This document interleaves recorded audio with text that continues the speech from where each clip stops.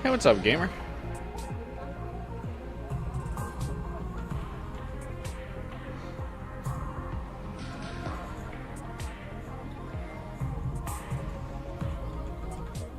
Hey, 12 hours.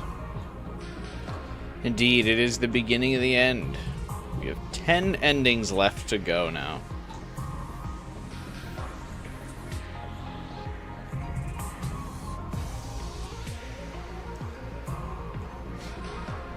Which is crazy to think about.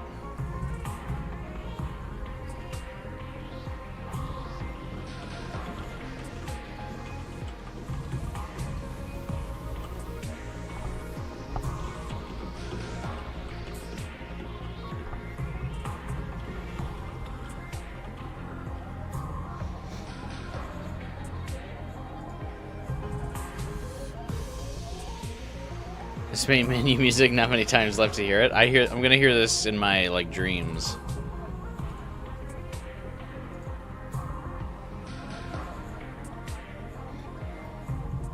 I'll tell you what.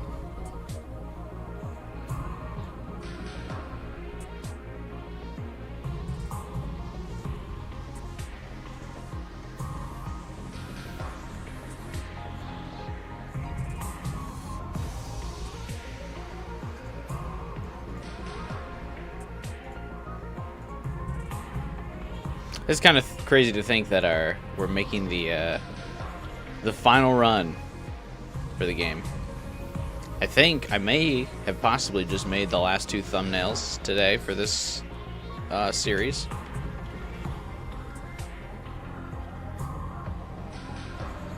Which is also crazy. A crazy moment for me today.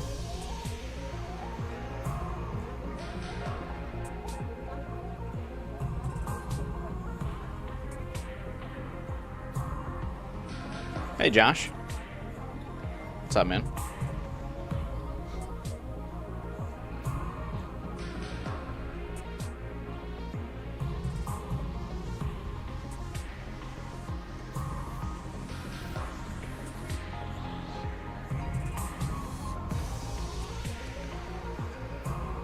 Hiriko's been pissing you off lately, so you don't know if you'll like this route. Well, the good news is this will probably be a good route for her, I would imagine, as she's going to be like the main character focus.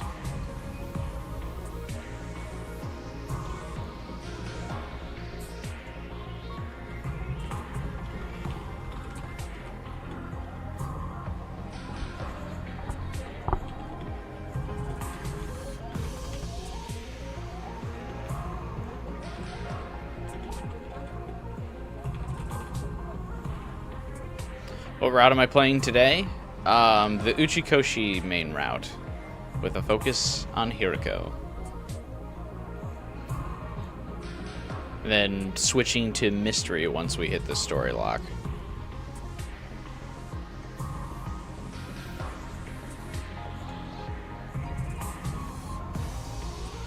Hey, Savetta, what's up, man?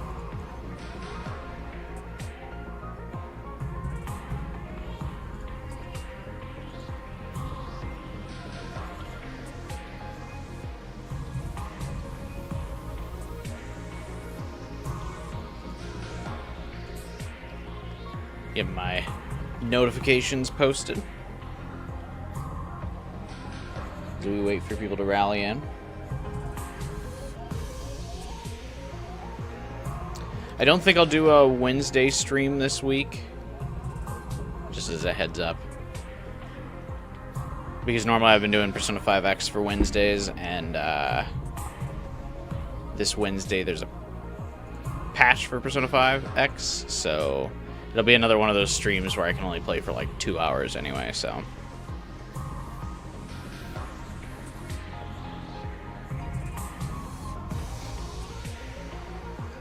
I've got a video that I'll be posting though.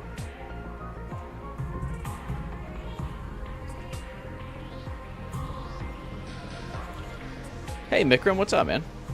We're doing good. Just super warm. It's gonna be your 21st birthday, gamer? Well, happy early birthday, man. Don't get too wasted.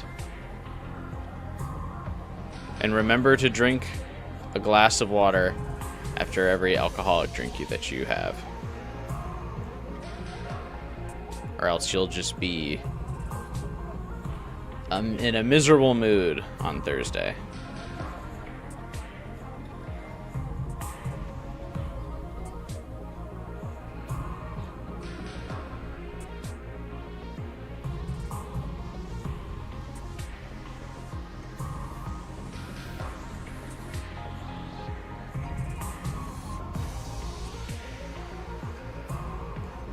So, but yeah, because of the update, I don't think I will stream on Wednesday. I'm gonna do chill. Like I said, I got a video to upload. It's just a highlight. It's not a new video. It's just gonna be a clip because now that we're in the final stretch here before Metal Gear Solid comes out, I'm gonna post the video of me eating the different calorie mates. The different calorie mate snacks.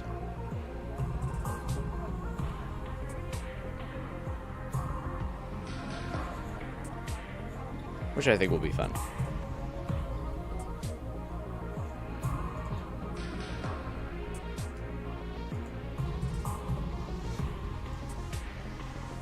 Hey Trinity, what's up, man? You have to pronounce my name like Sueta. I try to do Civet, like Civetta. That sounds like havoc in your first language. It's probably a language barrier. I'm probably mispronouncing it.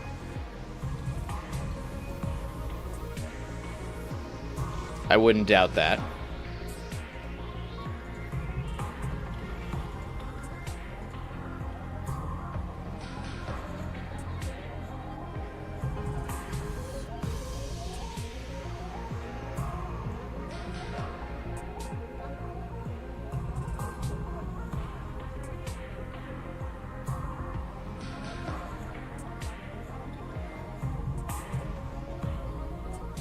I'm very excited to start today's route. This is the route I think I don't even know anything about this route, but I think it's the route I've been like looking forward to the most just because of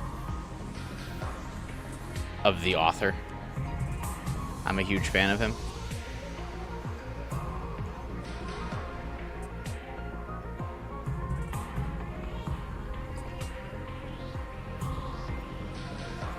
Becomes a cool nickname. Well, good, I'm glad.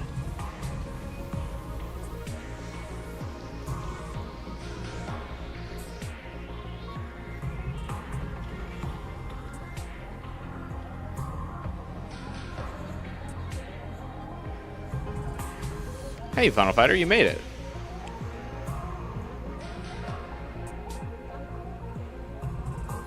You're driving, but hi. Obviously, utilizing text-to-speech.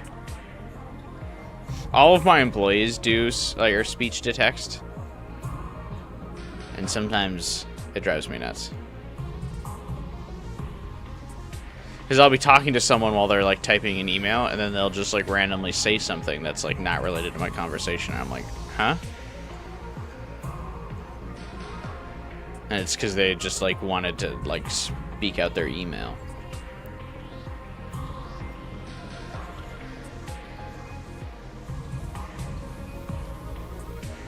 You hope Kodaka gets to have guest writers for the DLC rounds. He's already hoping for the guy who is currently writing Silent Hill F. Oh, like he's like Kodaka's like reached out to him? Or what do you mean? Because yeah, it'd be cool to get some new perspectives on these characters. Hey Jade. Welcome.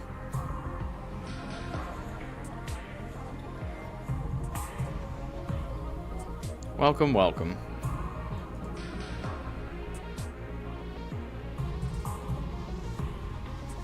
No, he's just expressed interest on Twitter. Silent Hill F guy did a visual novel before. What was it? This route is your second favorite route. It's Hiriko's best and worst route. How can that be? Is it a roller coaster of a route or something then? Higurashi? Oh, I've heard of it. I have not played it, but I have heard of it. You hope they get a Persona writer? That would be cool. One of the Atlas ones.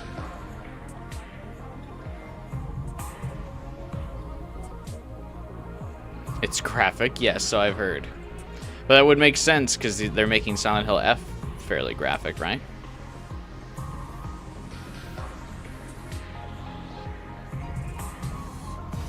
You like second scenario more than this route? Is that like as a compliment or as an insult? That you like it more? Hey, Fallen Guardian.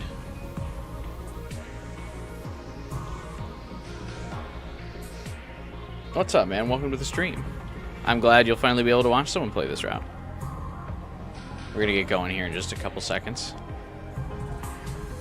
More people rolling in as the YouTube notifications go out. Second scenario is good until it isn't. Yeah, that's probably an apt way to say it.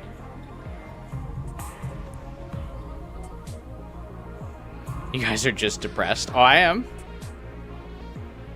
Hey, Cosmos. Yeah, Rebellion has is definitely the victim of. I wouldn't say it necessarily that it's rushed, but that it's because the game won't tell you or won't go beyond the 100 days because of the gimmick. Rebellion's kneecapped because it can't go beyond day 100. Because none of the stories can go beyond 100 days. They can be like listed off in the epilogue speech, but you can't like actually live out any of those days, and so that hurts Rebellion because all the coolest parts of Rebellion happen after day 100.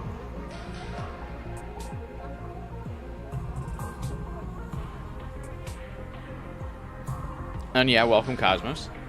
We're doing our second to last route, or technically I guess it'll be the last route, but we're doing Hiriko's main route to unlock the story lock. After 90 endings, we're going to unlock the story lock for Mystery.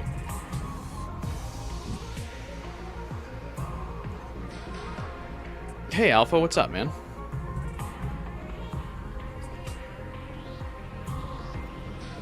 You got all 100 endings? I'm not too far behind you. I'm at 90.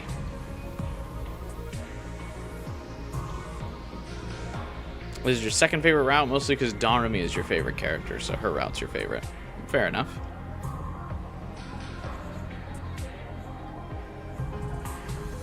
And yeah, congrats on getting all of them. You've missed a lot? Well, luckily, like, we're just kind of starting the this route, so this is a good spot to pick up. This route has 8 endings and Mystery has only 2. Well, that kind of makes sense. I imagine Mystery's endings are you solved the mystery and the mystery remains unsolved, right?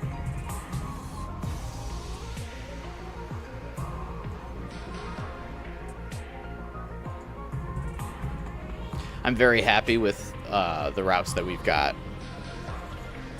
at the end of the game here. I think Mystery and the Hiriko route are good routes to end the game on. So I'm very excited about that. Appreciative of the mods organizing the schedule. Mystery's ending slots got wasted on those goofy you guessed wrong choices. But how else would I be able to experience Takumi getting tased 8 times? If it wasn't for that route.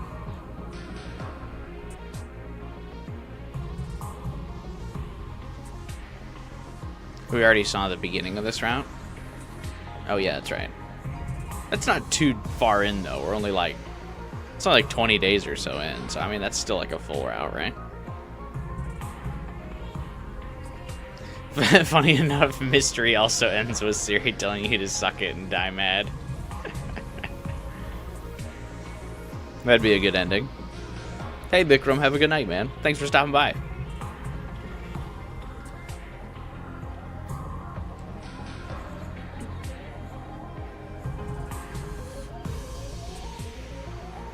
Oh, it's only 9 days? Oh, yeah, this is still a full route.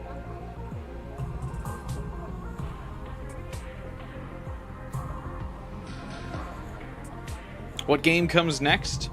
I'm thinking about doing depending on when in the weekend I finish 100 Line, because I don't know how many streams this will take. I'm assuming there will be like 2 more streams. So I assume Friday, Saturday I'll be streaming this game. But if I end up finishing it early, I'd like to do a little bit of Tribe 9 next weekend, which is the other Kodaka project that didn't do as well. Because I feel like there's got to be some audience crossover where people would like to see me at least try it out a little bit. And then after that, I will be streaming Metal Gear Solid Delta in 2 weeks, because that'll be coming out soon. And then I'm not really sure what we'll do next. Maybe Expedition 33.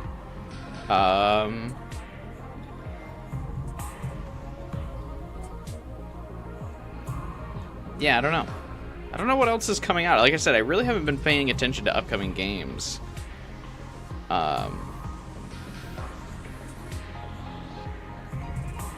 So I don't know. I don't know what's released. Usually the fall is a big release period for games. And since I haven't been paying attention to games, I don't know what's coming out this year. You bought 100 Line because of Tribe 9? Not because of Danganronpa? What is it? Was Tribe 9 that good?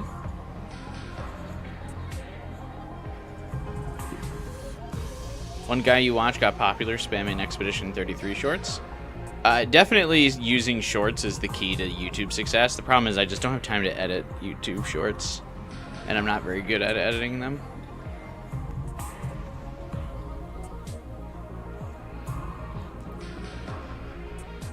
You should come out, hang out for Metal Gear Solid anyway, Cosmos. It's actually a really interesting game.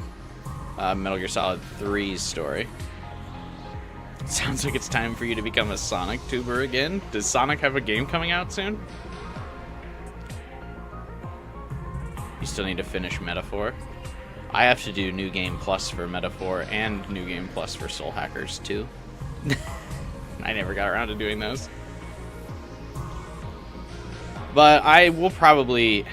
I think Expedition 33 is probably the game to go to. Although I wonder how many people are still interested in watching me play through Expedition 33, because I'll be so late to the game.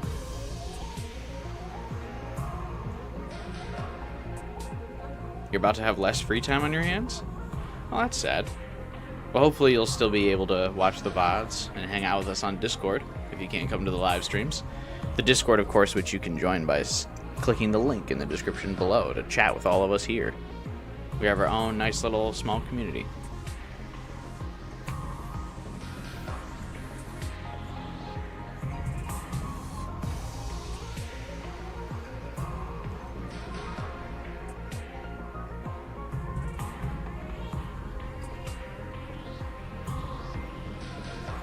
You bought 100 Line because you wanted to support the company? Yeah, it's good, considering Raincoat almost bankrupted them.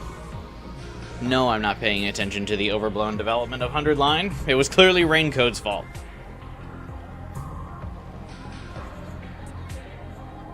I have played more to Sonic Generations games than any other Sonic game. When are the Game Awards? I think the Game Awards are usually in November?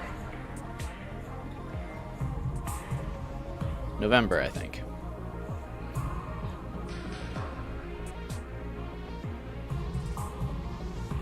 Definitely sad, but for good reason. You got promoted to manager at work. Welcome to the manager work grind. I'm also been a manager at the different places I've worked for the last couple of years.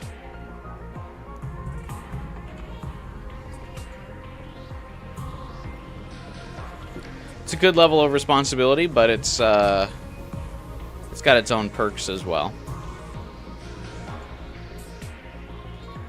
So, I certainly wouldn't want to not be a manager again after being one.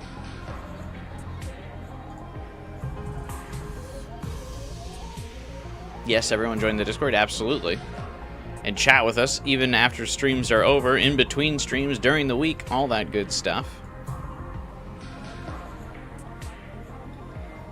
You love the aesthetic of Raincoat and almost nothing else about it. Yeah, I like the visual aesthetic of Raincoat. And there's nothing else to like.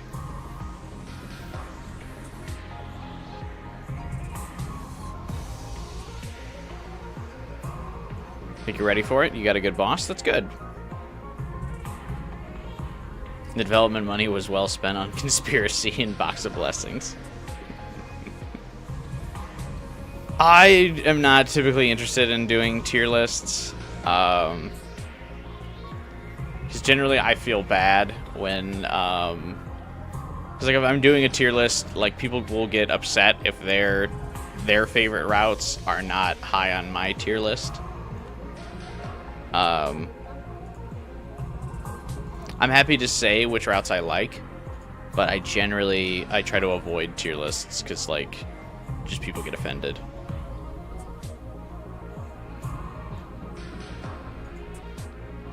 You know, I'm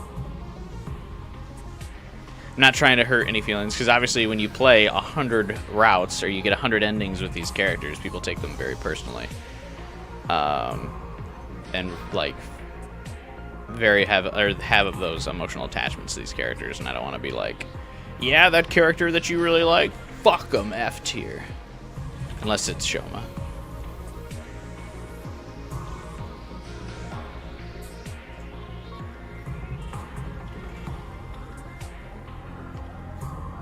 What about a character tier list? I don't know.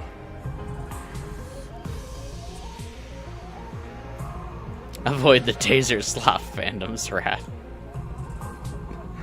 Yeah, Conspiracy would rank quite low on my tier list, if we're being honest.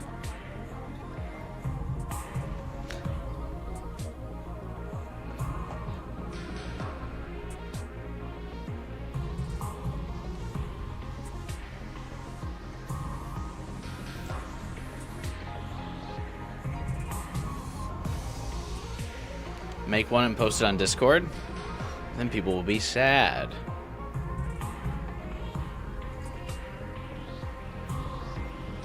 Yeah, I feel like Conspiracy has potential, but Box of Blessings should have just been like combined with... Should have just been edited and like combined with Box of Calamity or something. I don't know.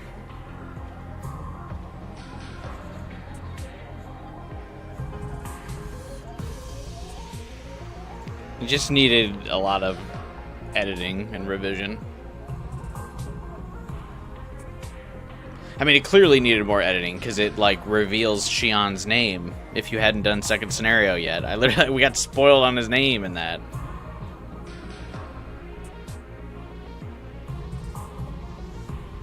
Gaku is in your die tier. You'll save this VOD for work after tomorrow? Or work after tomorrow? Alright, Fallen. I take it you're heading out then. Have a good night, man. Hey, Liz. Hey, Comp.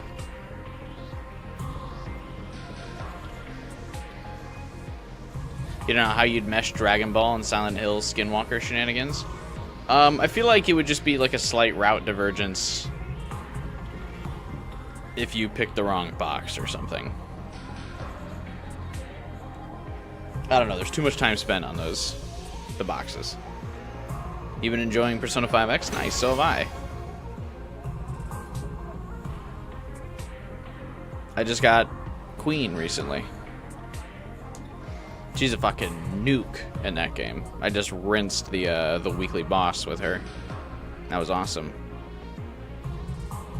If you picked the wrong box, everyone dies. No bad ends, by the way. Thank you for my hard work. Thank you for watching my suffering through this game.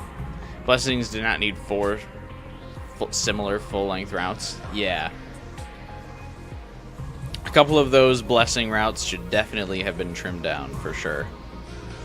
And that extra length and time should have been given to, like, fucking Conspiracy or something. So they could have done something interesting with it.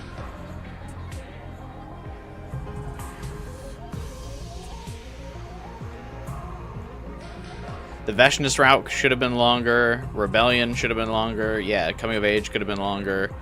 Nope. 4 branches of comedy and blessings.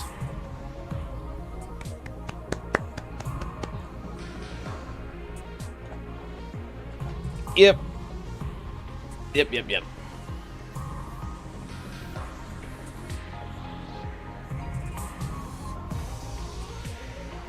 Is blessing the only route where they repeat dialogues? A couple of them do on the the second day after the decision that starts the split, and then they vary. But blessings has the most repetitive dialogue, yes.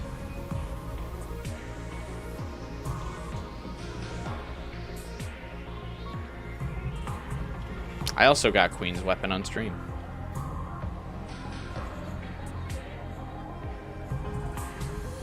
You don't like how the Veshness route has 0 gameplay? Yeah, it's because they wrote it out of obligation instead of actually letting it breathe as its own route. It was weird. They wrote it as fuck, we gotta do a Veshness route. But I don't wanna. So let's just have it be 40 days and you can't end happily ever after with her.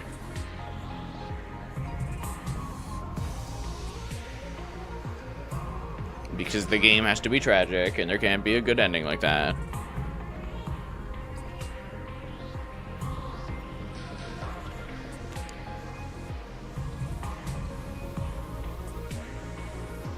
Slasher and zombie not being separate's dumb, yeah.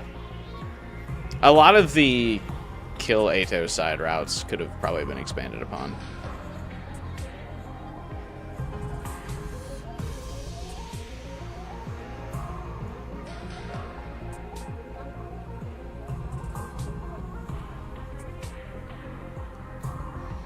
Ava route sucked. But she gets pregnant, so you get to see that.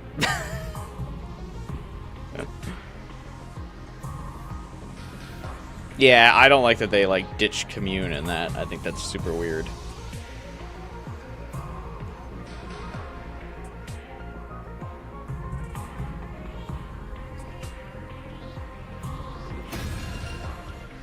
All right. Let us get going. Oh, right. I was like, what's happening? What's happening here? I forgot. I dove into the, Oh, you can have the timeline have music play if you choose it from the game. That's funny.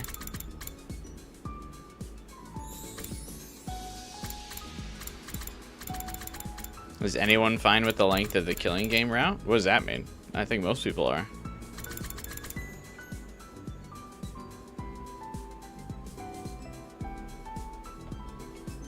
Kill Ato side came after Spare Ato because every new tutorial you get happens mainly on the Spare Ato side. Yeah, and I mean, just all of the endings for the Kill Ato side are significantly later in the game as well. I think it's Killing Game needed more budget because they were clearly running out of budget when writing Killing Game. Because all of its ending CGs are bad.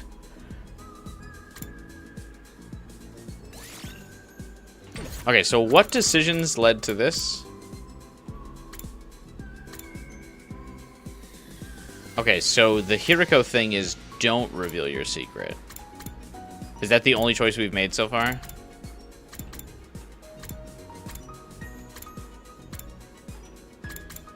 So it's the only choice we've made so far. We've spared Ato, and we did not reveal that we're a time traveler.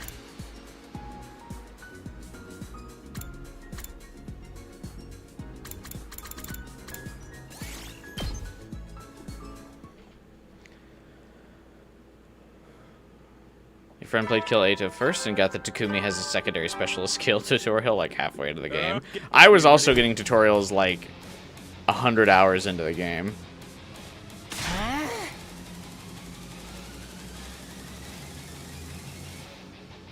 It would have been fine with the sadder ending if they didn't leave Commune behind. I agree. That's wildly out of character. I think I said that during the ending of the Ava route. It would have been fine if Commune was at least still with them. It becomes super weird that she's not there. Ava gets separated from Commune and is like, oh well. It's so funny how so many routes, the endings, like, completely make or break them. Because, like, there are some routes that are going great, and then, like, they fucking go off the rails and crash into a wall and explode once they hit the ending.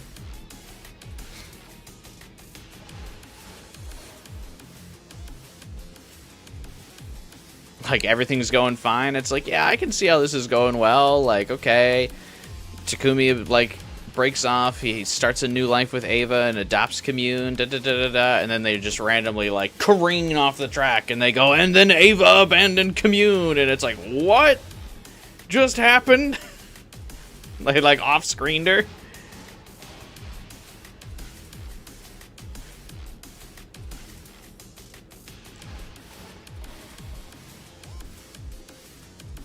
Super weird. Surprised one of the endings, Takumi didn't become one of Veshness's commanders. Yeah, that's what I'm saying, is like, that's why I don't get why the Veshness route I would have liked to be longer. So you could have been like Emperor and Empress of the Futurums. Hope the DLC adds to Hide Your Secret. That would be cool.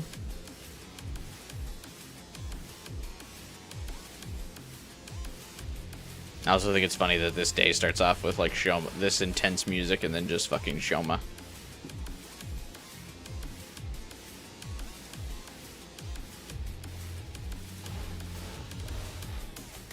There's a lot of different, like, potential DLCs for this, for sure. A lot of routes and sides that could use expansion. Like, the Kill Ato branch, I think, needs a little bit more. I think the inevitable accomplice route with Ato will be getting. The video that I would like to do more so than tier list would be like brainstorm routes.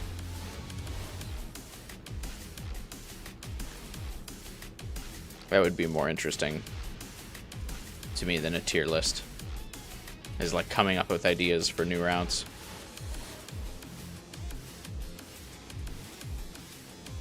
Takumi trying to hide his time travel could have been a better cause for everyone suspecting he betrayed them. Yeah, like Takumi slipping up and revealing that he knows more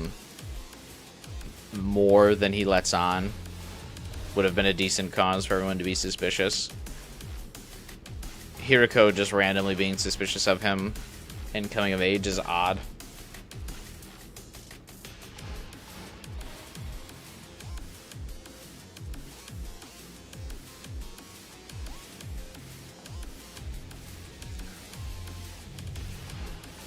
Takumi, come quick.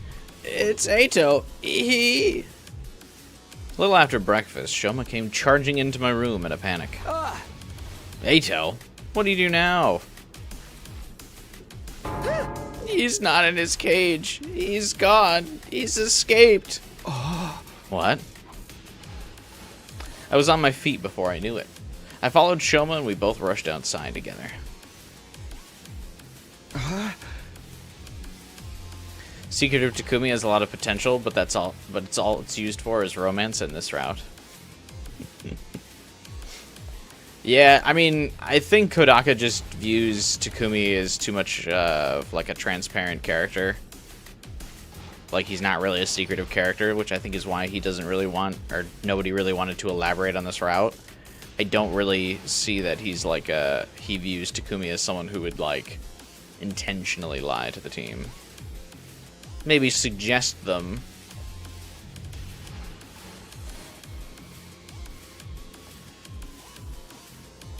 Let's make misguided suggestions, but not outright lie. Oh, that Ato. That silly little Ato. Hatsuki has breached containment. Kodaka probably sees the replacement child as a hopeful thing. Oh, yeah. They're starting a new family, a new beginning, leaving the war behind.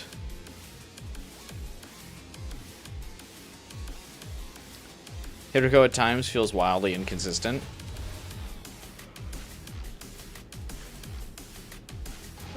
I do think Hiriko is the character whose personality and like her whole thing feels a little inconsistent depending on the writer. But I think part of it's because like she's so wrapped up in mystery that like it's hard for like there's not a definitive character for her because she's the only character that really gets killed early on in Route Zero, which leaves her up to interpretation the most for any of the other writers. So if Kodaka like writes Route Zero and then lets the other writers see the game from that like Route Zero perspective, Hiriko gets the least development because she's the only one that dies, and she dies super early. And so she's got this big underlying secret. She's given to Uchikoshi as one of the main writers of the game to be a character of focus.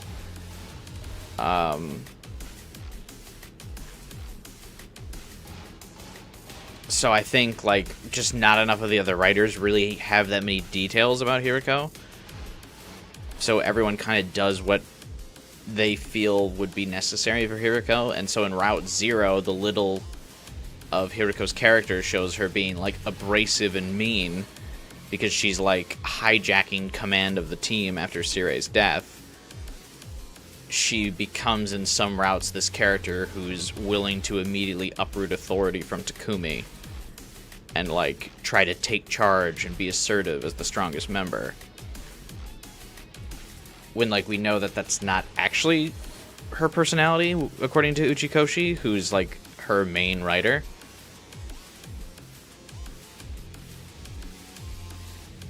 So I think that's why she just gets like her character just kind of gets ping-ponged around a lot because she's underdeveloped in Route Zero because she's dead. But every other character has a fairly consistent profile in every route, and they all behave in ways that you would expect, except for Hiriko. But she's like one of the main three secondary characters. If you like, I would consider like the main three after Takumi are Nozomi, Eito, and Hiriko.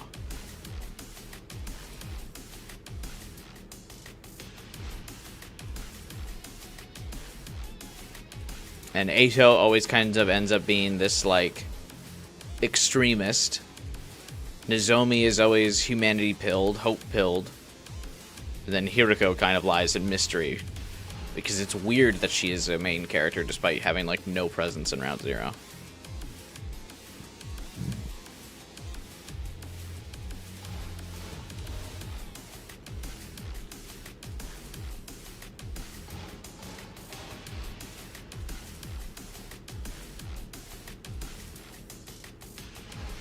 Nozomi's very sacrifice yourself pilled.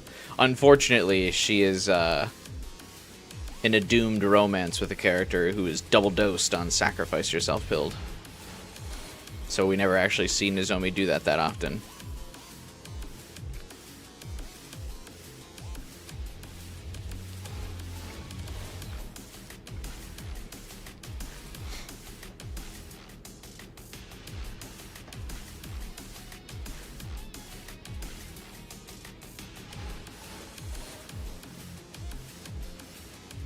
It's funny to like just kind of chat about my thoughts on some of the characters with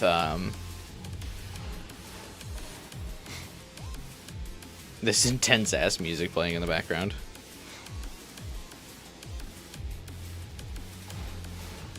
Nah, Nozomi's in love with Kurara.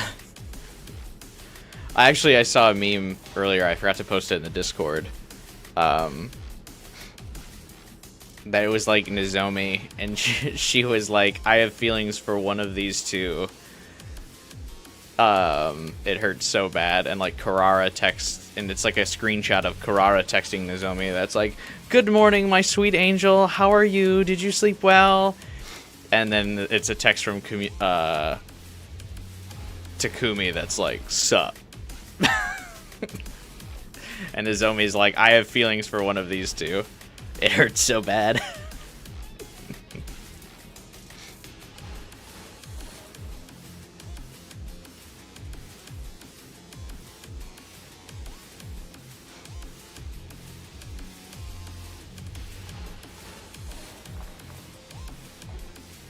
I mean, she dies a lot too, so that's doomed to Yuri as well.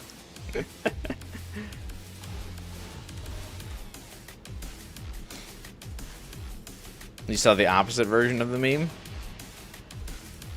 Yeah, I suppose both work. Kurara would not be so mushy. If her mask came off, she would be.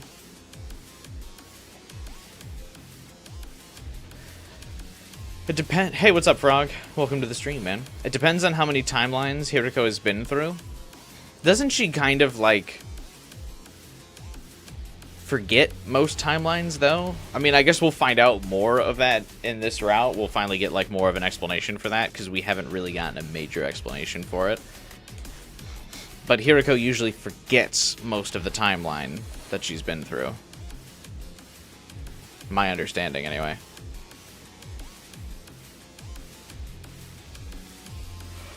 That's my favorite route so far.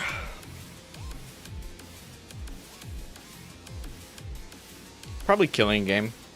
Or, Coming of Age. Or, actually, Coming of Age is up there. Or Rebellion.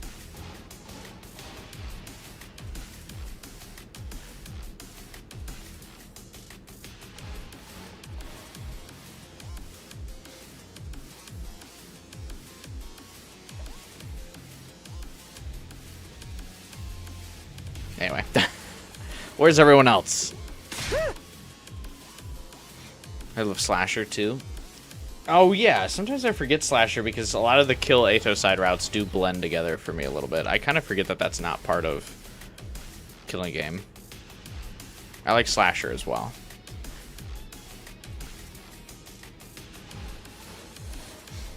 Because Slasher and Zombie, like, blending together confuses me too. But yes, Slasher is fun.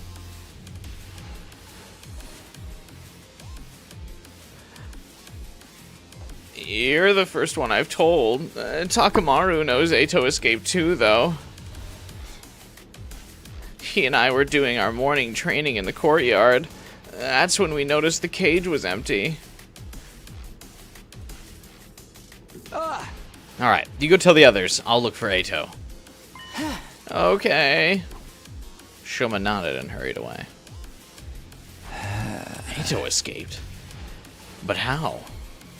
No time to stop and think. I'll have to find him before he causes any trouble.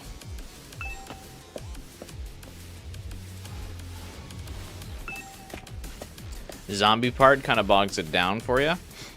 I do wish they didn't, like, blend together so well.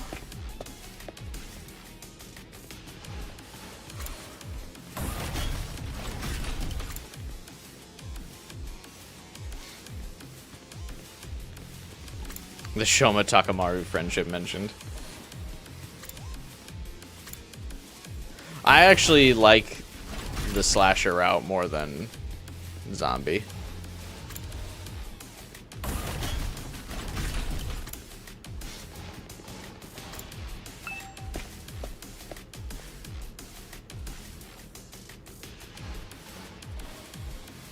Slasher, I barely know her. Hiriko's selfish AF. But that's kind of why I like that more. I know some people don't like that in that, or Hiriko in that route, but I kind of like that Hiriko's like ride or die. And is willing to let everyone else die. For Takumi. Instead of the cliche Romeo-Juliet thing where she has to kill him and then kills herself after or something like that.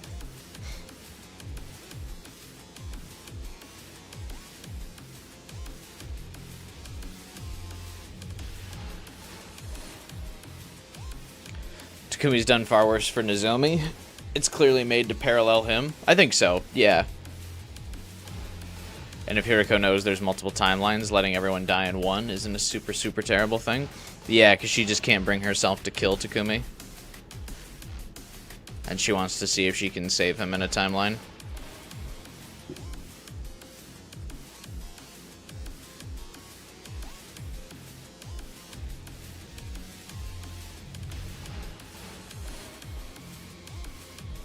Shoma was right.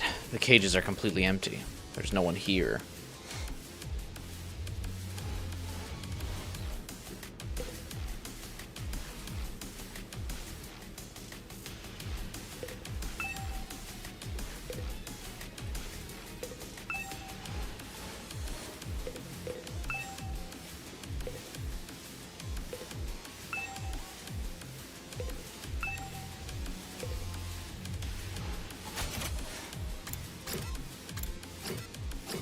Wait, yeah, where am I supposed to go?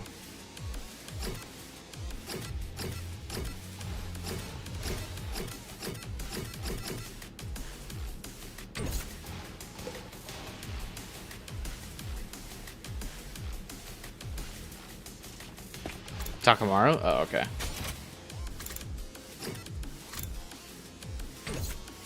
Thank you. Shion doing nothing the entire time, despite chastising him in day 2 for murder. Yeah, don't remind me how much I hate Shion in the Kill Ato side. He's like one of the worst characters on that, all of those branches.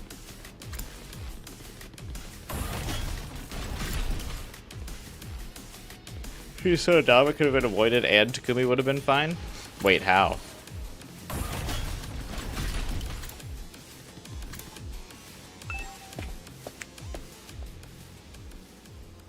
You didn't like the finger wagging in the Kill Ato side? Yeah, Shion pisses me off.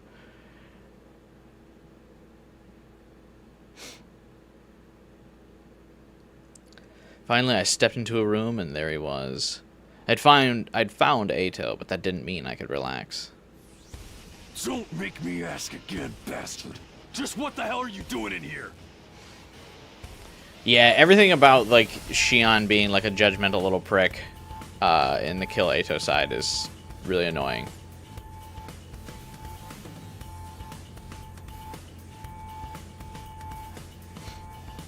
Yeah, Shion sees Takumi killing people and is like, whoa.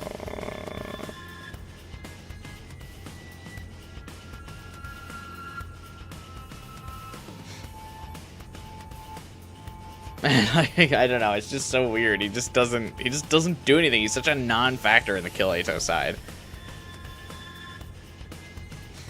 You've asked me that plenty of times already, and I keep telling you I got curious about something. Do you hate Shion on the spare side too? No.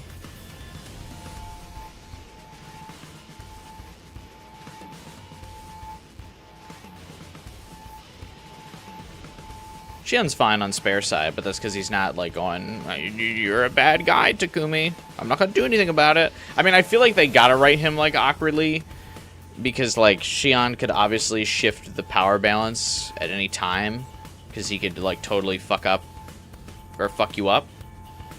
But then he just doesn't.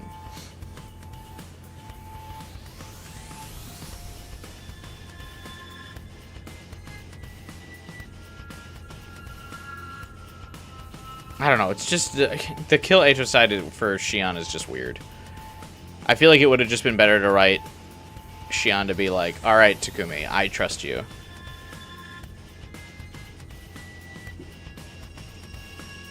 You know, because he willingly trusts you with everything on, like, in the spare Ato side.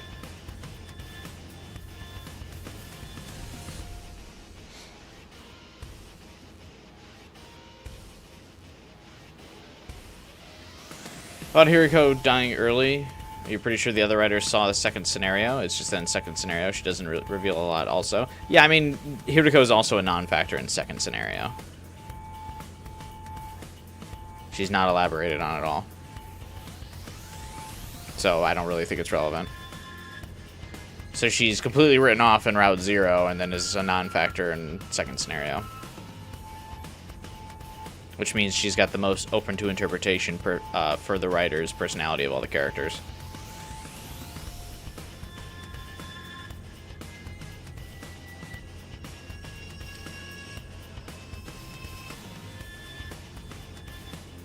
You love the time paradox of the gi in Takumi's head. Time paradox is really fun. What's a non-factor? Irrelevant. Has no purpose. Doesn't do anything. The security around the infirmary and the revivomatic was so tight I couldn't destroy them even if I wanted to. Yeah, the security system never really comes up. Like, the automated turrets don't ever shoot at the people who attack Sirei. What else? Yeah, the hacker in the killing game route can just walk right up to the infirmary and mess with the settings or whatever. That makes it so the, like, the drones don't go out outside of battle.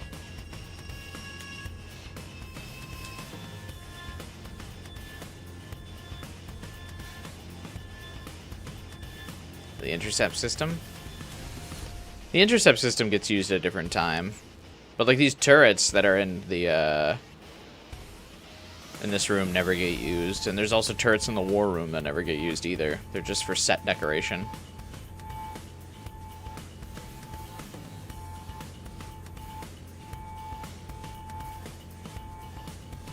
And yeah, the sponsor suits are immune to the Undying Flames, so Xion can't really do anything. But it's weird that he doesn't, like, at least relay information to you or, like, spy on the sponsor for you. Because the sponsor can also not do anything to Xion. So it's weird that Xion, like, he just isn't even relevant in that way. When Takumi's like, wonder what's going on with the sponsor. Xion could be like, I'll watch him.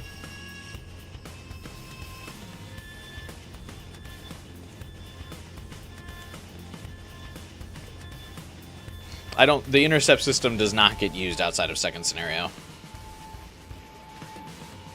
Xion is sick from plotinitis. Oh yeah, that's right. I forgot about that stupid plot thing where Xion's just like, ugh, I'm sick because the timelines are out of whack. And that's the only line. That's the only route where that happens, despite the fact that Takumi time travels in every route. Or what ended up being the reason for why Xion was sick? Just because the pure evil aura of Eito time traveling, like, fucked Xion up?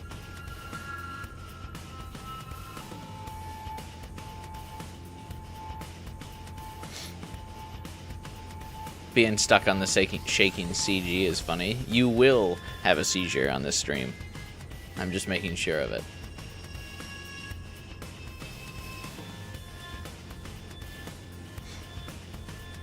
I wanted to learn more about how the revivomatic works, so I just... That's not what I mean! How did you get out of your cage? Tell me that!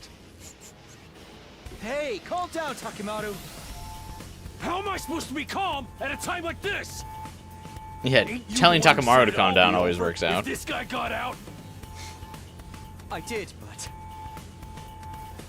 Now fess up! How did you escape? Takamaru shook Eito violently, but he didn't look the least bit concerned. I had some help from a friend. Let's just call them K. They unlocked my cage for me. Kako. What? Well, who was it? Who's K? To be fair, a lot of the routes would be different if Siri remembered he could use the guns. Well, there's only guns in the infirmary and war room, so they wouldn't be that relevant.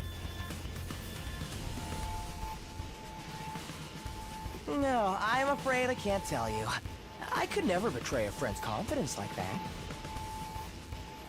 Then I'll just have to force it out of you! Takimaru, no!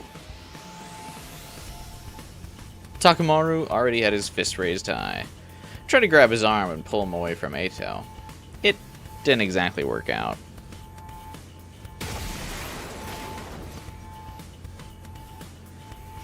There's, like, active fighting going on and the machine guns are not going off. I've been knocked back so hard and so fast, my guts were still doing somersaults even after I came to a stop. For a moment, I had no idea what was happening. The next thing I knew, I was on the floor. Takamaru must have sent me flying. And I crashed against whatever was directly behind me, which just so happened to be the Revive-O-Matic. Huh? Sorry, man. Guess I overdid it a little. So, also, something hitting the Revive-O-Matic doesn't cause the guns to trigger?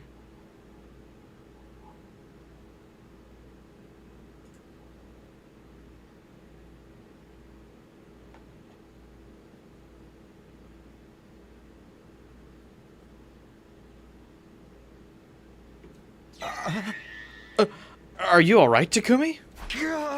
Yeah, I think so. Why does Ato care if we're alright? Fighting through the pain, I got to my feet. And I turned around to look at the machine.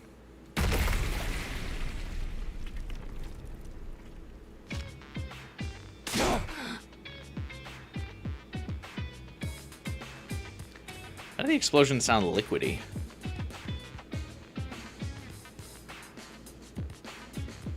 Doesn't Shion say it's because of the malicious, or something malicious happening? Yeah, that's what I said, but people said I was wrong. That Shion gets sick because of the pure evil aura of Ato time traveling.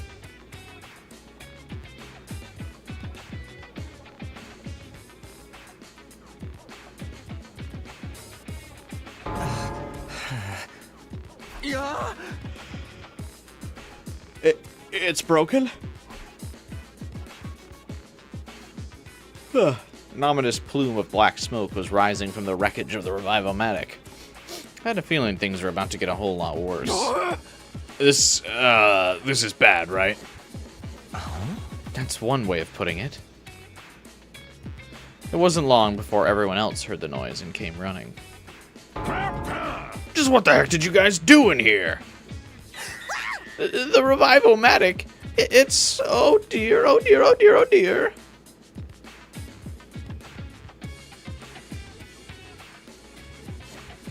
Why is Nigo concerned? Hasn't Nigo, like, rebuilt a Revive-O-Matic on more than one occasion? Aren't the sponsors Gi, though?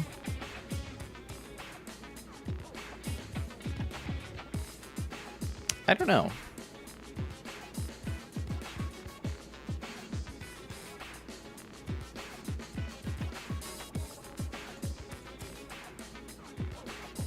And why aren't these guns firing?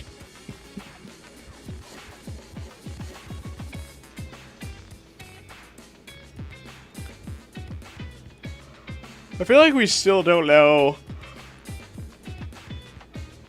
too much about the sponsors.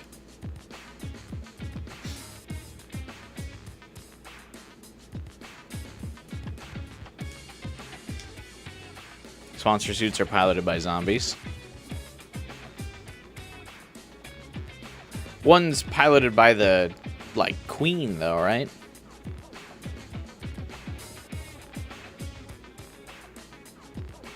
Because they can fully talk, articulate, and plan stuff.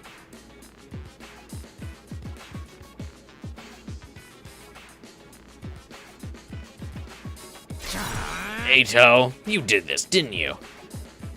Ato just sighed and shook his head in exasperation.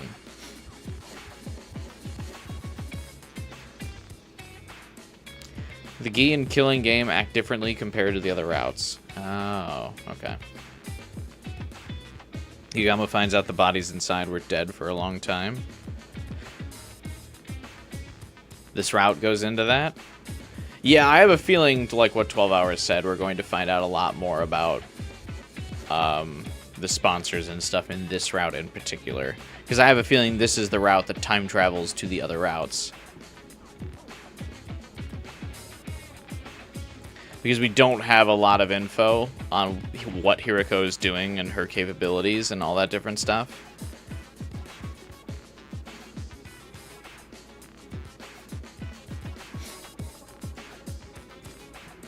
And I feel like this CG is finally going to show that, or this route will finally show that.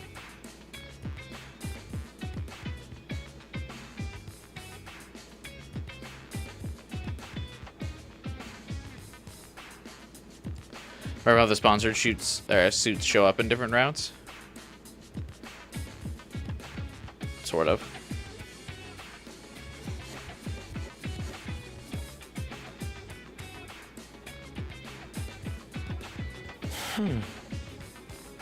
Perhaps you'd care to explain what happened, Takumi? I reluctantly gave everyone a quick summary of the events that led to our current predicament. So basically, Takamaru did it. This route's a ton of fun. Oh yeah, I'm super excited for this route. But yeah, I feel like this route is tangentially the route that like explains a lot of the mystery behind Killing Game, behind like Slasher, behind the Gi. This route seems very important to the like overall understanding of the story in the game. So I feel like a lot of the questions we're all kind of discussing right now, I'm not really able to have like an accurate answer to because I haven't done this route. I feel like a lot of it's going to get discussed here.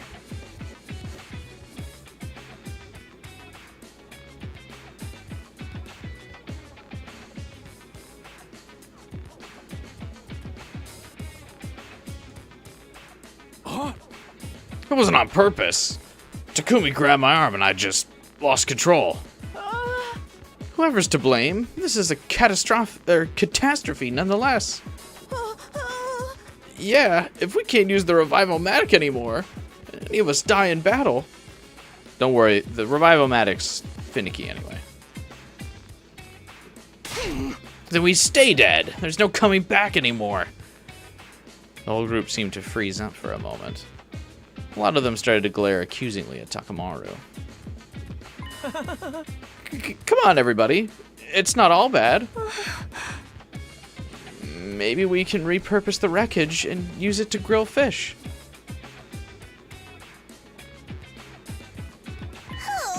I'd better inspect the damage and see if we can repair it. Everyone's alive in this route? That's true. Ava's suspiciously absent in romance. No, we'll fix her. I'm sure. I'm sure of it.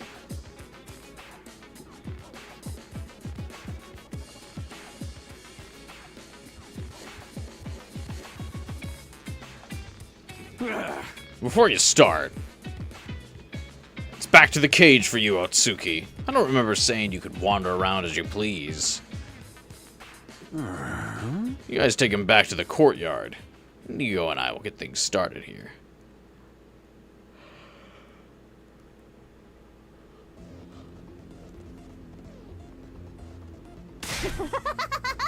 Okay, now that we found Eito, it's time for his execution.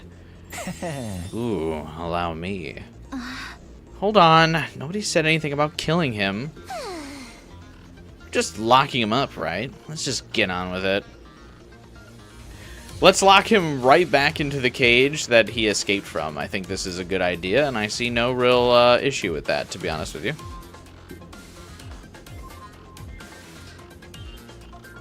This will go swimmingly, I'm sure. Everyone, wait a minute. Shoma broke off from the group and ran over to Eito's cage. After inspecting the door, he turned back to us. But yeah, another reason why I think this will be one of my favorite routes is because it is starting off on a promising note that someone hasn't, like, immediately died. I think my boy Uchikoshi is going to come through with a positive route. Hope Man himself. The cage is still locked. Huh? A moment later. Kodaka could never. Hideko groaned and hunched over. Her face twisted in pain. What's wrong? Just as suddenly, she raised her head again and screamed out a warning. No. Not that cage. We have to put him somewhere else. Why? I can't explain it. Just trust me. This is so sudden. This is all so sudden. Yeah, you gotta at least give us a reason. How about that he escaped from it not even like 30 minutes ago? What do you mean? You gotta at least give us a reason. Well, last time we put him there, he escaped.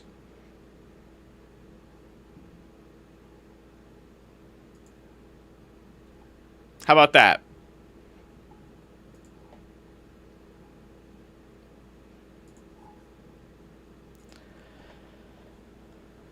All the Danganronpa games ended pretty hopefully. Yeah, but, I mean, because of the purpose of the games, half the cast's still dead at the end of every Danganronpa game. Konaka does like his despair, and Uchikoshi is the hope counterpart. They're like yin and yang.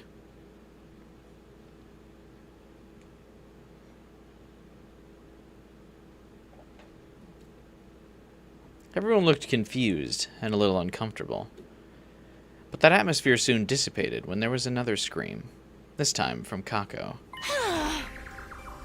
Blim, blam, blarm! I see it all now. What?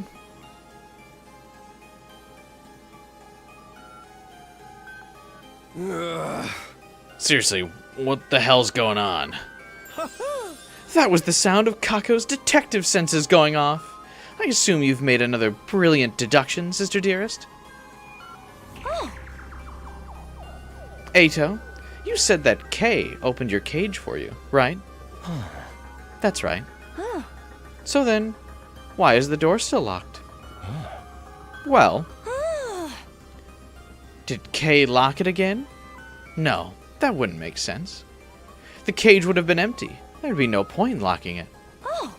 There's only one key to this cage, anyway. And that key is... I've got it. Siri gave it to me when we left the infirmary. Another Uchikoshi staple, actually bringing out the detective work in one of the detective-based characters.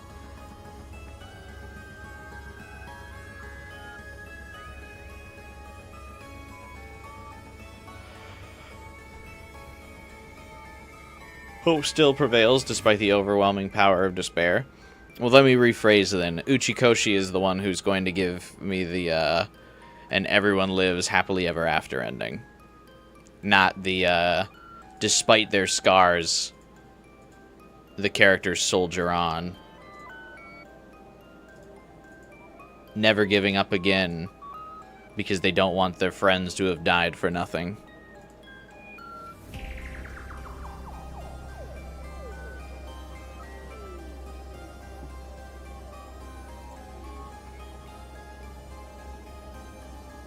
This is our fairy tale happily ever after. Only Uchikoshi can give us that.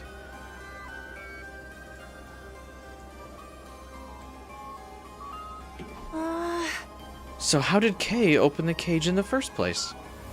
If Siri had the key up until now, there's no way anyone else could have opened it. In other words, there was never any Kay. Eito escaped from the cage all on his own. Ooh, in other words, another Uchikoshi staple.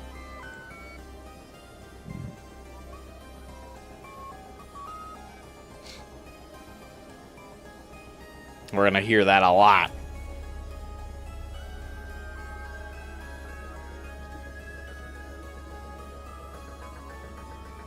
In other words, let me rephrase what I just said, in case you didn't get it the first time, because Uchikoshi is terrified of the player not understanding a single point of his plot.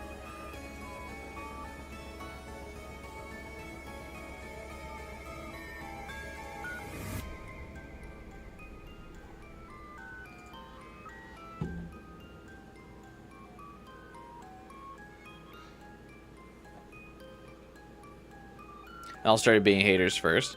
I'm not being a hater of Kodaka. I'm just saying that, like, Kodaka's never writing a happily ever after.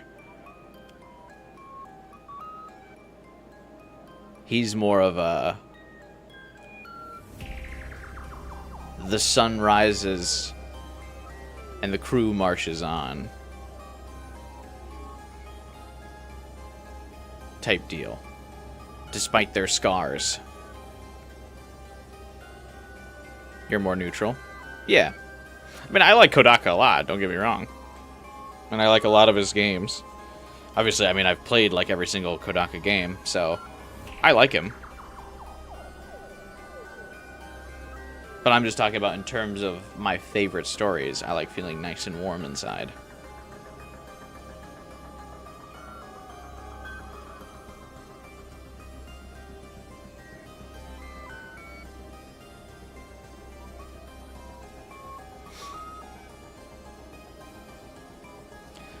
Well, just Nozomi who can't talk to Futurans anymore. You know, I didn't think about that.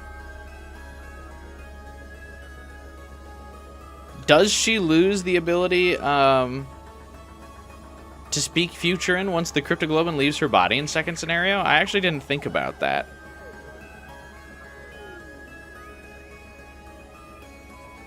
Is she going to have to learn their language from scratch?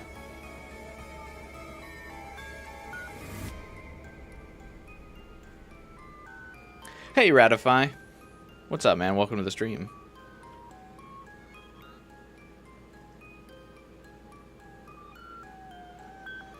And I feel you. The contrived tattoo plot was definitely a big negative for coming of age. That's for sure.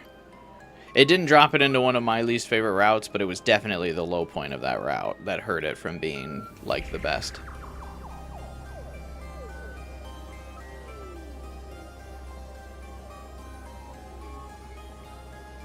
Nozomi PTSD DLC route. Her tragic experiences post-war. Yeah, Cryptoglobin was the reason for their multilingual abilities. That's right. I hadn't really even thought of that.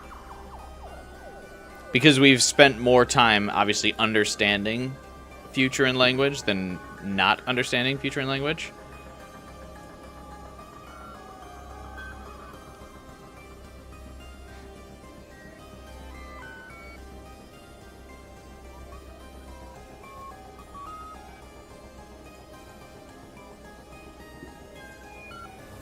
Reset route DLC.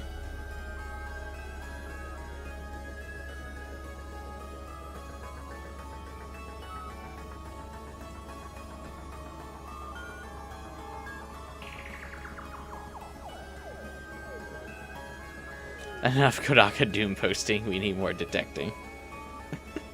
I'm letting Kako have her moment. I want us all to just sit and bask in Kako's one and only detective moment in all 100 endings. Is her getting this moment. So we just gotta make sure that this really shines for her.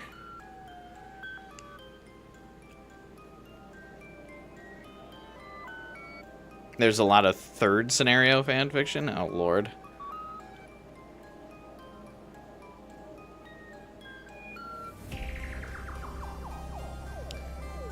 Everyone gasped and looked at Eito. In response, he just smiled.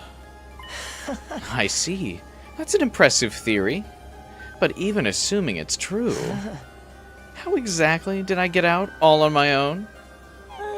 Oh, well, you must have... I don't have a clue. What a pity. Shall I tell you the answer then? Oh. Your first guess was actually the right one. After I left the cage, Kay locked it up again.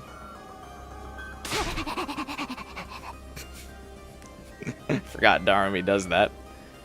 I'm calling BS. See what I mean? I wanted to let Kako bask in the moment before she got the fraud accusations hurled at her. I was trying to protect sweet little Kako. I knew as soon as she was like, I don't know, everyone was gonna be like, you're full of it. Kako only managed to cook the appetizers. I'm gonna use that. I haven't heard that before. That's pretty funny. Next time someone says, did I cook? I'm gonna be like, just the appetizers. That's good.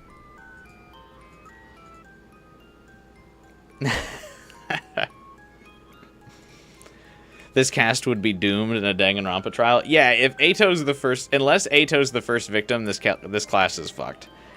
First Danganronpa trial to actually go to the Blackened is if Eito is not the first victim.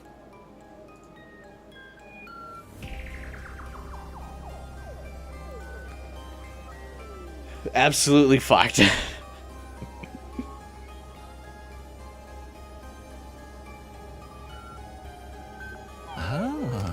That does sound pretty illogical.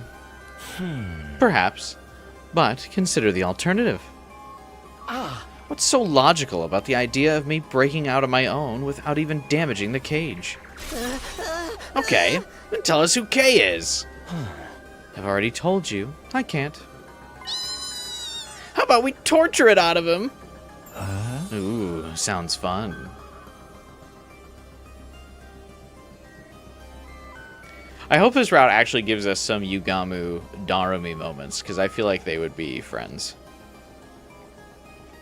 The blue-haired buddies.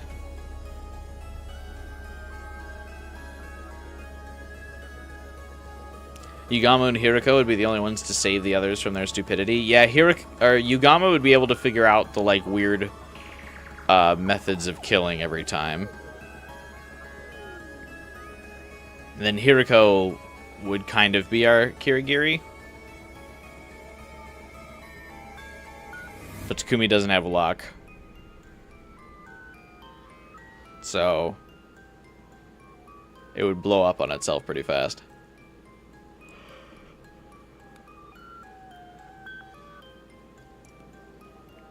Well, that's true. Mystery Route Takumi is smart.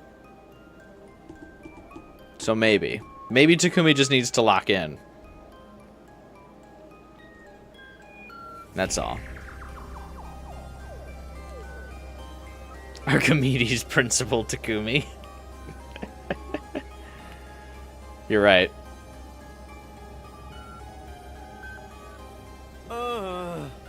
There's no point in torturing him. If my dear sister's theory's correct, there's no K. So obviously he can't tell us who they are. Oh, right. Party pooper. Either way, we should assume Kako is right. Why? In that case, we'll have to find somewhere else to lock Eito up. If he can just break out of these cages on his own, anything could happen.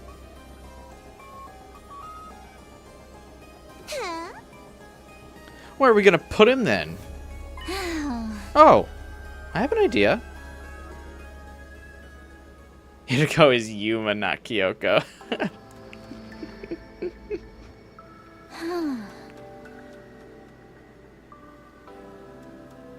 How about in here? There's a lock on the door and no windows, so we won't be able to escape. And it's a room we never use ourselves. This suits me fine. It's bigger than my last place, and there's even a bed. I just hope the rent isn't too steep. Yeah, laugh it up. And so, we decided to hold Eito in the room with no name. It's got these weird capsule-like machines. I guess we'll call it the capsule room for now. Leaving our prisoner inside, the rest of us stepped out of the capsule room. Why does the... never mind. I was going to ask, why does it only lock from the outside, but I immediately answered my own question.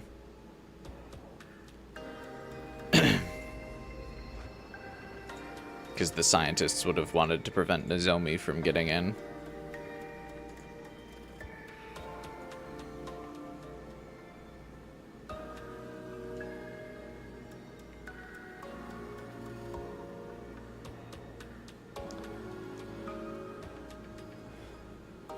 This is the capsule room? I'm pretty sure this is the room where they were all born.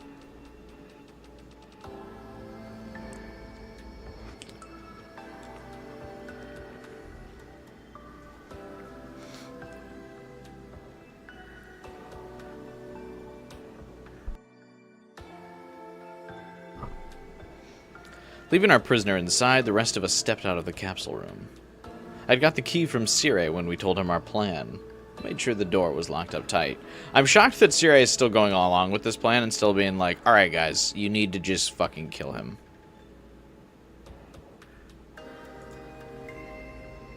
Like, we're not doing this again.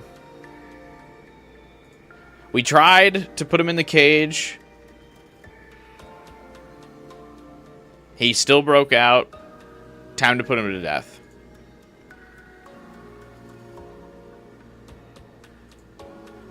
Like, we're not doing this again.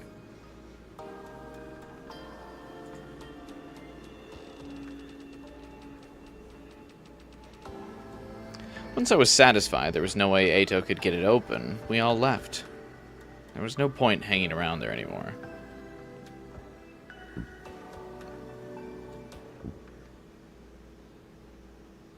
Will of Humanity? I mean, Will of Humanity originally wanted Ato dead.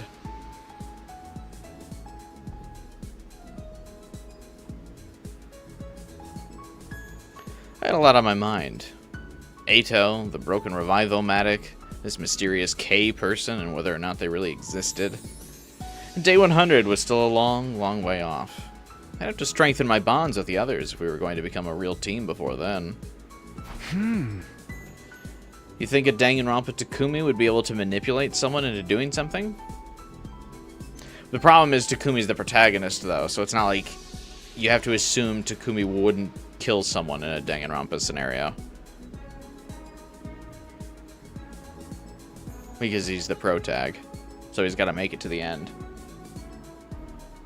He's got to make it to the end, not kill anybody, and not be involved in a murder.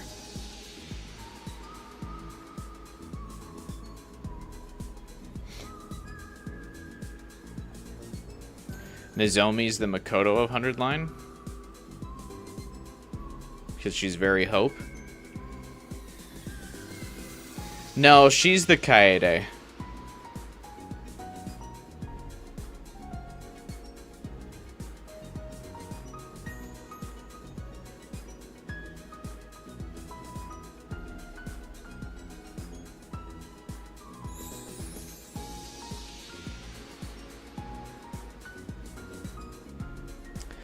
Imus doesn't know how right he is about Yugamu not torturing Ato.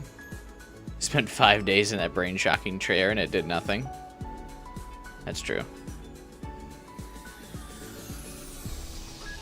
Nozomi's like a not dumb Sonya Nevermind. So Kaede.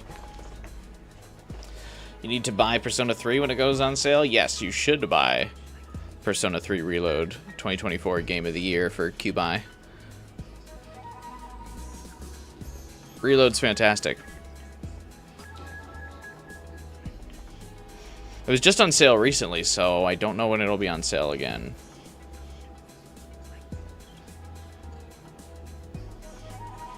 Her name means hope, and even the Geek Queen has a hard time killing someone.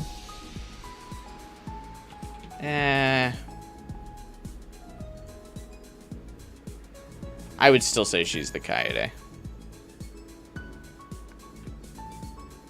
Oh, speaking of, you know, I forgot when we were considering next games.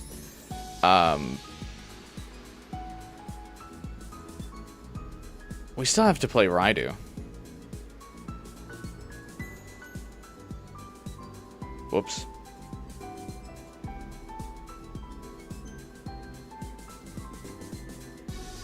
You mean manipulate is trying to get the blackened, like how Shuichi does with perjury? Oh. Fair. That could be interesting.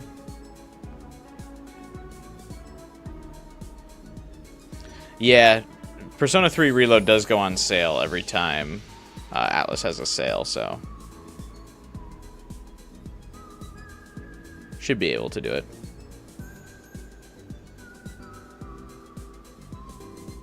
Hey Retro, what's up, man?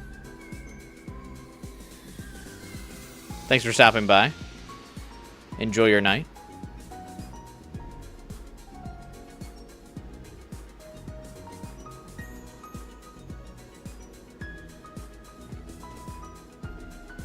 You'd say Takumi makes a better Kaede, but Takumi can't die tragically in his love interest's arms.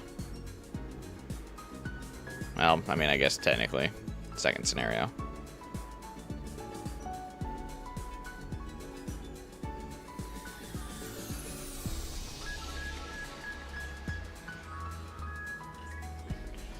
I mean, do you have to? I'm not expecting views, as that shit's not popular anymore. You genuinely forgot that the Raidu remaster existed? Yeah, I think most people did.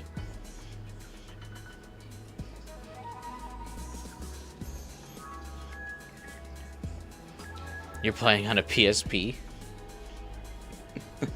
Yeah, I haven't played. My PSP is just propped up on my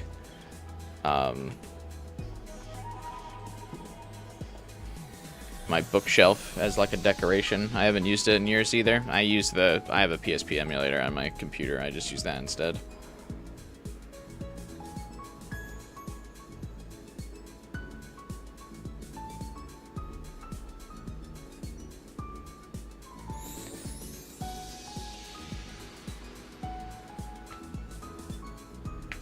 Most of Takumi's manipulations are to get someone to fight in the war. It's part of his programming as leader of the Special Defense Unit. Yeah, I mean, I do think a lot of Takumi's manipulation is because he's programmed to be a leader, and sometimes leaders have to...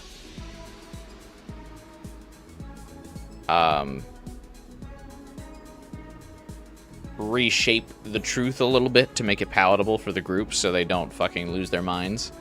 Because he's got to make sure everyone stays, like, on task and...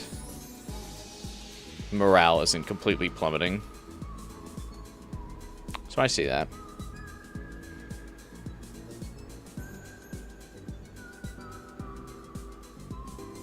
Ato's calm and collected personality, except the minute he encounters a human being.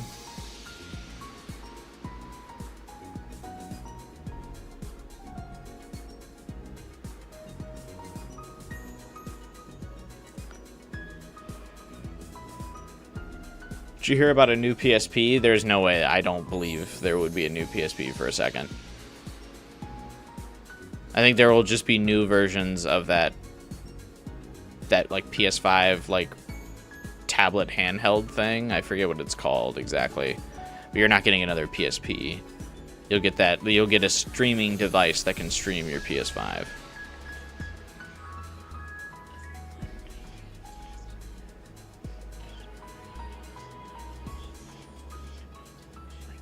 Yeah, the Portal. There's probably a Portal 2 coming.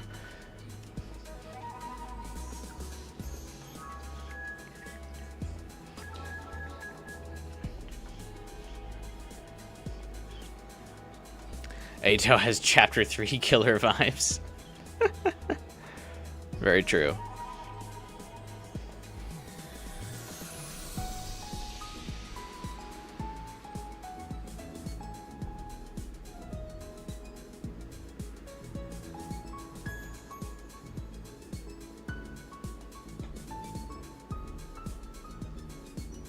Ato dies in Chapter 5 with his intention being revealed in Trial 2 or 3.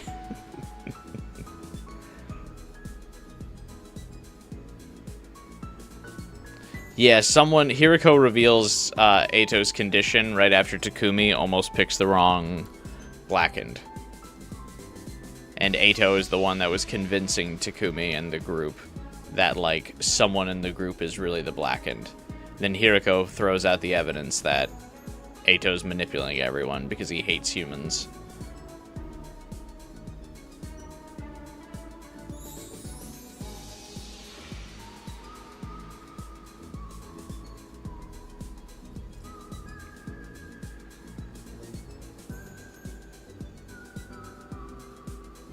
Takumi isn't nearly enough of a good boy for Protag. I mean, technically Hajime is not a good guy.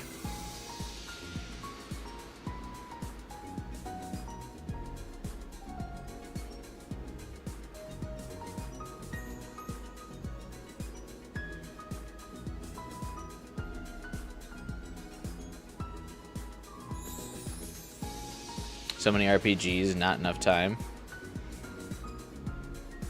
Yeah, I wish I could just play games all day, all the time. The weekends are never long enough.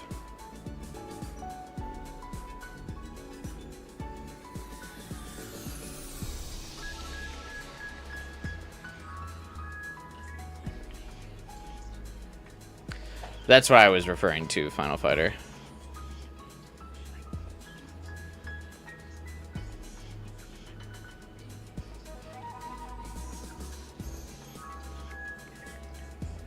You wish you could turn back 100 days and go onto a different path? I would need to go back way longer than 100 days to, like, significantly change my life.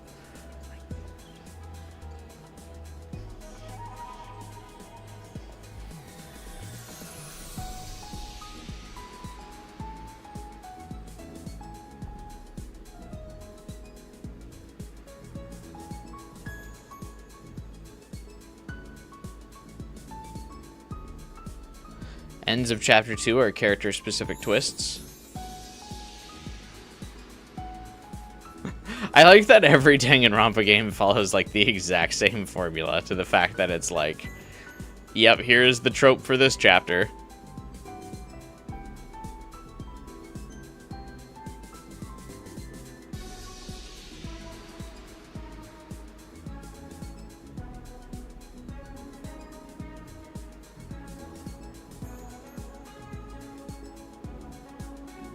You still say Nozomi pro tag?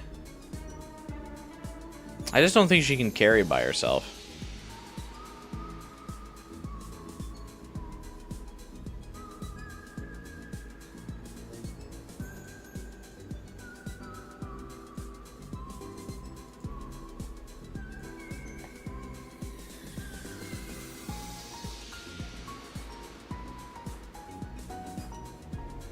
Always killing someone you think will be important, Chapter 1.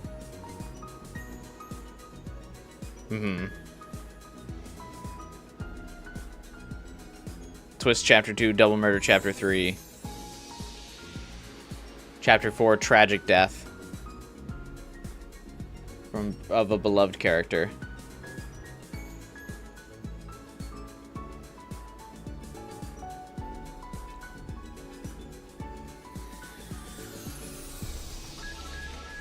Hey, what's up, somebody?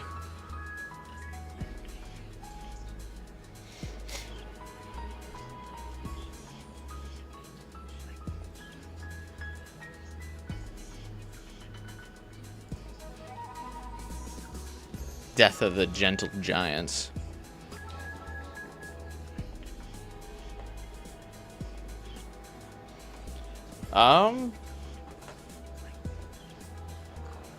Yeah. Well, maybe.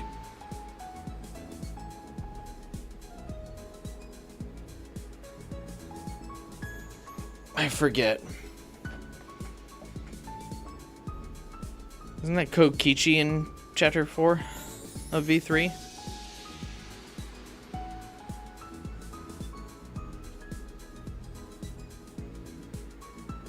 Oh, it's Gonta. I think the language part was the basis for the whole Vampire Nozomi memory plot point. Enough Cryptoglobin allowed them to get language implanted into them.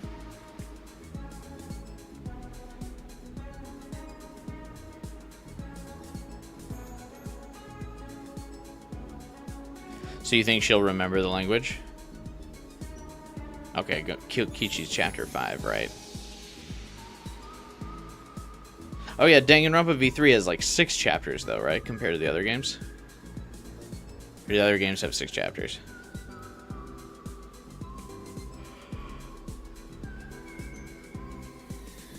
If we get a spiritual successor for Danganronpa, you hope they break the cycle? Yeah, the fan games never will.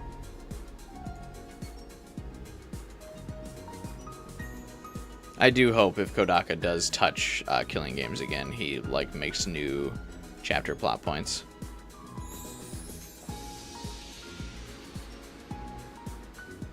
Yeah, I think chapters 5 and 6 usually blend together for me on the Danganronpa games. I usually just think of them as like one cohesive event. But yeah, that's right. They do all have 6 chapters.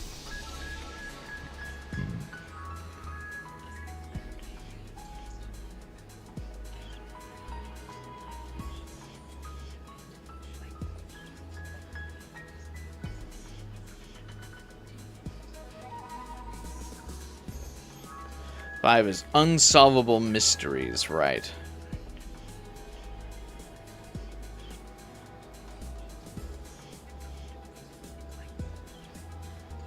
I don't think Kodaka will go back to Danganronpa.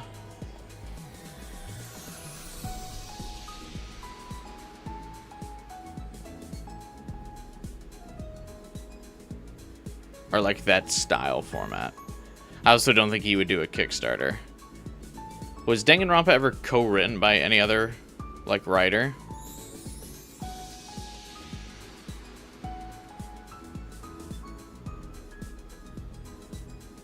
Because maybe they would do a Kickstarter for like another Danganronpa game, but I'm pretty sure Kodaka was like the sole brains behind them.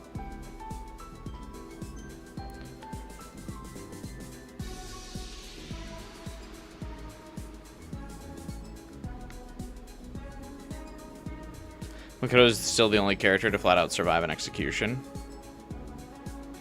But yeah, that's just because he's lucky.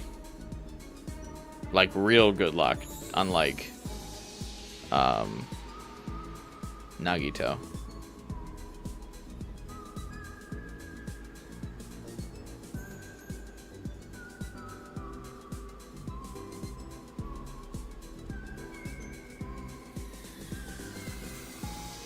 V3 ended with the series living on through fans. Yes, but if this game failed, Kodaka's bank account would require Danganronpa living on through him.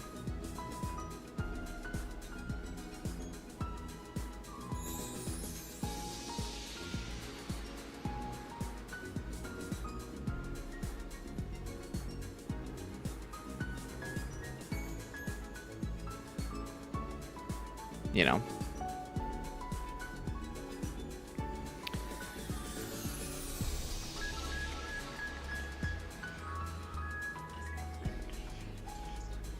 You don't count time before execution as surviving.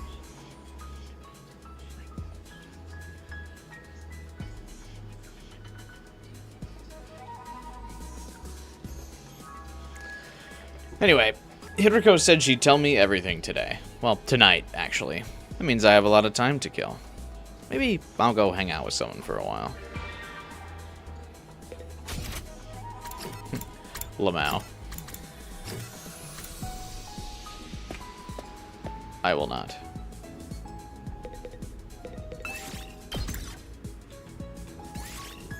Move out!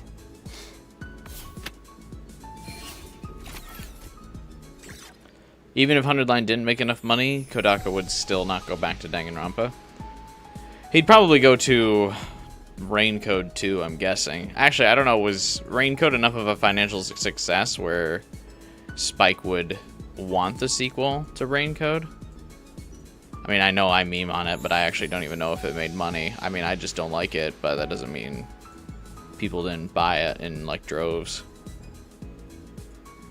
He'd go Somnium Files. That would be awesome, but I don't think so. Respectfully, don't worry about streaming Raincode 2. I probably would, though.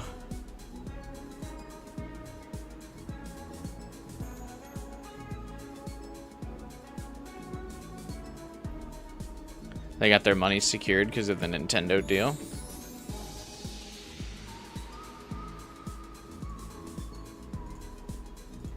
Yeah, but I mean, that doesn't mean, like, they would, like, want to release a sequel. They're like, hey, actually, nobody bought this shit. There wouldn't be enough for a sequel.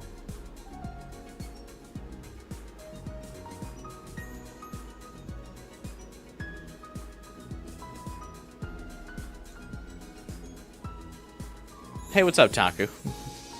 Arriving just in time. Why do you hate Raincode so much? It's not perfect, but it's not bad.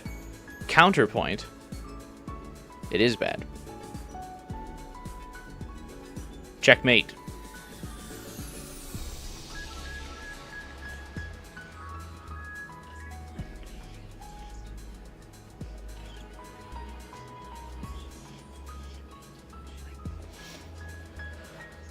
Before I knew it, the sun was sinking beneath the western horizon.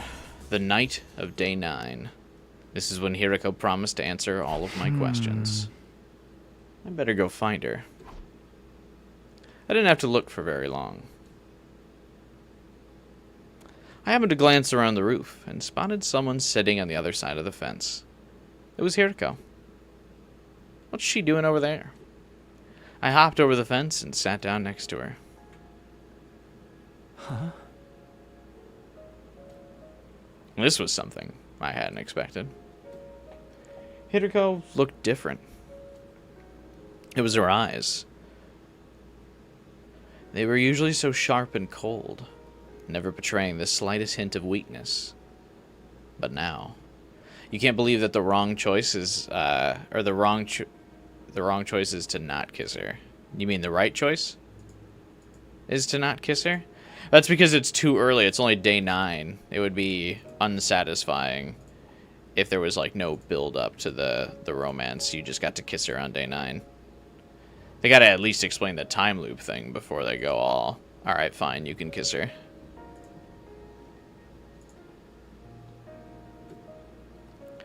Now they were filled with tears. Big, wet tears that ran all the way down her face. Also, an interesting insight into Hiriko is that she's not an ugly crier. She's able to cry, and her facial expression doesn't change. She just has the tears drip down. I'm quite the ugly crier, I think. I didn't understand. Why this sudden change? What was going on? This was so far removed from what I'd come to expect from her. My brain couldn't process it.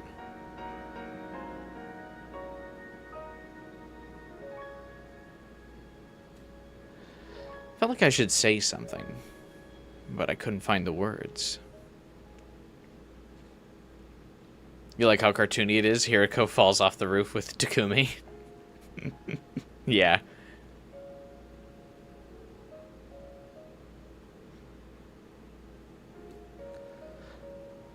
What do I do?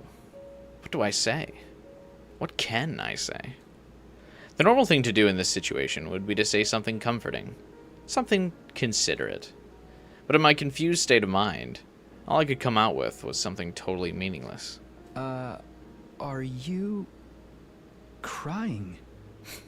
I forgot how dumb that was.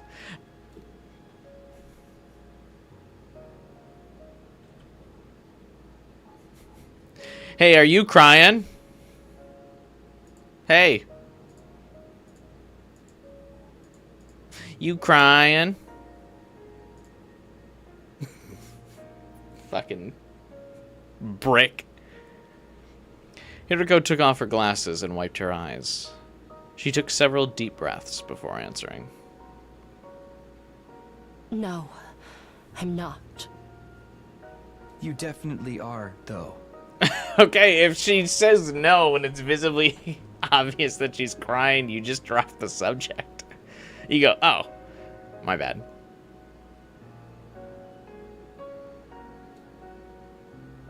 Did something happen? Something? Like, you know, something sad or painful or... No, not really. So then, why are you... Why do you have to be so dense? I told you, I'm not crying. And if I was, it would be incredibly insensitive of you to keep pestering me about it. Even middle school kids have enough delicacy not to walk up to a crying person and ask, "Are you crying?" Not Takumi, though. Our himbo just goes, huh? She had me there. I didn't want to say anything that might make this worse, so I just clammed up. And then I thought, maybe I should try kissing her. Did you hear about the Revivomatic? No. It was damaged pretty badly. Sirei and Nigo have made some repairs, so we should be all right. We can at least revive each other again. Most people tried to kiss her first. I mean, yeah, it is a very romantic moment, but it makes sense that it doesn't really revive the plot or keep the plot going because it'd be too early to kiss her in day 9 for like a real romance. It would be like pretty rushed. But it's not completely fixed yet. They said one part of it is still badly damaged. Although, considering she spent so many timelines with Takumi, maybe that's not the case.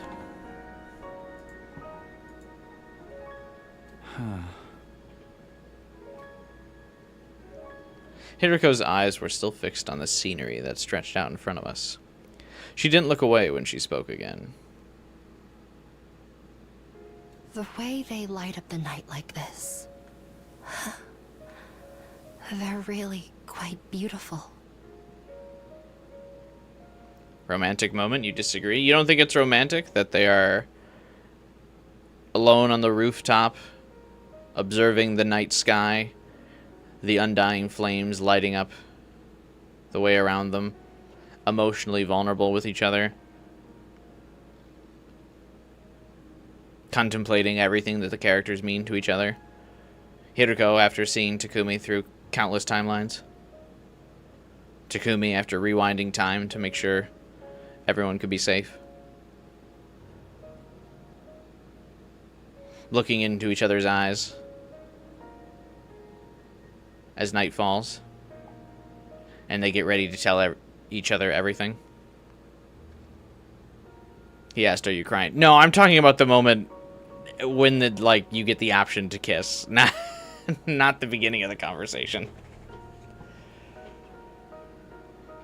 The undying flames? Yes. The same flames that will raise this world to the ground in another 90 days. The wall of fire flickered in the distance, as if it were already burning away the night sky. The way the flames moved, you can imagine they were dancing with joy, or writhing in agony. What are you doing here, anyway? Do you really have to ask? She avoided my gaze and turned back to the horizon. A cold breeze blew, ruffling her hair. It's the night of day 9. You promised to tell me everything if I made it this far. I've done everything you asked. Followed all your instructions without question. This is where they've already gone through the time machine at this point, right? So now it's your turn. It's time for you to keep your promise. There was a long silence while I waited for a reply. Every time the wind blew through Hiriko's hair, it released a gentle, sweet aroma into the air.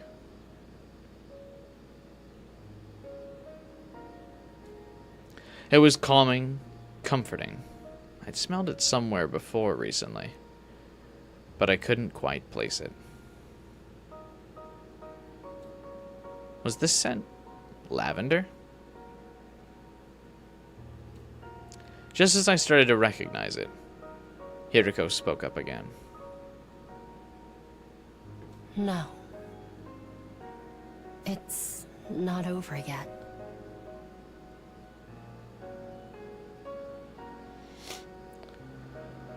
Why not? My instructions. I have one last order for you to carry out. What is it? Even now, she still wouldn't look at me, which made her request little more than a whisper, even more surprising. Kiss me.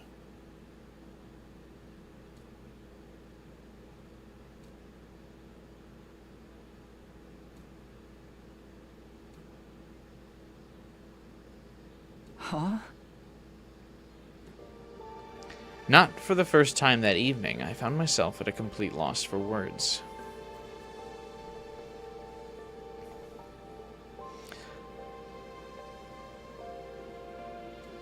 Was she serious? Was it a joke? I really couldn't tell. Now, it had to be a joke. There's no way Hiriko would. Or maybe it was a trick. Maybe this was her plan all along. By giving me an impossible order like this, she could weasel out of our deal right at the end. You failed to uphold your end by refusing to carry out my orders. I don't have to tell you a thing. I could imagine her using that as an excuse to call the whole thing off. This girl was an evil genius. Although, what if it wasn't a joke or a trick? My palms were sweating, and my throat was dry. I needed to decide how to deal with this and fast. I couldn't just stand there like a statue all night. I don't understand. How did it come to this? What am I supposed to do? There's no time to think about it. I just have to make a choice. What do I do here?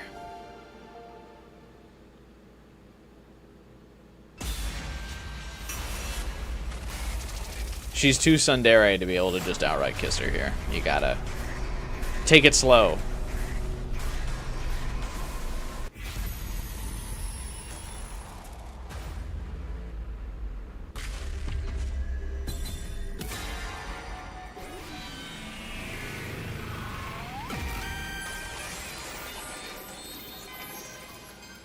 Sacrifice Gaku. Whether she was joking or not made no difference. This was one order I wasn't willing to follow. Yeah, but why? I mean, I know it leads to the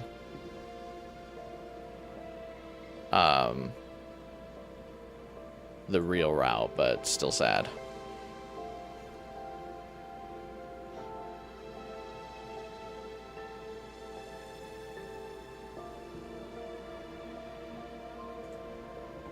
I would have gone for it and gotten shoved off the roof, I'll tell you that right now. I would not hesitate. Hiriko tells me to kiss her, I'm in. I'm going for it. My life be damned. No being the left option is new? Yeah, I think that's to imply that you're supposed to pick no. I couldn't kiss Hiriko. Not with the way I felt about Karawa, or Nozomi, for that matter. I still wasn't sure whether those two were the same person or not. Bruh. But when I thought about them, I knew I couldn't go through with this. So I didn't. I didn't say or do anything. He just stood there. She didn't speak either. Oh, look, the thumbnail. We did it! We've reached the thumbnail after 2 hours. Of me yapping. We both sat there in silence, gazing at the undying flames flickering in the distance. After what seemed like a long time, Hiriko finally broke the silence.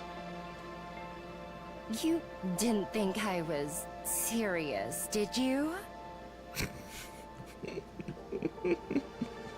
What someone says after they get shot down. Man, it was just a joke. Unless...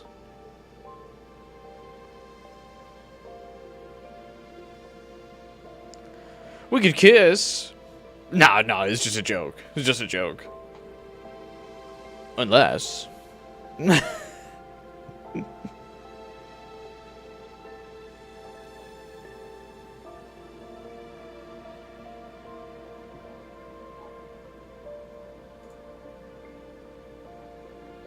Honestly, you're just as naive as ever.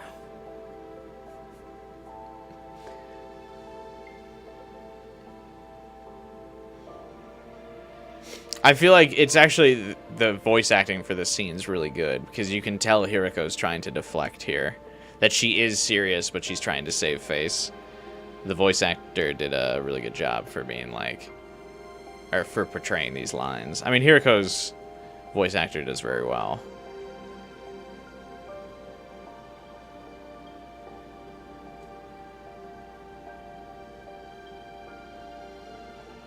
I mean, all of them are so good. Like, all their performances are so strong. A faint smile played across her lips for a moment. Then she abruptly got to her feet. Oh. She left, without saying another word. I didn't have a chance to stop her, and was left all on my own. Once again, Hiriko had avoided telling me the truth. Damn chill on Hiriko, didn't know you feel that strongly against her. I like her.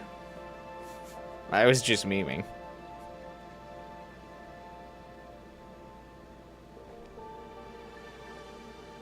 Off in her room to cry because her crush rejected her. We just gotta make fun of her a little bit. We make fun of all the characters. Hiriko can't be spared. Oh yeah, Gamer doesn't like her. We definitely won't finish the game until Sunday. We'll see. I can still lock in. All of a sudden, she seemed so fragile, so vulnerable. Like if I called out to her now, she might disappear completely.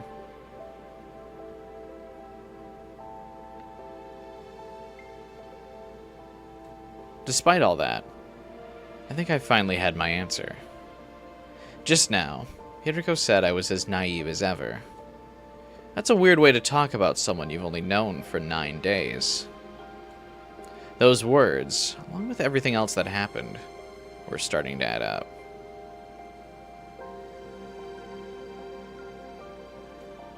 Hiriko was like me. She wasn't the same Hiriko that started out here, in this timeline. She's also a time traveler.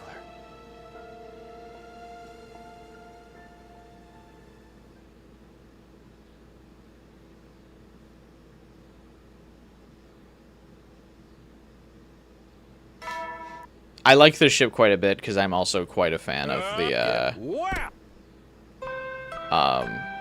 cold-hearted woman, or like woman with a heart of ice that gets warmed up by the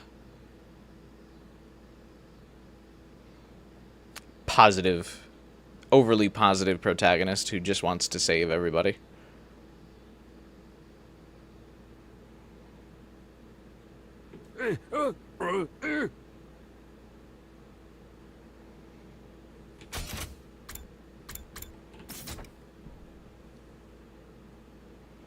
Hello?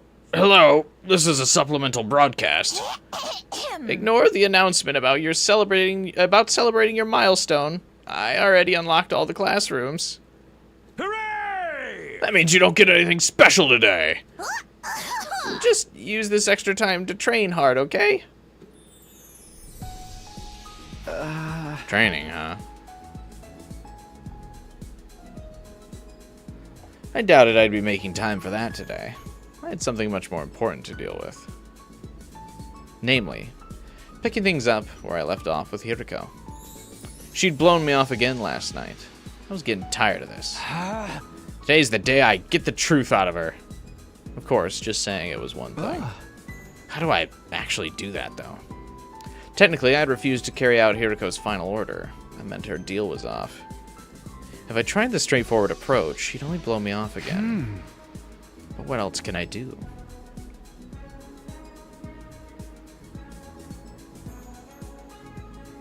You mean Moko Kyoko, but bad? Hey now. Hey now. We're only day 10 into this. It could get good.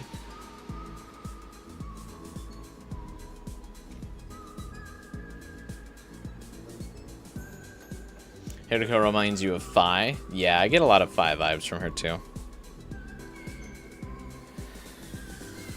This sounds like such a cliche, but maybe I could give her a present? Something special?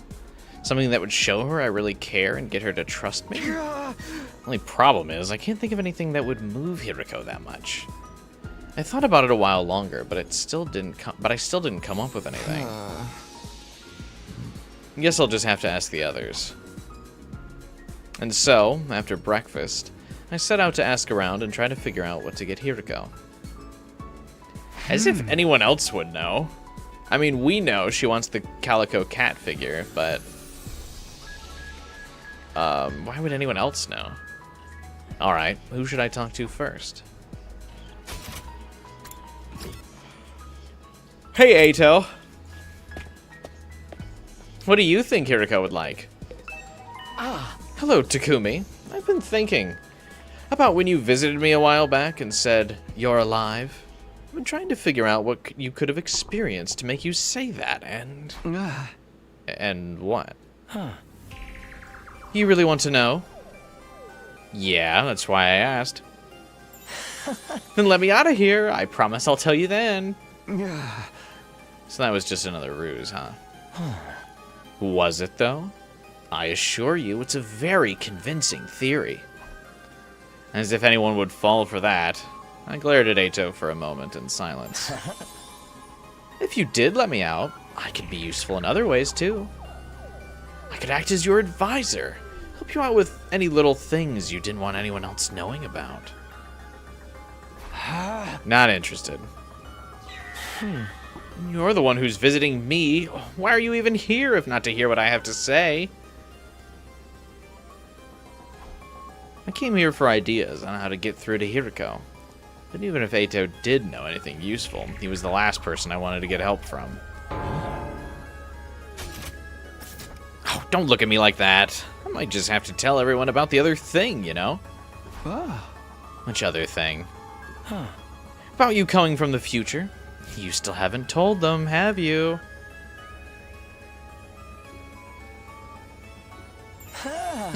I'm kidding. I wouldn't do that. It's a secret between you and me. And a secret this important isn't something you blurt out in the heat of the moment. No, I'm saving it for the right moment. Suddenly, I noticed something sticking out of Ato's pocket. I darted forward, reached in and pulled it out. What's this? Can't you tell? It's a balloon. Uchikoshi Takumi doesn't get the Fell for It Again award. Uchikoshi barely writes Ato. Yeah. I don't think he likes the psychotic betrayer trope.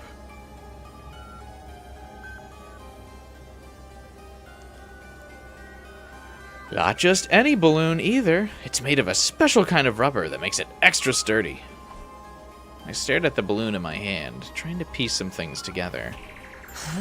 You can have it if you like. There's plenty more where that came from. I shoved it into my pocket and left. Hey, booty bang. You're not supposed to say that part out loud.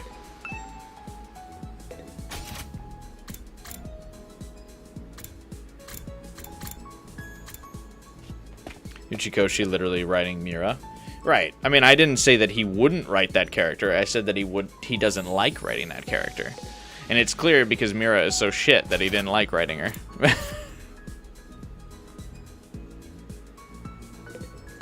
Hey! Takumi! Perfect timing. Can I put you in a Cobra twist real quick? I'd rather you didn't. Then what are you even doing here? What is there to do in a gym besides wrestling? Well, there's tons of stuff. It's okay, I get it. You've come to interrogate me about that thing, right? Takumi walks in, takes his balloon, and walks away. Yeah, he just wants to save him, that's all. Save him from himself.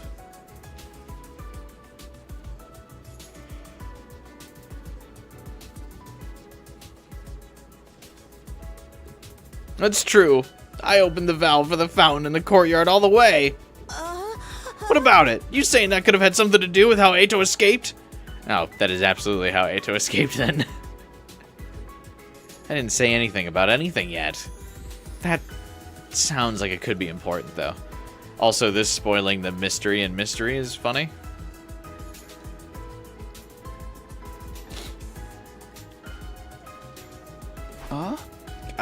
Can you tell me some more about that? It was yesterday, really early in the morning. I'd say 1 a.m. on day 9. It felt really hot and I couldn't sleep. So I went for a little walk in the courtyard. Then I ended up talking to Ato. Despite everyone multiple times saying, please do not engage with Ato.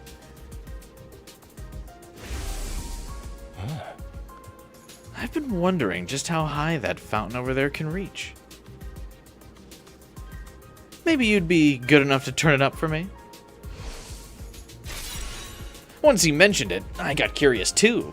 I opened the valve and the water started shooting up like a huge geyser. And you just left it like that? Yeah, Ato asked me to. Said watching it would help him sleep. That definitely sounded suspicious. I wasn't sure what it meant yet, but I felt like I should remember that later. Right now, I had to focus on Hiriko. I switched gears and asked Moko if she had any ideas on what she might like. She thought for a moment before answering me.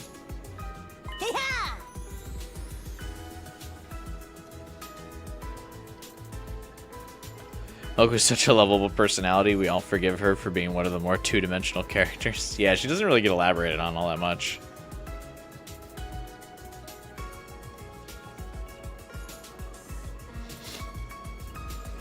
I don't know how much this will help, but she once told me she likes stuff that comes in sets of 3 colors. Well, that's weird considering that her outfit does not even have 3 colors in it. Ah. 3 colors? Yeah. Stoplights, sports medals, that kind of thing. Even wine. It's got red, white, and rosé. Oh, and another thing. Moko reached into her hood and pulled something out. San Shokupan?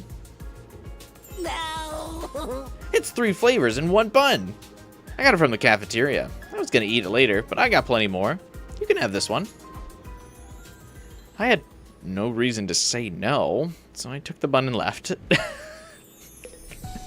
I like that the star just like looms. She likes things that come in 3 colors, despite the fact that there's not 3 colors in her outfit.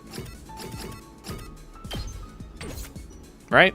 Yeah, her outfit's just black and white. I mean, I guess there's a little gray.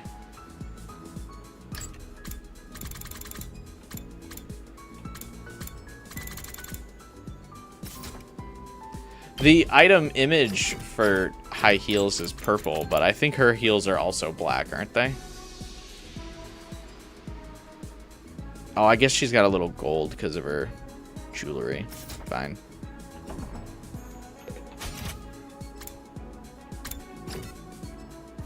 Why would we ask the twins? The people we're asking about Hiriko are Shoma, Moko, and the twins?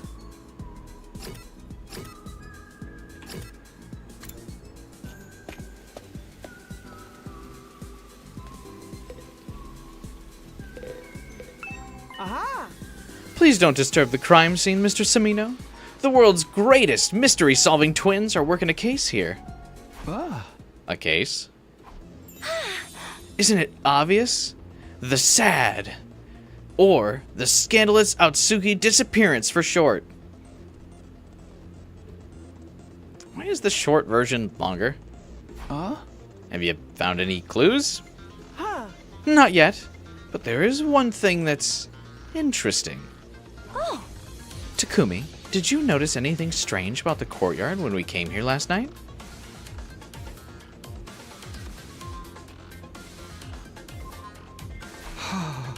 No, not really. The ground was damp. The whole place was soaked.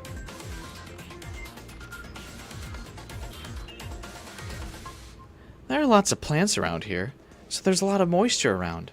But it was a lot wetter than usual yesterday. It was like the courtyard had been doused by a sprinkler or something. Ah.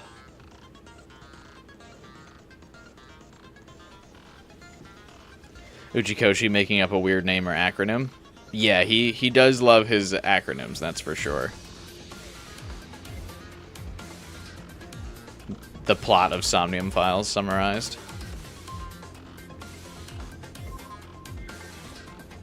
Also, is Uchikoshi cooking? Is he going to actually let Kako be smart? I mean, everyone's IQ goes up like 20 when Uchikoshi is writing, but specifically like giving Kako a moment could be cool. I didn't notice that at all. What's it got to do with the SAD case?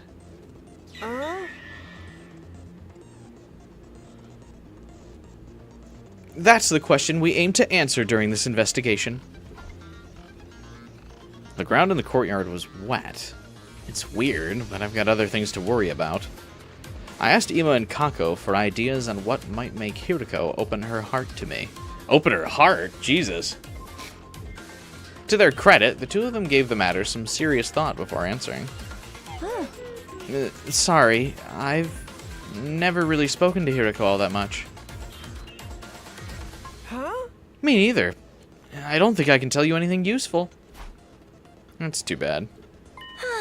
Here, maybe this will make up for it? Kako reached into her pocket and took something out.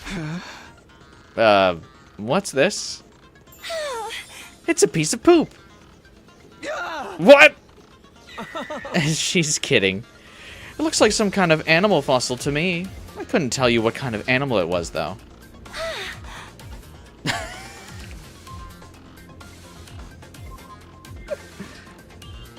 In canon, Takumi talks to everyone. I mean, I'll check with everyone. I just don't... I have a feeling the others just have generic voice lines. We'll see, though. I'll ask them. We found it while we were looking for Eito before. Looks rare, doesn't it? Here you go.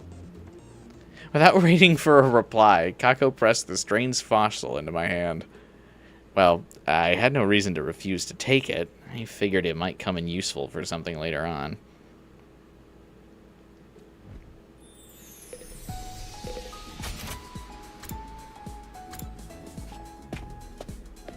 Is that the thing Eito uses to breathe underwater? Oh, maybe.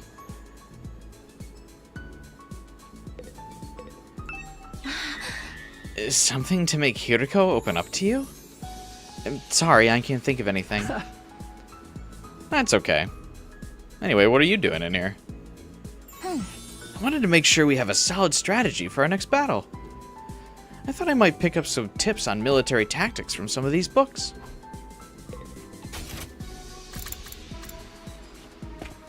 I like that the bad news sound effect played when we asked Nozomi about Hiriko.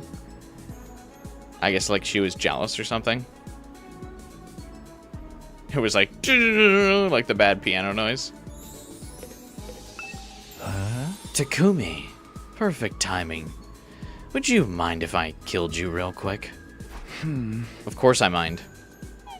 Oh, that's too bad. There's so many mysteries hiding inside our bodies. And what better way to solve them than with a nice, thorough autopsy? I asked Yugamu for ideas on what might make Hiriko open her heart to me, but... Sorry, I don't think I can tell you anything. You should probably ask someone else.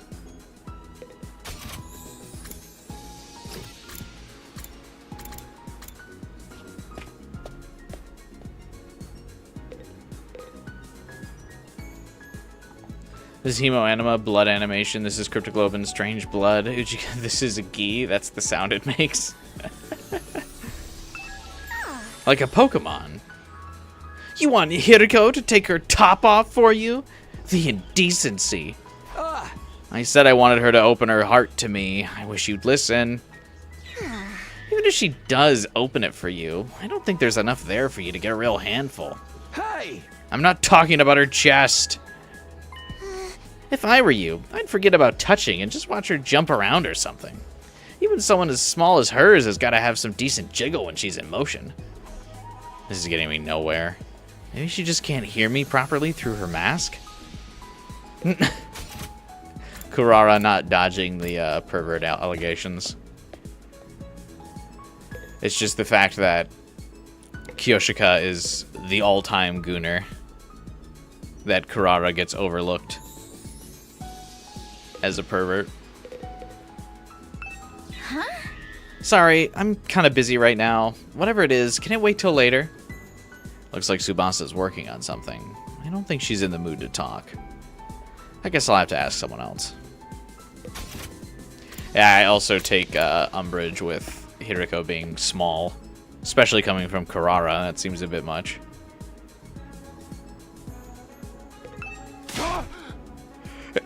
It ain't what it looks like.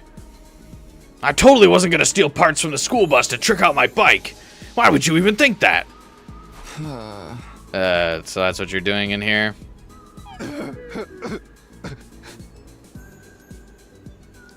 Takamaru, your motorcycle's a class weapon. It's made of Hemo Anima.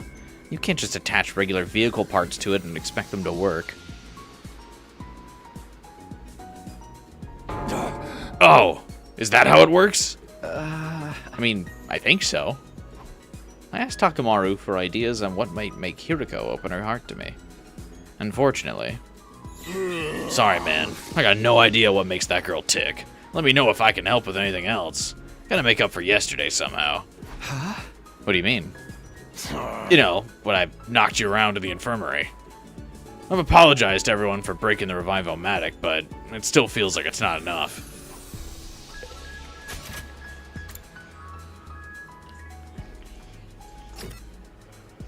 You'll compare Kyoshka to Tenko? Tenko if she didn't hate men.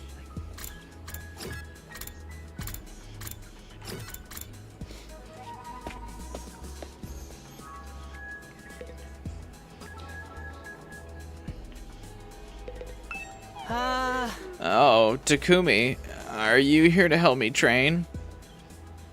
I'm still so weak. I feel like I might keel over if an invader just looks at me hard enough.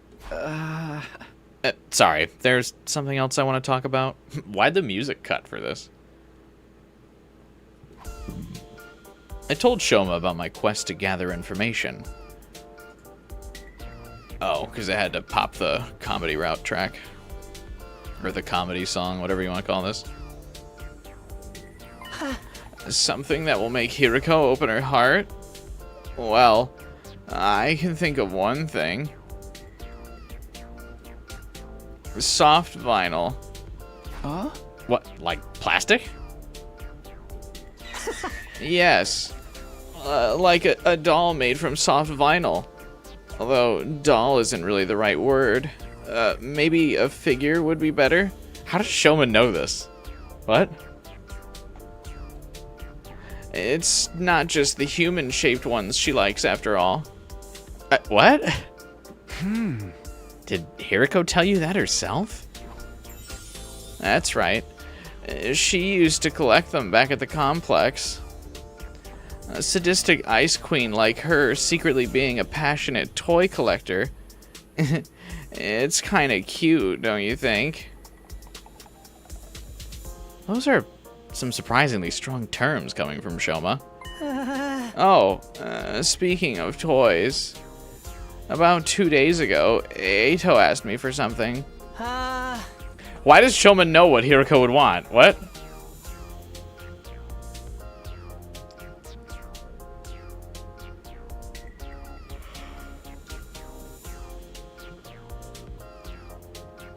Kyoshka is a mix of Tenko and Gundam.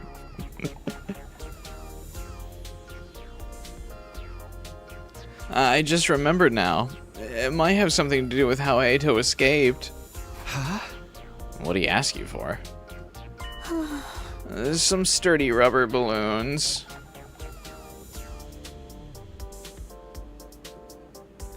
Empty ones, of course, not already inflated. There are about 100 of them. 100?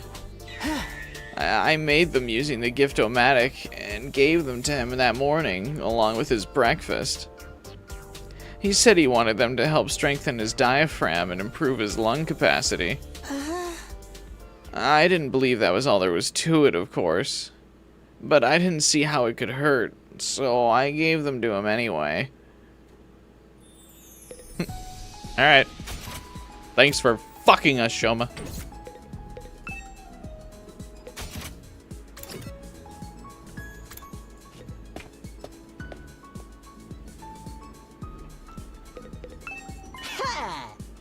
Takumi, let's play water polo. No, Gaku, I don't want to play water polo right now. I tried to ask Gaku for ideas on what might make Hiriko open her heart to me, but... How the heck would I know? Hiriko's totally not my type. I bet she never let me touch her boobs even in a million years. I should have known better than to ask him anything. I'd better try someone else.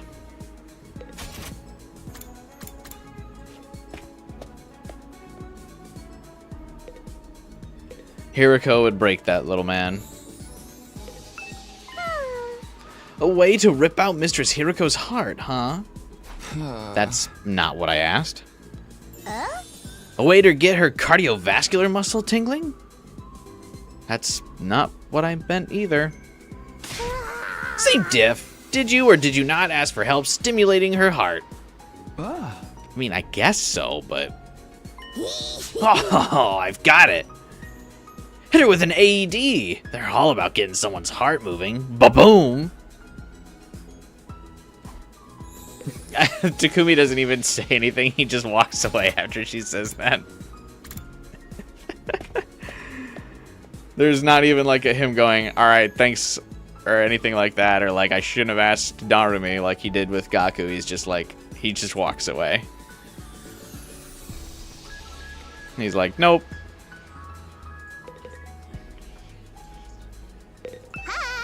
Worry not, Mr. Sumino. I won't tell anybody about you coming from the future.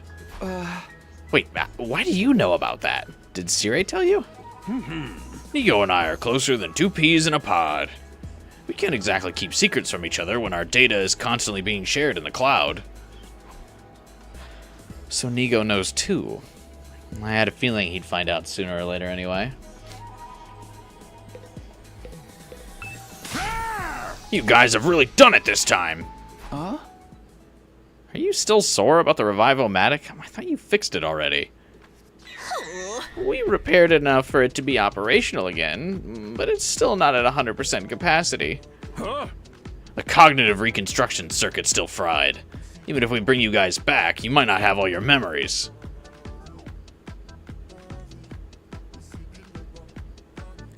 Nigo and Sire on the floor next to each other look so funny, like just two eggs. Is that bad? Of course it is! That's why we're working so hard to fix it! We're on break right now, but we are working on it. Hey. That said, it's nothing you need to worry about. We should have it done in another day or two. Considering the next battle will be on day 15, that timing works out quite well.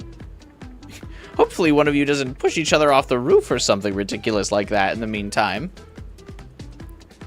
5 days until the next battle. Even if it takes a little longer than they said, it should still work out fine. While I'm here, there's something I wanted your opinion on. I asked Sire and Nigo for ideas on what might make Hiriko open her heart to me, but... Are you planning to seduce Shizuhara? That will not do, Mr. Sumino. We cannot allow salacious relationships between students at this school. Why is the new Genshin event a Splatoon knockoff? Oh, you're not going to have enough time to beat it, gamer, if you're just now starting. The irony of you making a typo as you point out a typo 12 hours. So it'd be okay at other schools? No, I shouldn't say that. It'd only make things worse. I tried to explain myself, but they wouldn't listen. I left without getting any useful ideas.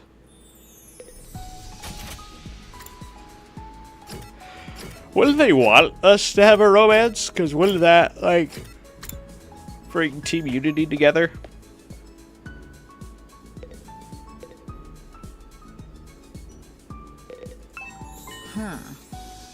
Something that would touch Lady Hiriko's heart?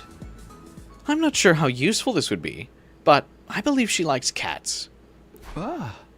Cats? You know, furry creatures that go meow. She had a pet one back in the complex. She admires their independence, their ability to work at night, and their hunting habits. Apparently, they remind her of herself that way. Cats, huh? If I may, I've been wondering about Sir Eito. Do you really think he could have broken out of his cage without any assistance? Is something bothering you about that theory? It may be nothing, but something curious happened 2 days ago. On the night of day 8, after we'd all assembled in the cafeteria. When I heard there was to be no post-battle celebration, I wandered into the courtyard to get some air. While I was out there, I heard a voice coming from the animal pens. It was Sir Eito, of course. He requested that I close the drain in the corner of the grounds. The sound of the water was keeping him awake. Even a prisoner deserves humane treatment, and I thought it couldn't possibly do any harm. So you did it? Yes. I don't see how it could have any bearing on his escape, but I thought I should mention it.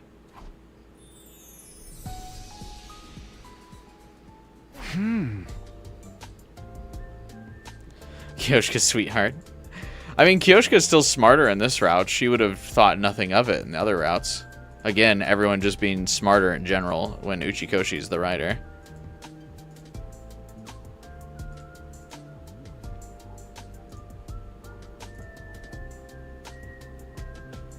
I think this is all I'm going to learn for now. I don't know if I'm any closer to winning Hiriko over, but at least I know more about her interests now. I believe Lady Hiriko likes cats. A sadistic ice queen like her secretly being a passionate toy collector. So I want to give her a present. A vinyl figure of a cat should be the way to go.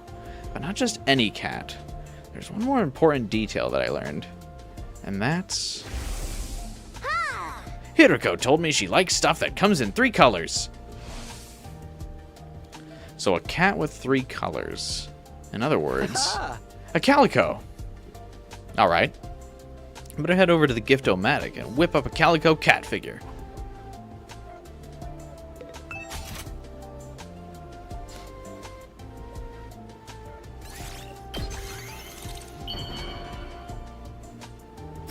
I like that you can make this in, like, all of the Hiriko-centric routes. But only in the Hiriko-centric routes. Whereas the other key items you can make during other routes. Okay, it's done. Now I just have to give it to Hiriko.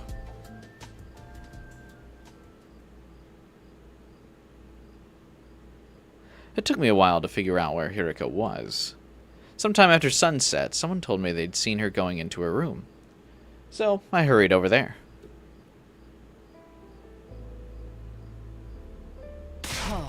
Takumi? What are you doing in here? Haven't you heard of knocking?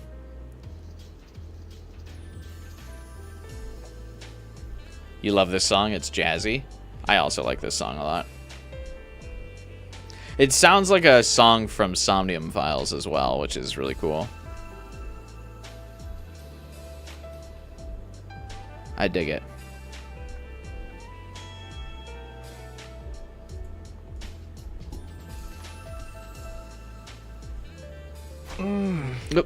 Sorry. I have something for you.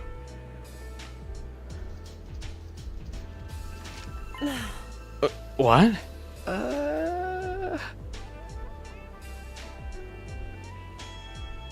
After Route 0, I'm surprised Hiriko doesn't lock her door and that Takumi would bust in not knocking. Yeah.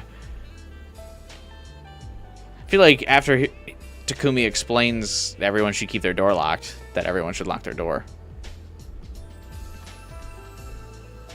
I don't know if it's your kind of thing or not, but I handed the Calico Cat figure to Hiriko.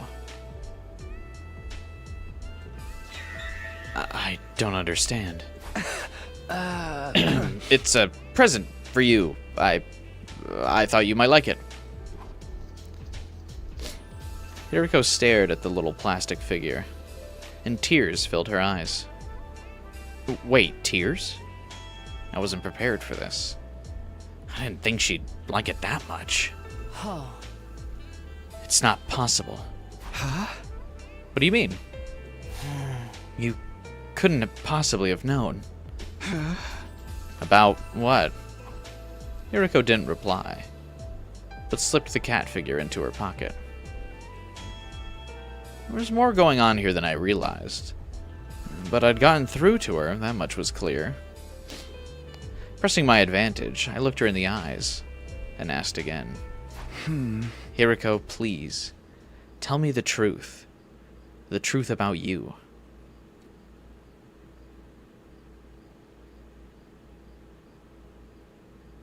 Oh, what? Surprise persuasion game? What is this? My same reaction. What? What is this? You're just suddenly giving me a gift? Are you trying to buy me over with material goods? You must think I'm a fool. Did you think giving me a present would get me to spill my guts to you? Please don't project your ridiculous ideals onto me. This, paltry trinket isn't enough to change my mind. There's always one after the search section. It's been like a dozen routes since I've done it. It's been like a dozen routes since our last search section. I may have forgotten. I just wanted to express myself to you. I thought it would help you understand that I'm acting in good faith. Or that you'd at least see how serious I am. Anyway, a promise is a promise. You couldn't meet the conditions I laid out. You didn't follow my final order. Therefore, I have no obligation to tell you anything. Yeah. You actually... Whoops. Oh.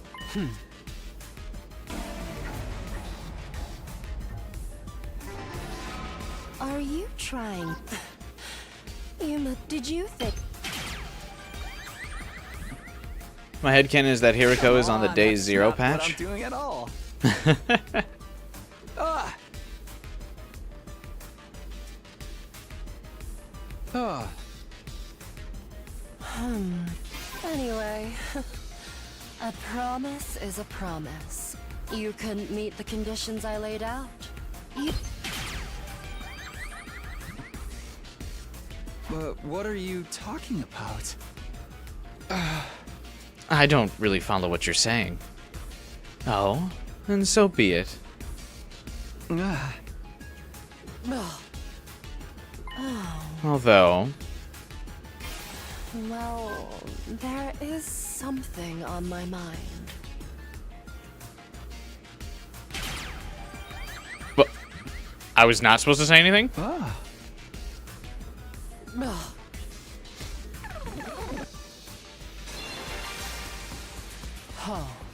Is that the first time you've had to not say anything to get the correct answer? Let me just ask this. Why would you give something like that to me? A calico cat figure. What made you pick this to give to me of all things?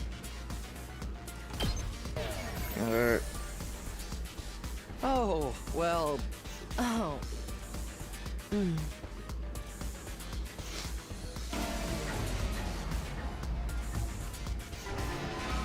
What made you pick...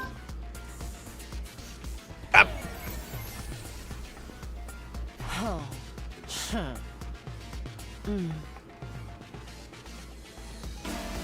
Damn it.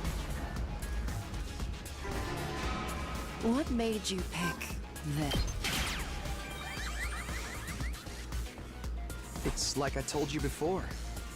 Ah. I somehow knew you'd like it. Oh. I see. Ah. It's true, I do like calico toys. Being totally honest with you, I was happy you gave it to me.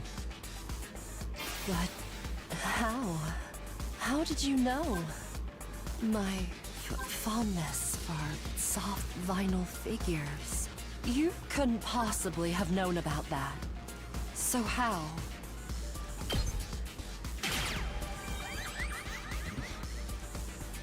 Well, Hideko, you told me yourself. Are we gaslighting her right now? Ah. I asked Kiyoshika, Shoma, and Moko about you. But that was just an excuse. Ah. I knew long before I asked any of them. I swear it. The fact that you like cats and collect calico toys... Like I said, I remember you telling me yourself. But how could you... No, that's impossible. This has to be some kind of mistake.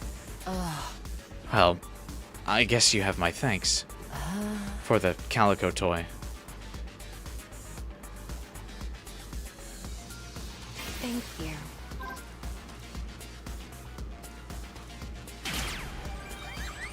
Silence again. Make her feel awkward. Continue the gaslight.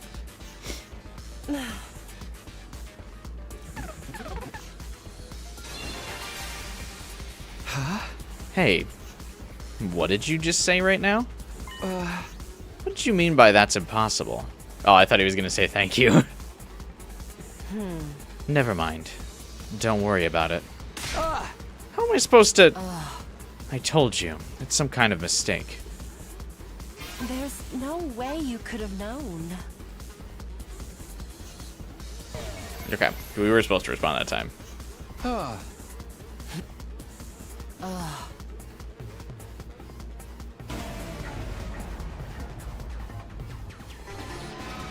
There's no way you could have known. Yeah, the Bennett skin's pretty easy to unlock. You just gotta do the mini games. I do know.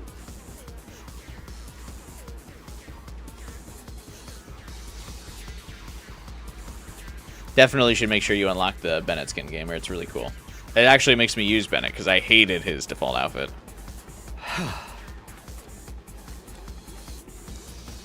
I know it all too well. What is it you think you know, exactly?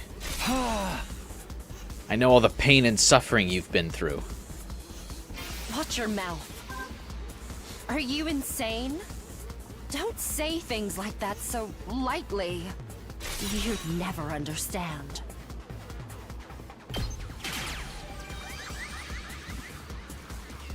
You've been hurting, all on your own. This whole time. Shouldering this burden alone. Isn't that right? Stop it. I guess, if there's something weighing you down, I want a piece of that burden. Not just a piece. Listen to me, Hiruko. All of the pain and suffering you're feeling,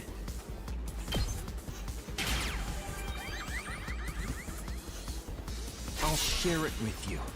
That's like one of the key plot points of this entire game. Multiple routes and multiple characters, like their closest and intimate moments are about like sharing pain and suffering and sin with each other. I think that's kind of cool as a like ongoing theme for this game.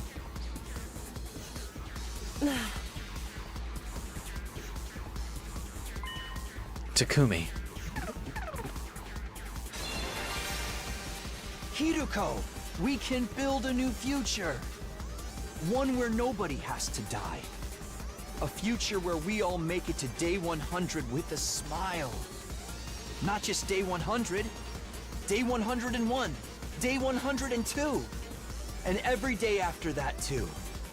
Let's create a future where we can live happily forever. But if we're going to make that happen, you need to tell me everything. So please, tell me, Hiruko. This almost sounds like a different character. At least, I mean, in terms of the voice actor's performance. I wonder if this was an earlier recorded route for him. So we can make the perfect future that we all deserve. Together.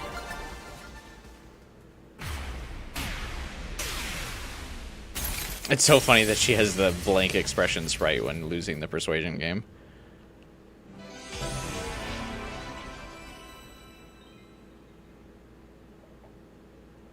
Persuasion minigame Takumi always sounds like Shuichi. It's that like level of confidence that Takumi gets in the minigame. It sounds like Shuichi when he's locked in, yeah.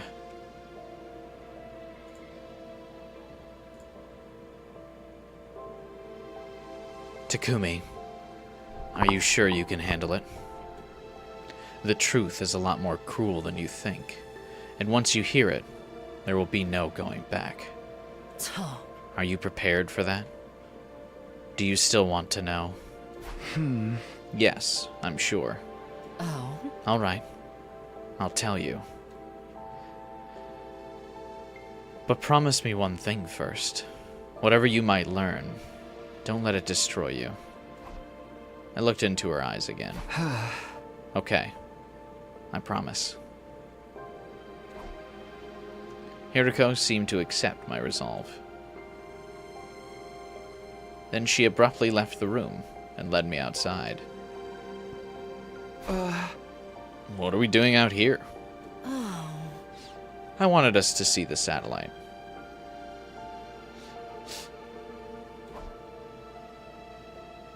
Hiriko looked up to the night sky, where the pale, shimmering artificial satellite hung in the void of space. It's so far away from us. Almost impossibly far. Hiriko, were you going to tell me about stuff now, or what are you doing? It looks so big. So close. Like we could reach out and touch it. But we'll never actually get there. Or more accurately, we've never got there. Even after everything we've tried, it's always just out of reach. Everything we've tried? There's a few routes where we make it, actually. Oh. You've probably figured this out already, but I'm a time traveler, just like you. I hesitated for a moment, then nodded. Oh. But this isn't a one-time only thing. I've lived through these 100 days countless times.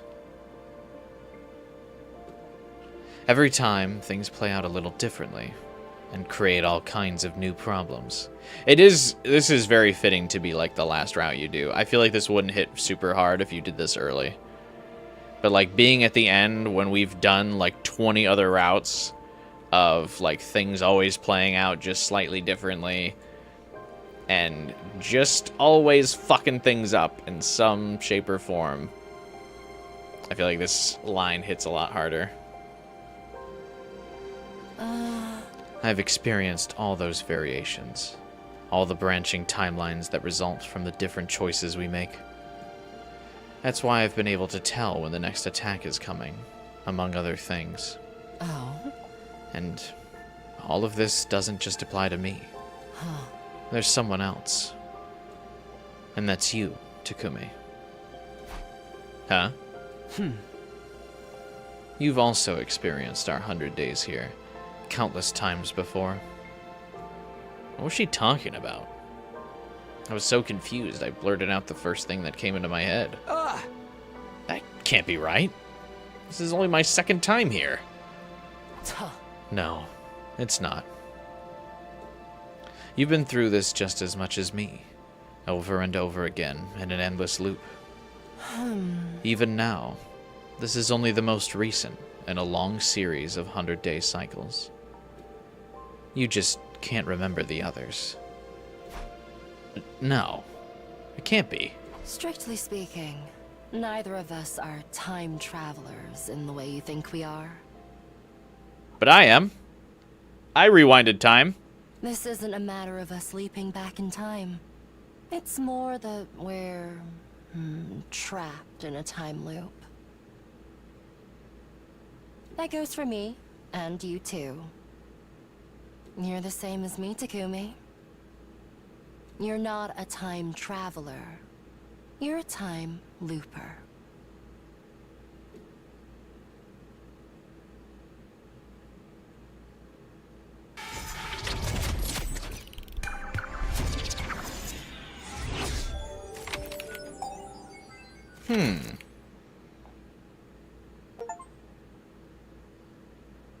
Strictly speaking, neither of us are time travelers in the way you think we are.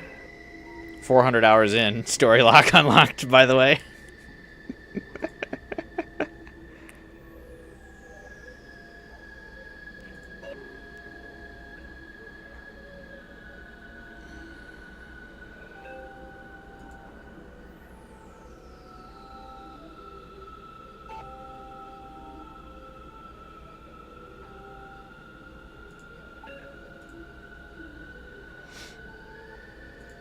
I just got an achievement, by the way. Open Sesame Unlock a story route.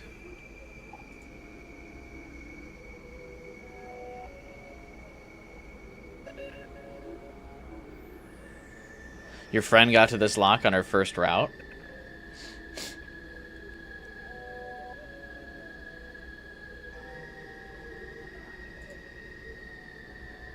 That would suck. I would hate to have gotten this so early.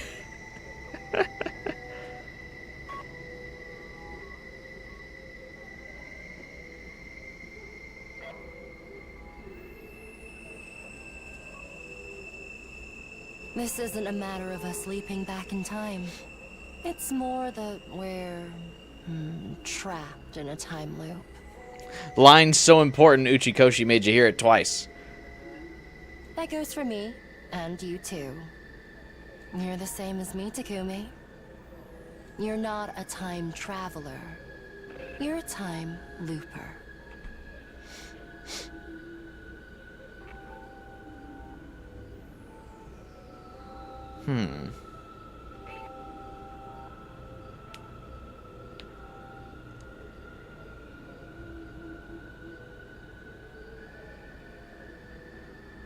But why? Is it because Takumi fucked with time when he opened it up?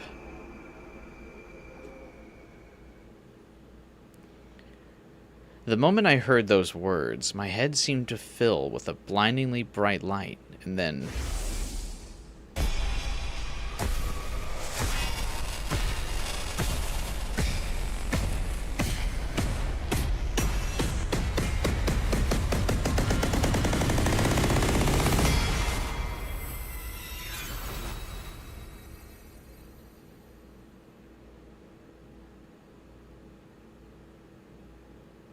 Oh, now she's judging me.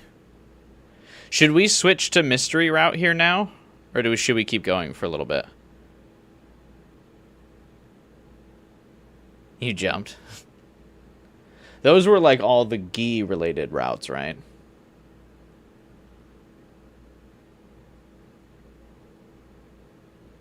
That it was just showing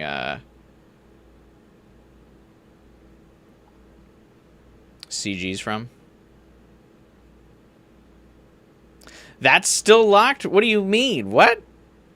We just got the story locked, and it said I unlocked it. I got the achievement for unlocking a new route. What?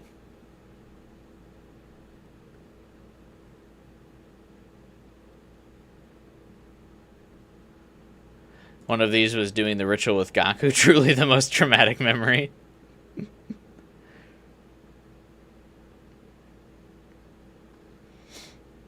I unlocked this route. Oh, what? Oh, this route is locked? We just never actually reached this route being locked.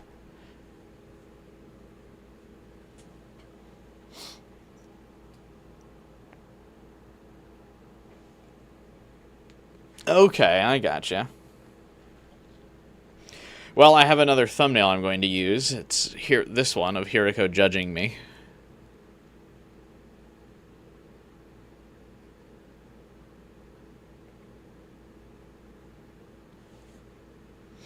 This looks much more intense than when Nozomi's looking down on me.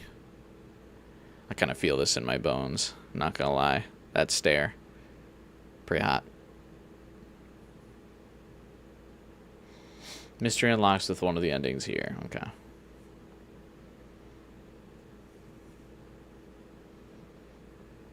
Interesting. Yeah, I never knew this, what about this suit? Well, I still want to use the suit, but if you guys are thinking that this will take until Sunday, I'll need another thumbnail. So this will be one of the others.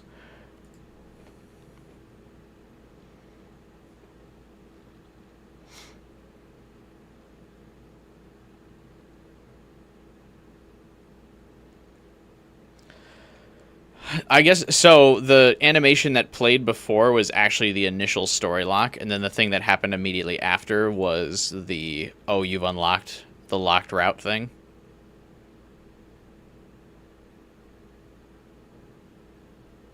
Interesting. The next thing I knew, I was back in my room, lying on my bed. Hiriko was there with me. Yeah, pretty much. That's funny, actually. You promised me you wouldn't let the truth destroy you.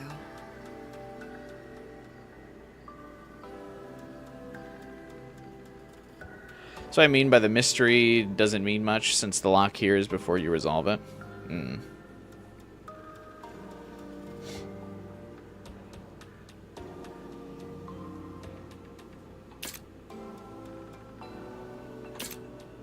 And yet, you fainted the moment you heard it.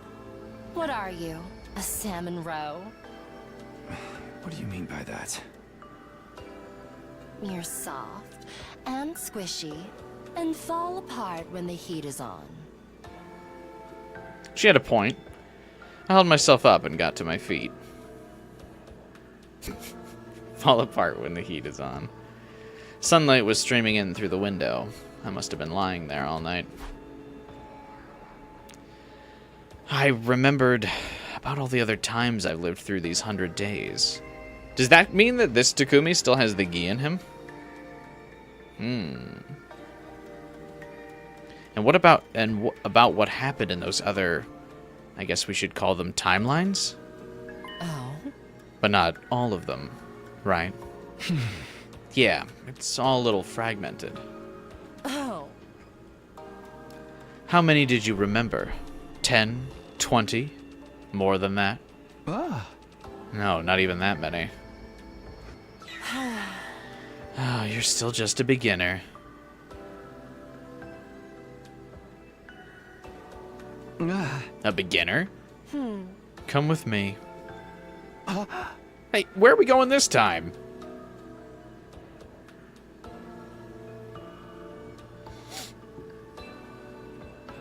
Hey, beautiful giraffes.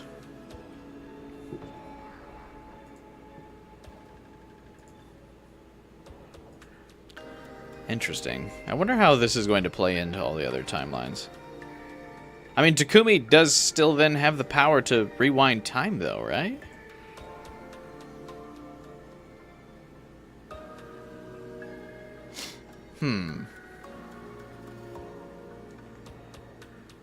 I guess we're about to compare notes.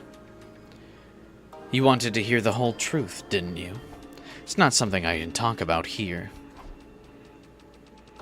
Hiriko left the room. Still feeling a little clueless, I followed her.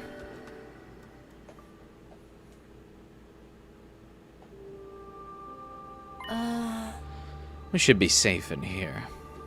First, I want to hear what you know. Which timelines did you remember? And how much do you remember about them? TLs? That's the abbreviation for timeline I've been using in my head. We can use the full version if you want.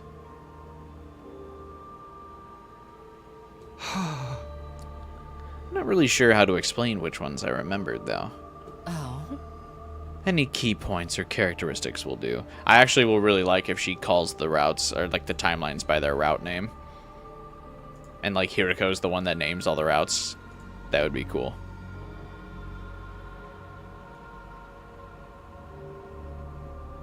Send your M's to the GY.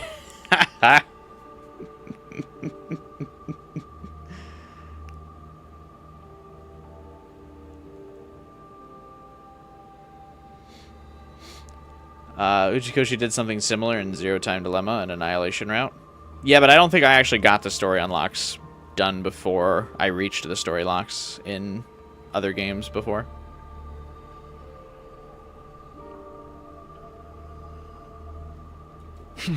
Okay, but honestly, I don't feel good about this. Too many of the timelines I remember end in tragedy. So many of our friends died in those alternate realities. They were murdered. Killed in ways so gruesome and cruel I didn't even want to say them out loud. It hurt just to think about them. I started to think I'd been better off never remembering it at all. On the other hand, I warned you. Once you know the truth, there's no going back. Although it seems like once the loop starts, I'll forget again, so I guess there's kind of going back. If we just kind of make it to the end of this 100 days, I could have the chance to forget again.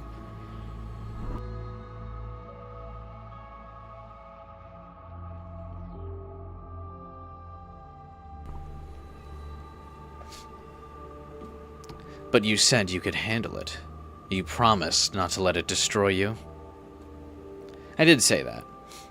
Now I had to stand by it. In spite of the pain it caused me, I began to speak. Okay, here goes. Slowly, hesitantly, I told Hiriko what I remembered about the other timelines. The Gi parasites. The series of murders caused by them.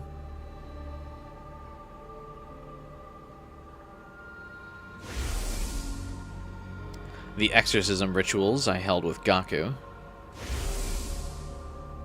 Getting into the escape pod with Hiriko and Tsubasa and setting off for the satellite. They look so sad.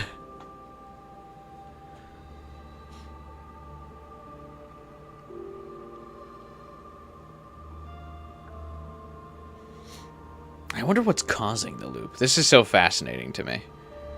That we've spent the entire game being a time traveler, and now it's... oh, it's a loop.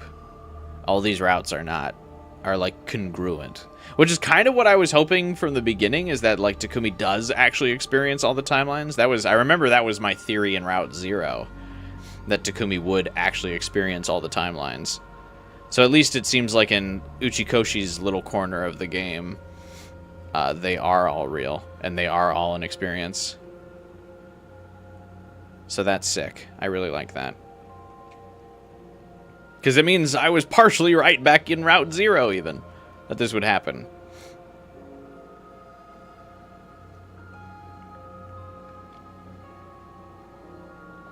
And also, Liz, I can see the story unlock thing needing to be important so people still know that there is a story lock, and it's a topic of conversation where some people can be like, how do I get to this lock? Or I think there should be other ways to uncover this lock, or I got it my first try. It's something for people to talk about. But yeah, this is really cool that means there's actually multiple timelines have been experienced, and they're not just all their own thing. I think this is way cooler.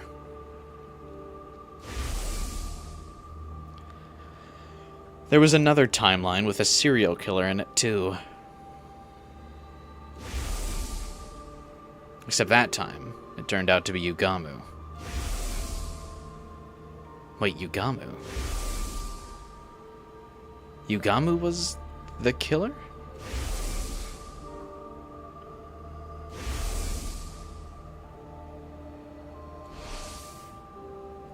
I felt a sudden jolt of pain in my head. My memories must have been getting mixed up. Are you all right? Yeah, I think so. I squeezed Hiriko's hand to reassure her, and carried on. I told her about another timeline where zombies started appearing. Oh, they're holding hands while explaining the different routes.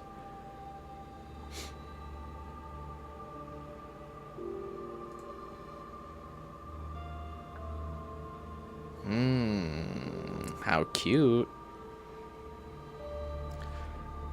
Hold my hand while we recall the timelines where we let all of our friends die.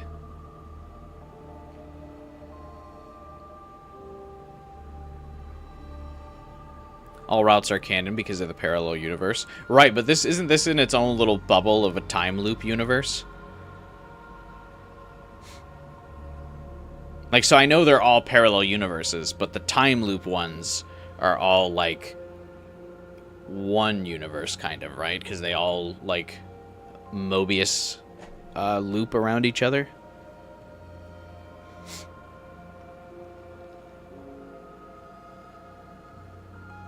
Because, like, second scenario is not part of the time loop.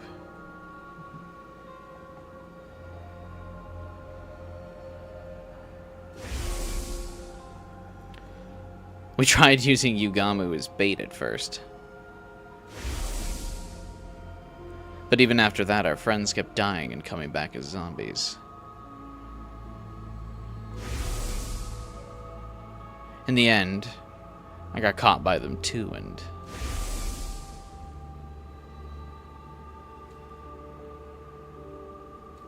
This CG is so unsettling. Wait a minute. Did I become a zombie in that timeline as well? Yeah, you were killed on day 58. That's a very good memory by Takumi. Yeah, I've got multiple timelines colliding in my head right now, but I remember you specifically died on 58.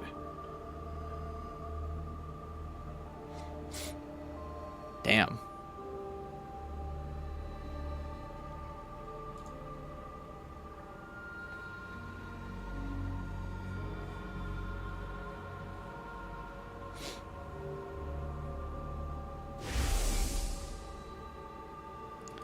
I think I remember that. The zombie Ato attacked me from behind. But after that, there's nothing. I guess you wouldn't remember being a zombie, huh? Of course not. By that point, I wasn't me anymore.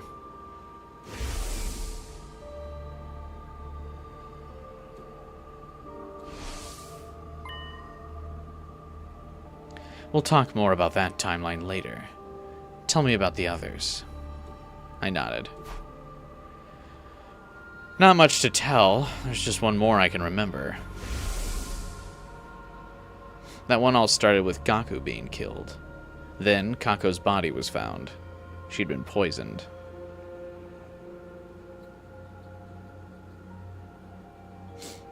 Since Takumi only remembers the time loops in this round, he can hypothetically repeat the mistakes he made before. Well, that's just another loop. That's why Hiriko remembers 20, or 20 plus scenarios, because he did hypothetically repeat the same mistakes.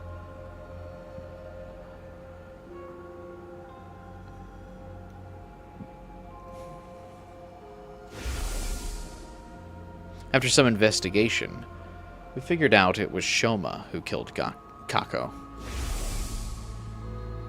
But then he was found dead too, killed by Ava. Ava kills Shoma a lot. Good for her. You know about Ava, right? You don't have to check in with me like that.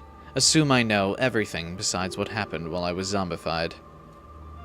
Okay, well, Ava activated her self-destruct device and died too.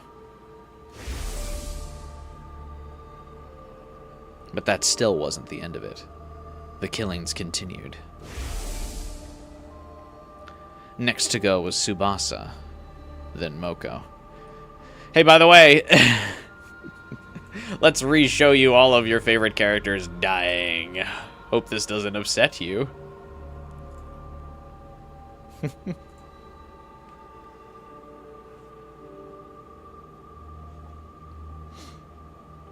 Is Hiriko an old lady mentally?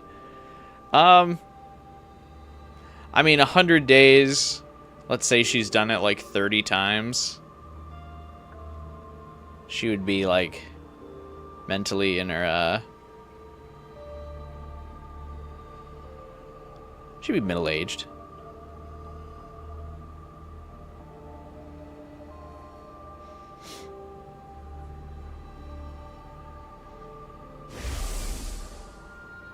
And then Kurara was found strangled in the secret room in the school's basement. That's all I know.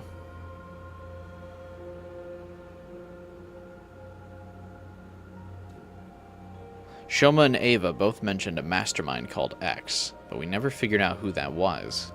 It was probably them who killed Gaku, Tsubasa, Moko, and Kurara, though. Hiriko pushed her glasses up and directed a piercing glare at me. Is that really everything? Yeah, of course. She stared into space for a while, her expression unreadable. She was clearly thinking hard, but about what, I had no idea. Finally, she spoke. I take back what I said before. You're not a Salmon Row. Your mind has a tempered steel shell that can shrug off any attack. What does that mean? You're hard-headed. Don't worry about it. You'll understand soon enough.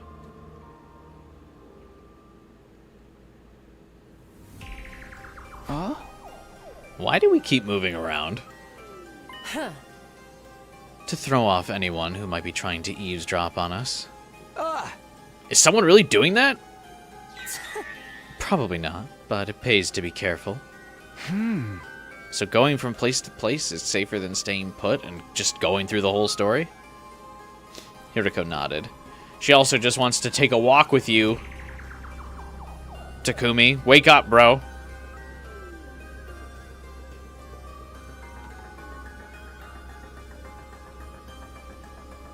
Oh. I suppose it's my turn. Ask me anything. Apart from my credit card information. Okay, well. First of all, I want to know what you like. I want to know about your memories. When did you start remembering the other timelines? Do you remember what happened on day 3? That's when you decided to keep it a secret that you've come from the future. Oh. And you made up the story about reading Eito's diary to explain how you knew what he was up to. My memories returned after that. Although, I don't remember everything either. So far, I've only managed to recall 146 timelines.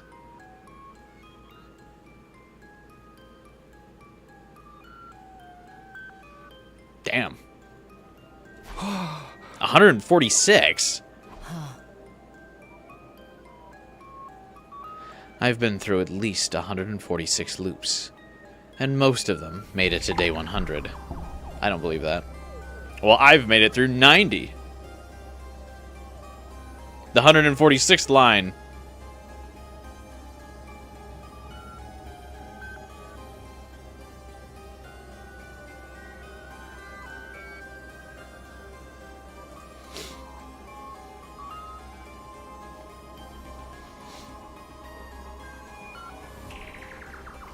Doing the math, that's 14,600 days. Divided by 365, that makes 40. I've been living at this school, in this loop, for at least 40 years. 40 years? 14,600 days?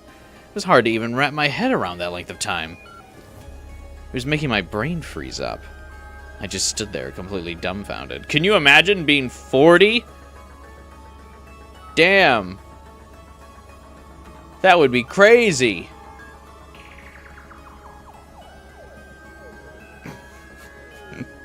It's so old.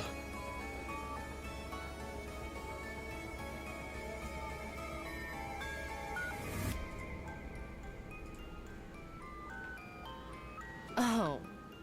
And that's only the bare minimum, accounting for loops I haven't remembered yet. The real number is probably even bigger. This is only speculation, but I think something similar is going on with you. Huh? There's a good chance you've lived through these 100 days just as much as I have. At least 146 loops. For 40 years. It's all happened, you've just forgotten about it. But why? Ooh, the rare tennis court CG.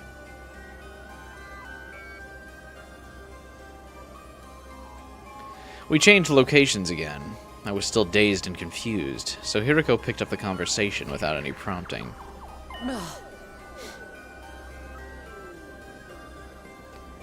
Across those 146 loops, lots of different things have happened, obviously. But apart from a few exceptions, the enemy attacks always occur on the same days. Oh. That's why I insisted we go to Second Academy on day 6. Day 7 would have been too late. That's when Mervram attacked the school. Oh. Likewise, on day 8, there would have been attacks on both academies. If that had happened, somebody would be sure to die. Imagine after 40 years still trying to save people. I feel like after 40 years of doing this, I'd be like, fuck it. Who gives a shit? You know what I mean? I'd be like, alright, well, that's rough.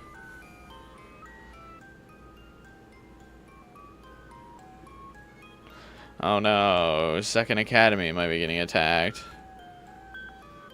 Whatever. You feel personally attacked? I was just joking, Jade. I'm almost there too.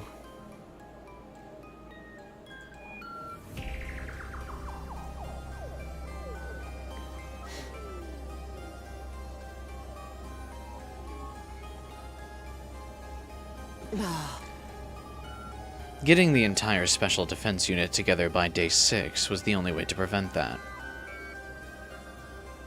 Tell me which exact number of loops did it take you to just let everyone die in Slasher? I mean, I feel like this justifies... I've always justified Slasher, but I feel like this justifies Slasher even more. Like... Can you imagine dealing with these idiots in the Special Defense Unit for like 30-some years? At some point, you would just be like, yeah... I'm gonna just let Takumi kill all these fuckers. Like, just once. Just once I need to let Takumi kill them all. Just once they need to die. You see some of the dumb shit they do in the other routes? Just once. I'll go back to trying to save everyone, but I just need him to get stabbed just a solid time.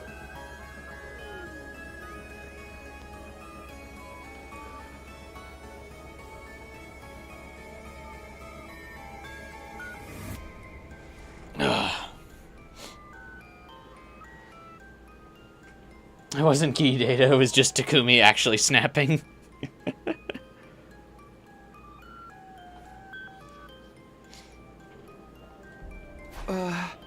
Did you tell Siri and Nigo all of this? Yes, including the part about me being a time looper. It's all starting to add up now. That's how those two suddenly knew when the attacks would happen.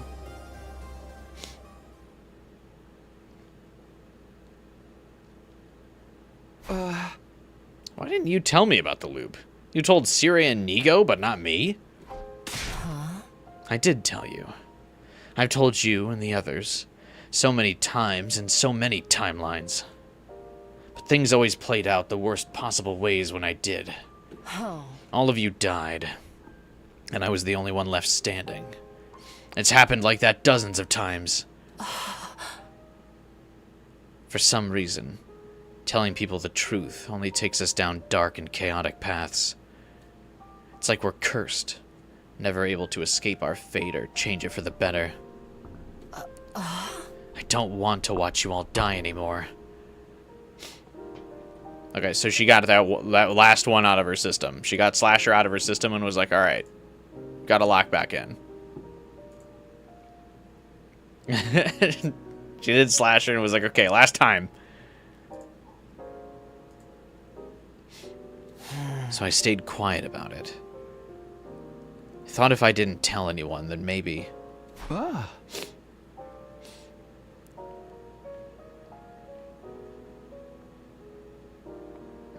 ReZero. Leaking DLC routes. It would be cool if at least one of the DLC routes is one of the, like, forgotten Hiriko loops. I feel like you could do a whole DLC pack based around the looping Hiriko.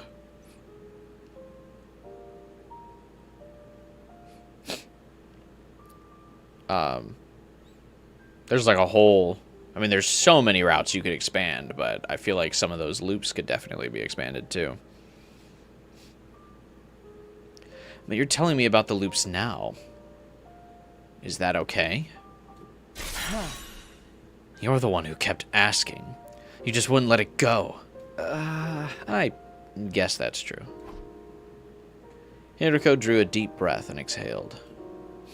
She repeated that process a couple of times until she regained her usual composure. It's all right. That's not the only reason I decided to tell you. I have a feeling this time might be different.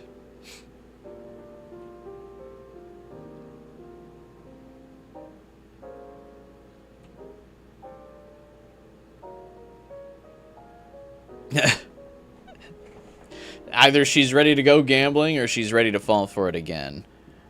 That's kind of funny. I appreciate that passion, Hiriko. Oh. I've got no concrete grounds for thinking that, but... Hiriko reached into her pocket. She brought out the calico cat figure I'd given her yesterday, and squeezed it tenderly. Never mind. Don't worry about it. She put the cat back in her pocket and said no more.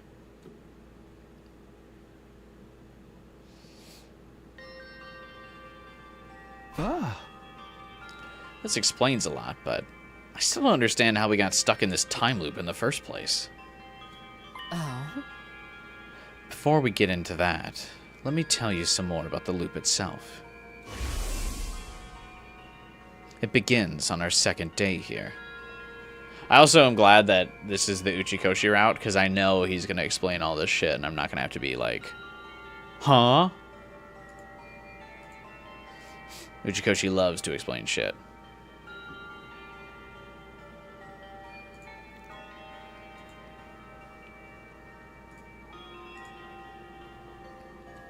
More specifically, the night of day 2, right before Eito destroys Sirei.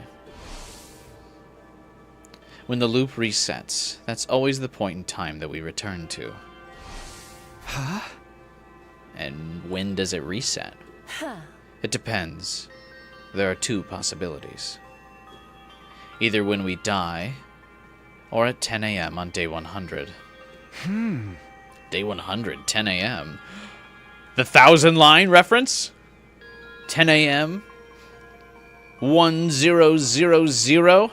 1,000. 1,000 lines. 1,000 endings in the DLC.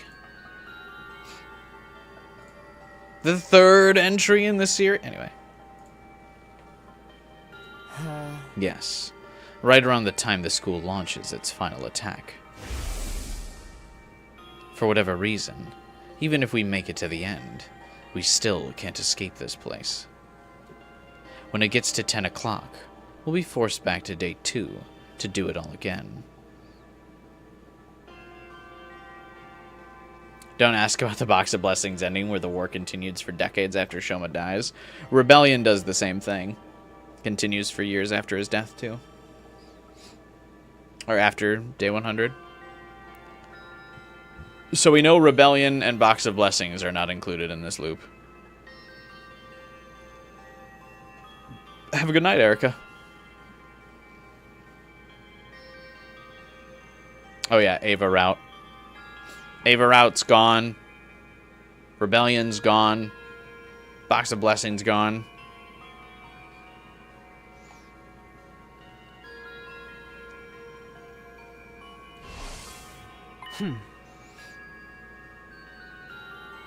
You said you remembered a timeline where we managed to get into the escape pod, yes? But do you remember anything from after that?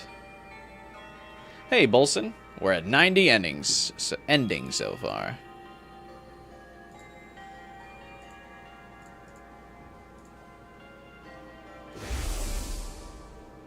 I remember taking off for the satellite and watching the final attack through the window.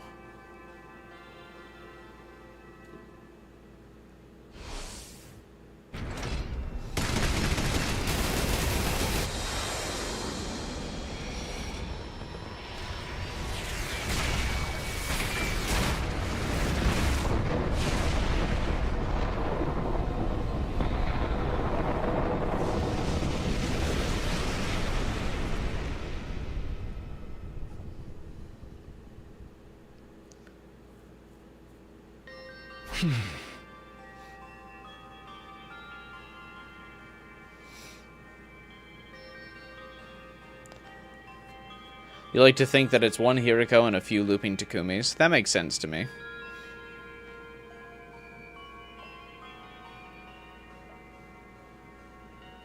I mean, it's pretty early in the route, so we don't know for sure yet, but I feel like part of the loop is because of Takumi's power, like, glitching out or something.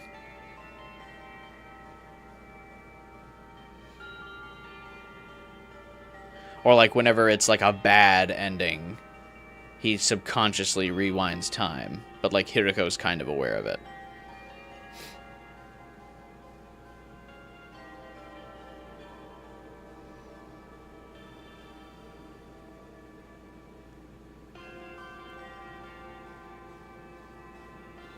How did Hiriko feel about us abandoning her and the team to impregnate an alien?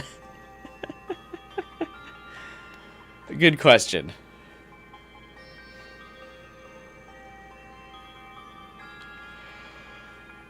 But there's nothing after watching the final attack. You see, you don't have any memories of us actually reaching the artificial satellite. Neither do I. That also eliminates Cult of Takumi from the loop. Before we could get there, our consciousnesses are pulled back. Huh? And we start again from day 2.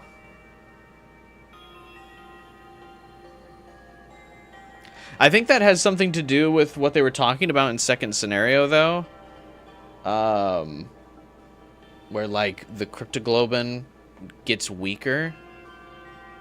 The farther away you get from the planet. So maybe it has something to do with, like, the planet physically yanking them back down to the surface. Or, like, back in time.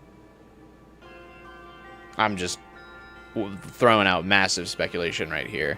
But I think in second scenario, it mentions the farther you get away from the planet, the weaker cryptoglobin gets. Because it's, like, sourced from the planet. So, like, the force of the planet yanking their cryptoglobin and consciousness back, like, yanks them through time? Probably not, but a fun theory.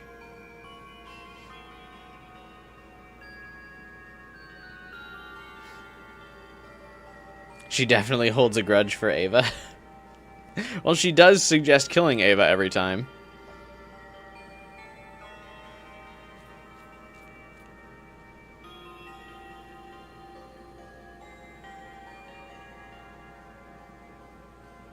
So there's at least like 5 routes that don't fit into the loop, for sure.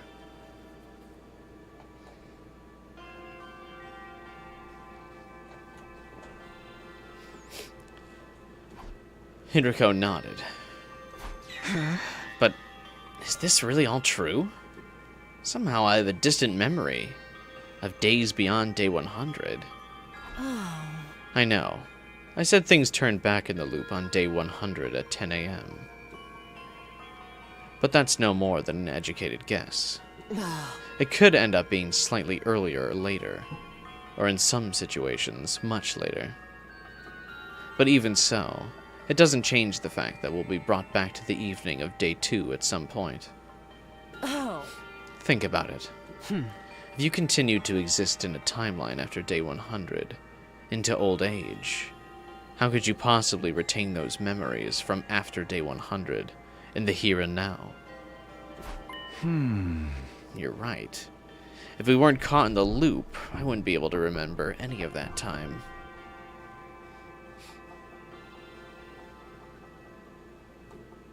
I must have gone back to day 2 even in those longer timelines, and that's why I can only vaguely remember them. Oh. But going beyond day 100 is an extremely rare, anomalous event. It's probably safe to say that in general, the loop turns back on itself on day 100 at 10 a.m.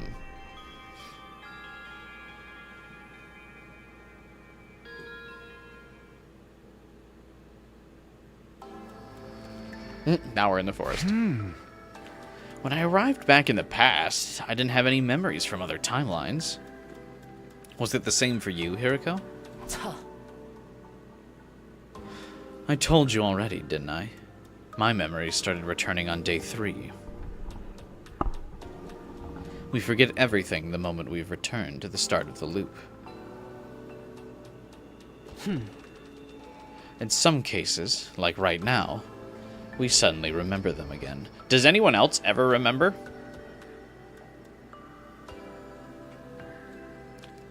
I have no idea what causes it, or if there's any kind of rule governing the process. This is weird. Wait, you've been here for 40 years and you haven't pieced anything together, Hiriko?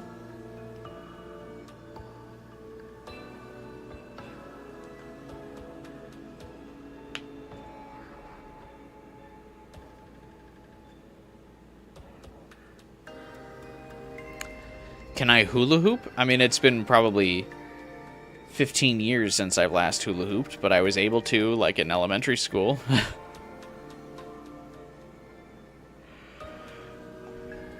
Especially since I still remember my first timeline when I go back to day 2. Huh. That's probably because of your cryptoglobin.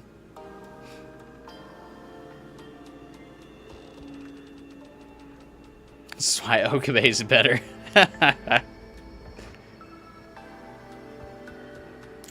You understand why Takumi can loop, but why can Hiriko?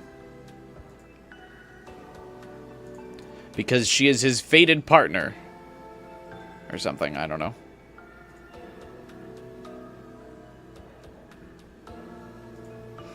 Probably something about, like, her entering the time machine, exposing her to, like, this, like, loop, and to get stuck in it.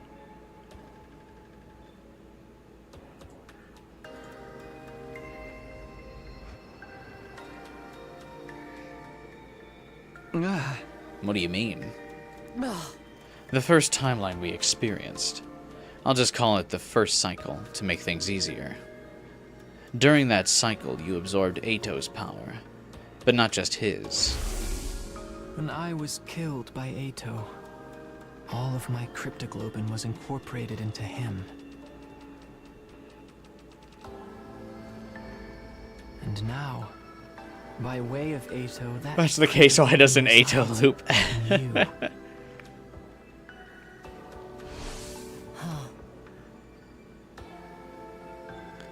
On the 100th day of the first cycle, you had that Ghost Boy's power inside you. That made you strong enough to retain your memories when you traveled back in time. Wait a minute.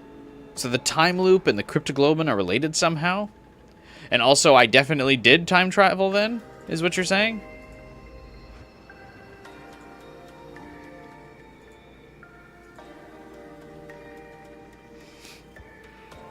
Oh? It only stands to reason. Think about it. What's your specialist skill? A special redo? The power to try things again? See, it all adds up. What about you? Your special discipline skill is totally different from mine. You know how some people are really good at multiple subjects, like history and math? No. I don't know anyone who's good at both history and math. It's the same principle. So, you've got the power to redo things as well? I do. And why haven't I ever seen you do it before? Technically, I've never seen you redo something either.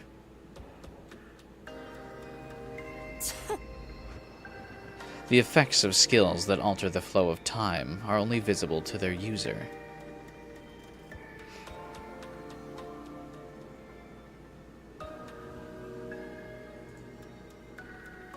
What?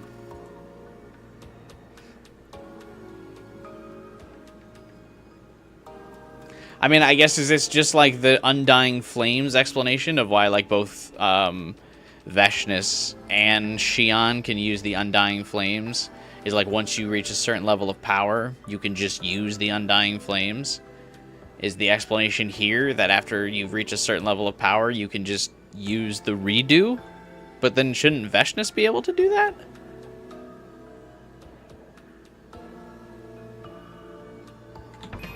Oh. I didn't mean to hit escape there. What? Huh?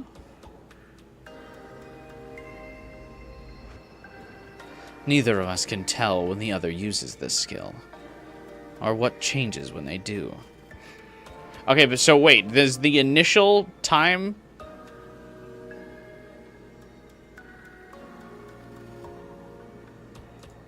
He uses the time rewind. Is that even like real at this point?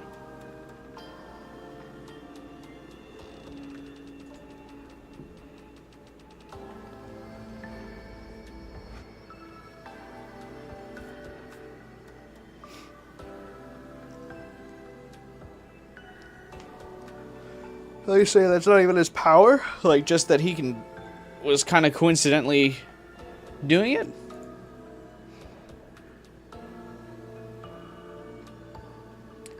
Takumi's redo is the weakest part. Shoma's special skill is hammered in the story, but Takumi's basic skill is never mentioned.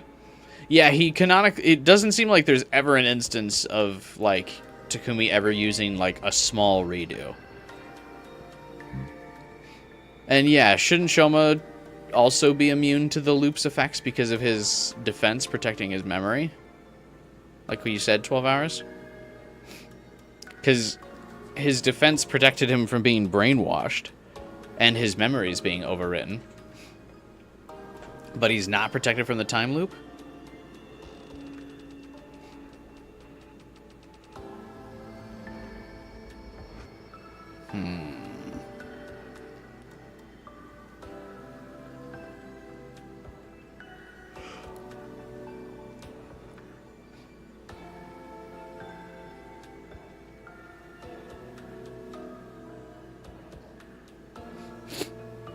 Okay.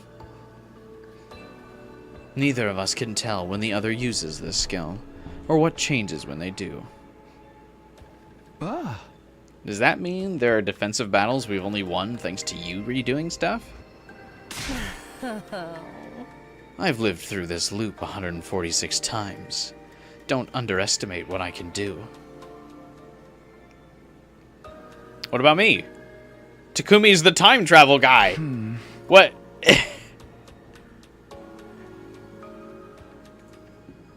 But then that's his whole thing.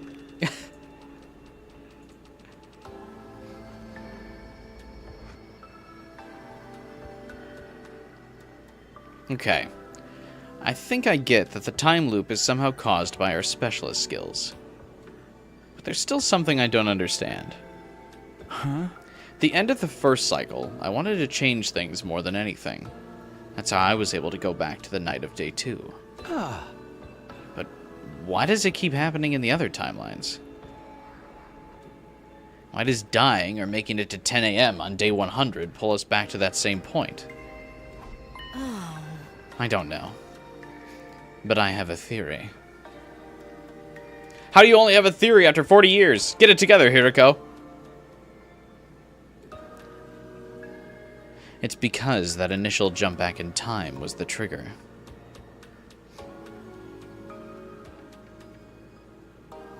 Oh? Think of spinning tops. They'd never stop spinning if it wasn't for friction. The same goes for things like pendulums or springs going downstairs. In a situation where there was no resistance, all it would take is one little push, and they'd keep moving forever. Forever? That's right. Does that mean we're going to be stuck in this loop forever?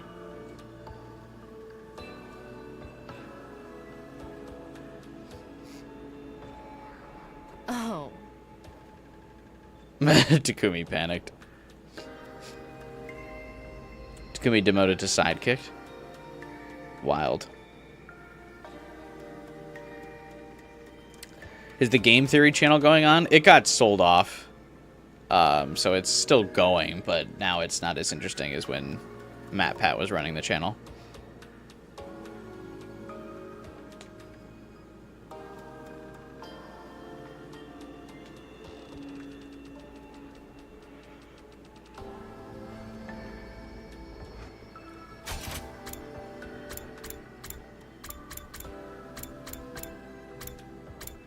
Okay.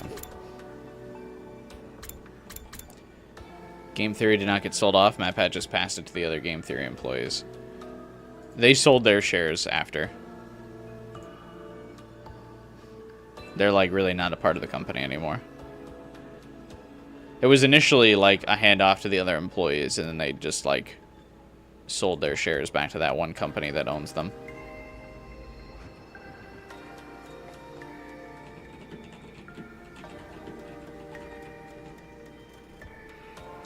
Lunar X or whatever.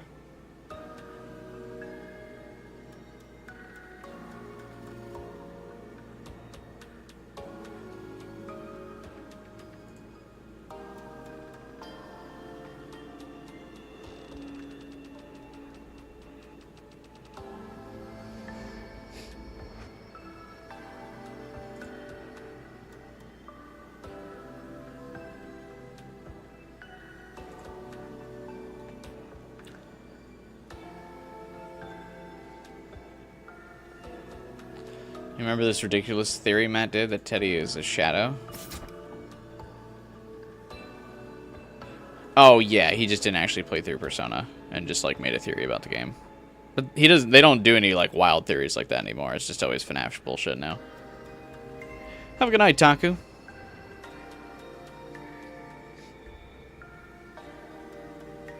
Sorry you gotta go to bed. The VOD will still be there though. Don't worry.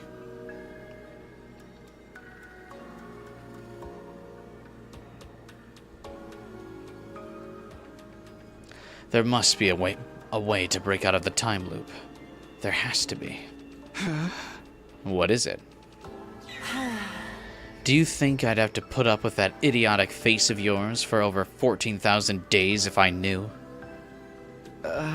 So, we don't know how to escape. Not right now, at least, but... But what?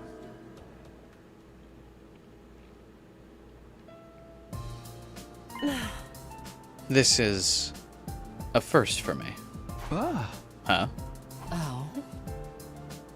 The timeline we're currently in is different from the others I remember. We've made it to day 11 without a single member of our team dying. In all 146 loops. That's never happened before.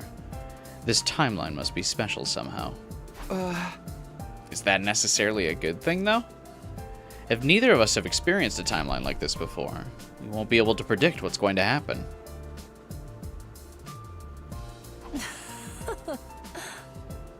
That's true. Aside from when the enemy attacks occur, that is. But this could be our chance. Our chance to finally escape the loop. All of the other timelines have ended in tragedy, one way or another. But this one could be different. The fact that we don't know what's coming means there's still untapped possibilities. Hiriko's eyes were sparkling. I'd never seen her this excited. Do you remember what I told you on the night of the third day? Oh. About not killing Eito and keeping your time travel secret from the others? I said they were probably the right choices. Because those choices are what created this timeline, where we finally have a chance to change things? Exactly. So then, my coming from the future in the time loop. If we want to preserve this timeline's integrity, it's best that we don't tell the others.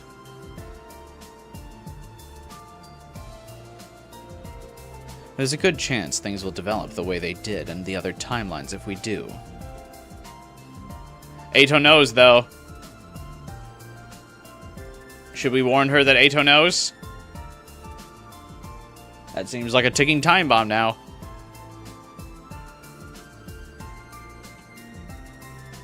This is the only route where everyone makes it to day 11 alive.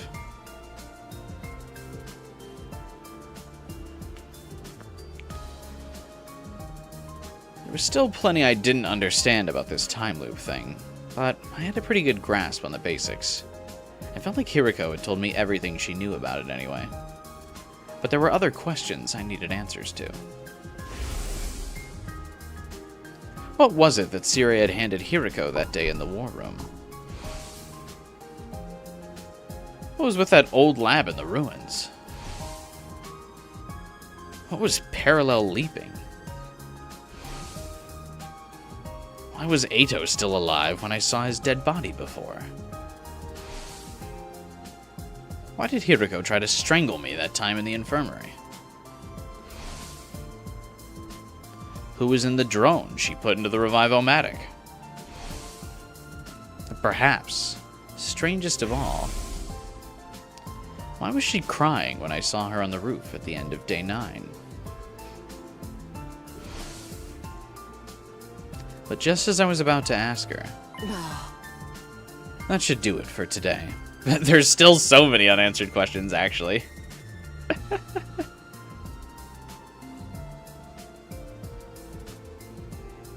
That's wild when you put it like that.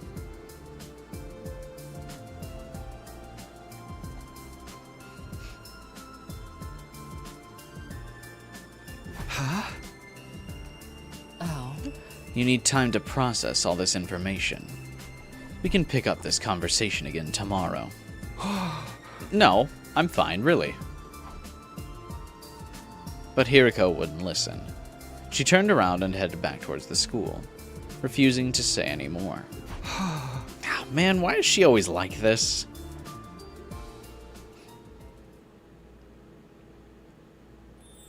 Hiriko thinks keeping Ato alive is the right thing to do. So now you have a scale from Hiriko to Xion. Yeah, I suppose. She looks so smug. Hiriko does have a lot of good smug sprites. Without much else to do, I went back to my room. Thinking about all those mysteries wouldn't do me a lot of good now. Not to mention, we'll still have plenty of battles to fight from here on. I need to keep building up my bonds with the rest of the team, so we'll be ready for those challenges. Maybe I'll take a look around and see how everyone's doing.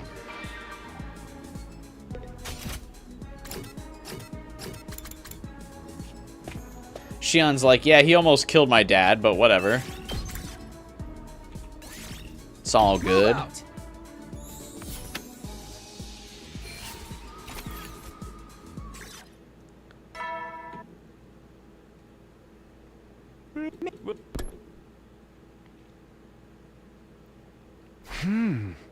Hiriko said we'd talk more tomorrow.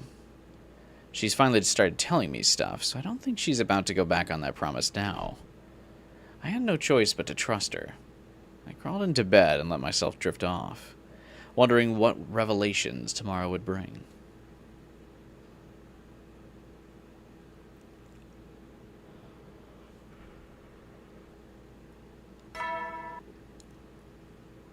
Get prep, be ready to...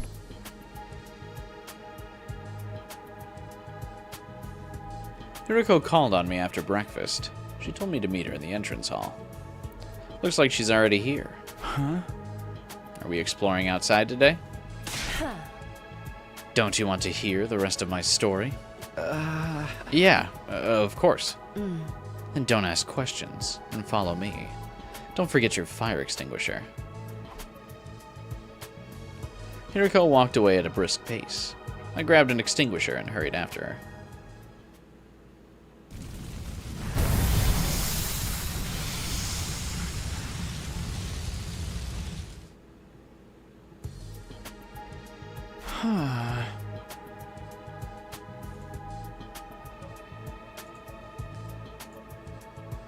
So, where are we going? Oh? Why are you always so dense? I know what you want to ask me. We're going to the one place where I can properly explain things. You mean that old lab? Oh? Better than giving you a lab-otomy. That was a joke. Yeah, I didn't think she was being serious. It was just weird to hear Hiriko joke about anything. Stop wasting time with your nonsense. Let's get going. Nonsense? I didn't even say anything. But Hiriko was already on the move, too far away to hear any protest I might voice. Sheesh. I muttered my complaints to the air instead and followed after her. On the way to the lab, I filled Hiriko in on what happened in the timeline with the zombie outbreak. Like she told me yesterday, She didn't have any memories of that second half of the timeline, or more accurately, of anything that happened after she was zombified.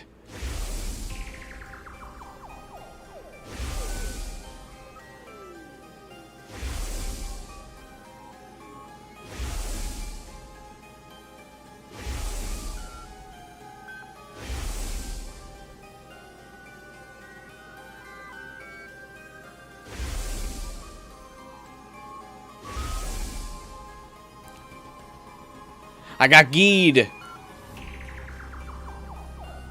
Oh no, the Gi infecting Takumi does kind of prove that he can actually rewind time, right?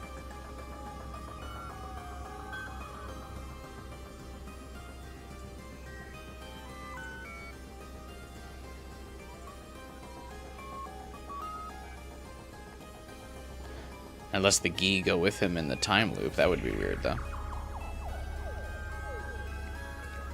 It's just like I thought. Those zombies were created by the Gi parasites.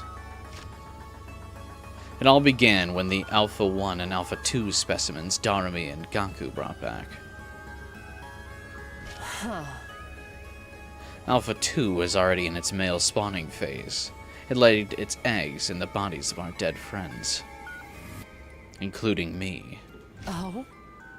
Then those eggs hatched into male Gi and burrowed into the corpse's brains, temporarily reanimating them. That also explains one of the biggest mysteries around here. It does? Which one? Oh? You're better off not knowing. But I know you'll only keep pestering me about it, so I'll tell you later.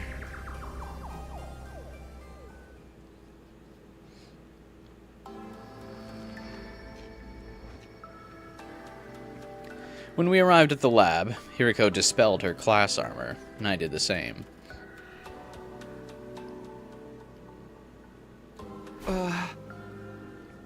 Why did we change back into our regular clothes? Tuh. You can't put on a leap suit while wearing class armor. I don't think we'll actually need the suits this time, but it's just force of habit. Huh? Why don't they work if you've got class armor on? Leap suits have the ability to repel hemoanima. They're not affected by attacks from the class weapons.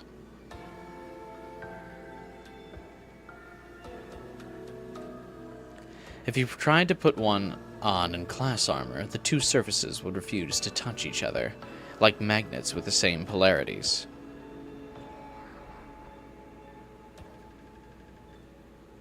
If the Gi data comes back, then why aren't Nozomi and Kako way bigger problems?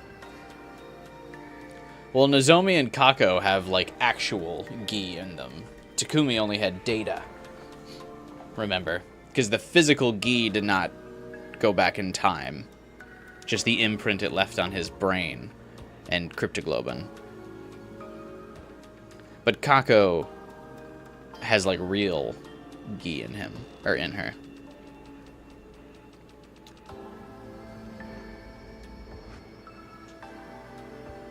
Because Takumi got Gi'd before the time loop. And then went back because of the time loop.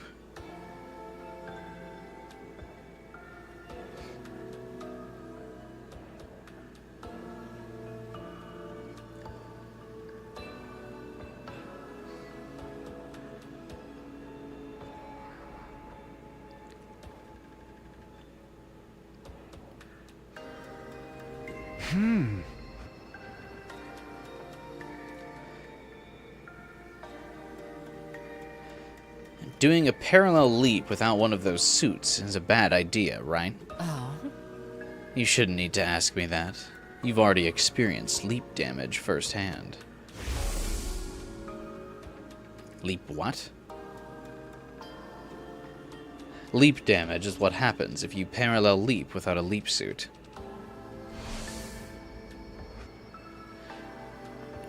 "12 hours, it's the... Kako and Nozomi travel through the time machine. Takumi travels naturally.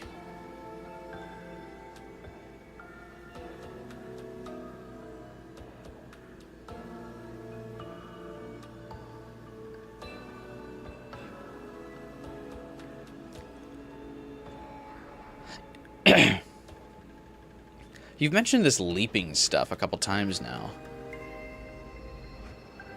What does it mean? That's what I brought you here to explain. Are you familiar with the concept of parallel universes? Yeah. Ito told me about them in the first cycle. They're basically alternative realities, right? Are you saying the different timelines we've experienced are the same thing? Exactly. If it helps, you can think of parallel universes as the worlds of other timelines. So parallel leaping is... Oh? Just like the name implies, it's the process of traveling or leaping to a parallel universe. Huh? Leaping kind of implies we're going pretty far. People call trips through time leaps sometimes, right? Is it anything like that? Oh. No. The direction is completely different. A time leap means going forward or back in time. A parallel leap is more like horizontal movement. Or like changing trains to ride a different line. That's almost the name of the game!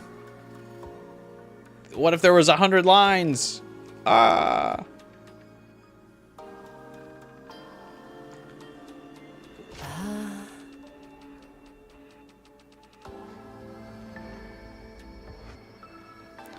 We can't use parallel leaps to go back to the past or forward to the future. Instead, we move to the same place and same point in time, but on a different timeline. Take a look at this diagram. Let's say we leap from timeline A at 1:01 a.m. We'd arrive in timeline B at the same time. Oh. Essentially, our coordinates in time don't change, only the world we inhabit. There's another difference, too. A time leap would be like your journey back after the first cycle, only your consciousness was affected. It's not like you got into a time machine and physically went back in time. But that's not the case with parallel leaps. When we leap, our bodies are traveling to those alternate realities. And the thing that makes this possible is this. The PLM. Oh. You've probably guessed from the PL part, but it stands for the Parallel Leap Machine. Wait a minute. You mean that night, just after midnight on day 5? We leapt to another timeline? Oh. You only just figured that out? You really are slow sometimes. Where did we go, though? Which timeline was it? In answer to my question, Hiriko took out a handheld device and showed me the screen. That's the menu! Oh, why does this look so shit, Hiriko? You should, like, put different colors on it or something so we can tell what's going on. At the very least, 3 colors. You know, because you like 3 colors so much.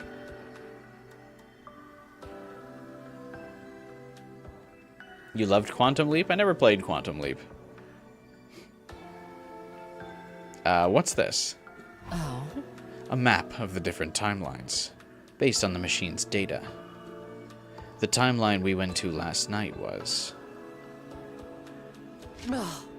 Hunt Mystery. Hunt what? It's a timeline that splits in 2 on day 25. Oh, I'm so tempted to check the timeline right now. But I assume that's correct.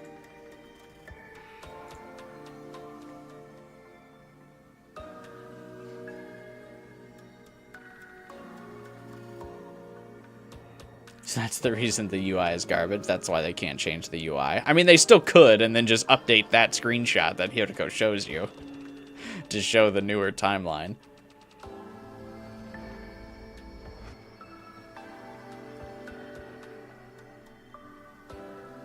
It's a timeline that splits in 2 on day 25. In one of them, you don't remember yet, we're forced to participate in a killing game called the Invader Hunt. I call that branch the Hunt Timeline. The other branch you should remember.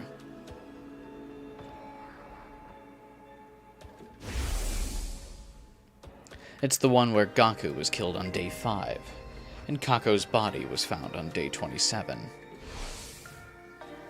You investigated the matter and figured out that it was Shoma who killed Kako. But then Shoma himself was killed. This time you pinned Ava as the culprit. But then she self-destructed, and things only got worse from there.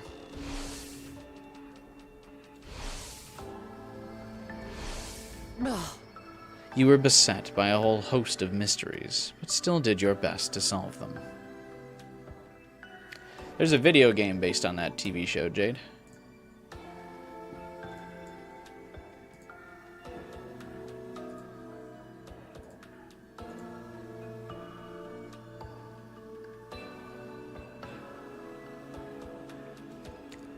That's why I call this branch the Mystery Timeline.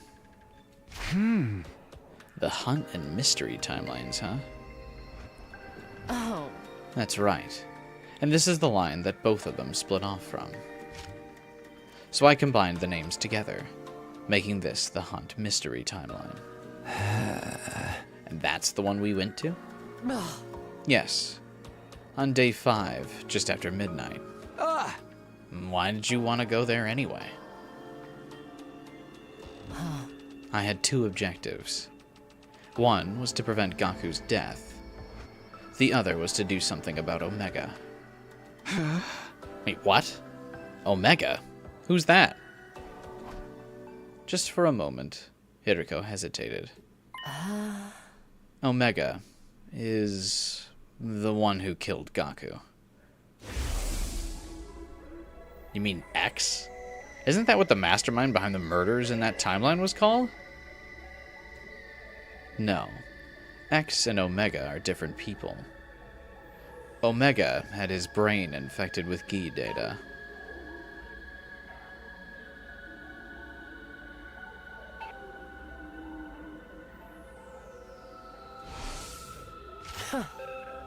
There was no physical parasite there, but it was just the same as if he'd been taken over by one.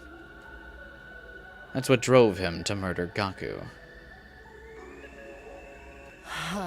Even if I hadn't dealt with him, he would have tried to kill again. She calling him Omega? This is peak. But where's Sigma?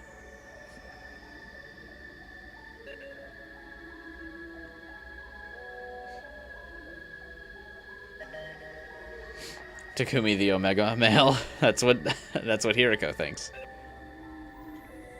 This is really cool. I really do like this route. I knew this would be one of my favorite routes, which is why I'm really glad we left it to the end. Because I knew, like, I love how Uchikoshi explains things and, like, sets up mysteries. I think it's so cool. So I'm very excited that this was towards the end. Like, this is the most engaged I've been in a route in a while, I think.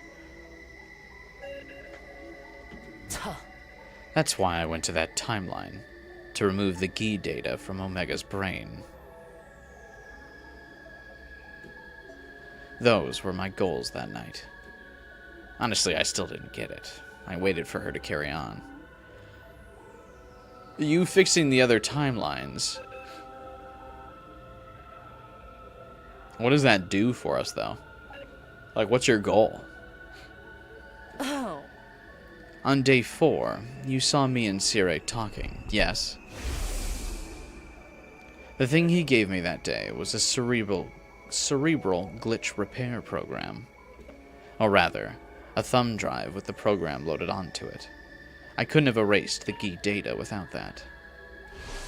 Why did Sire even have something like that? That's a matter for another day. The important thing is that he handed it over.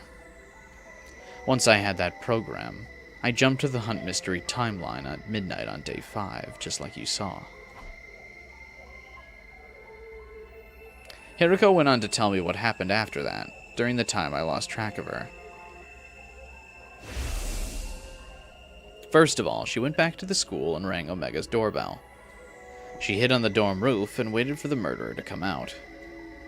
She then dropped down and knocked him out with a strike to the back of the neck.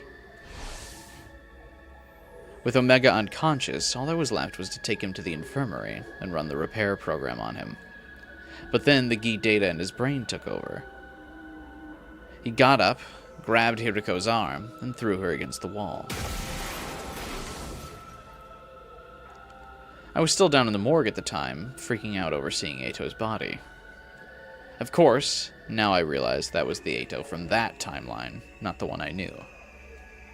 In that timeline, I must have decided to kill him on the night of day 2 and absorb his cryptoglobin. So it was only natural that his corpse would be there. Anyway, that's when I heard the noise. Wait, does he not acknowledge the fact that if we absorb his cryptoglobin, he would be mummified? Not, like, in a normal body state? That's weird. Is he not going to acknowledge that?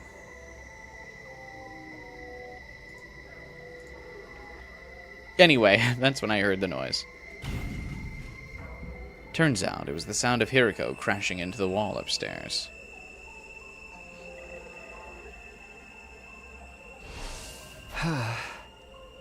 When I went out into the corridor, I heard another noise. It must have been the infirmary door opening.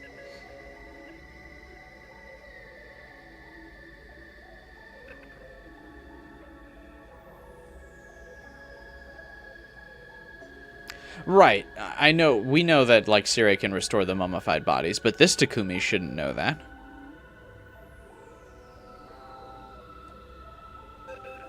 Right? I mean, I guess if you consider the loops, maybe he does.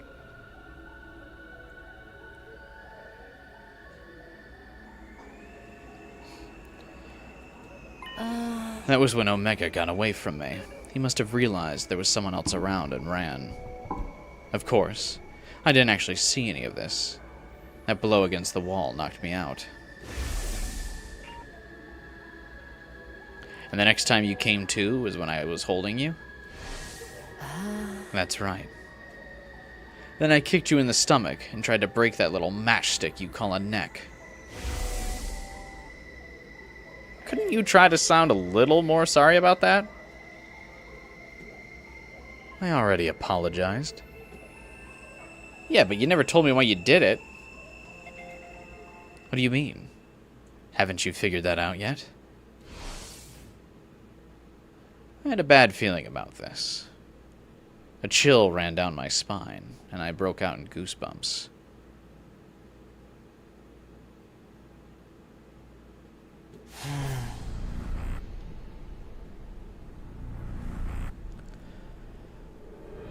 Ooh, this is the execution theme. Is this the first time that this song plays during the visual novel portion?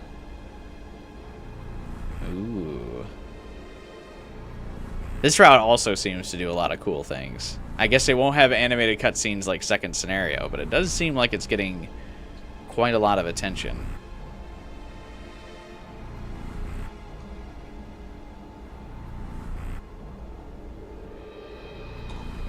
After you blacked out and I got a proper look at you, I noticed something.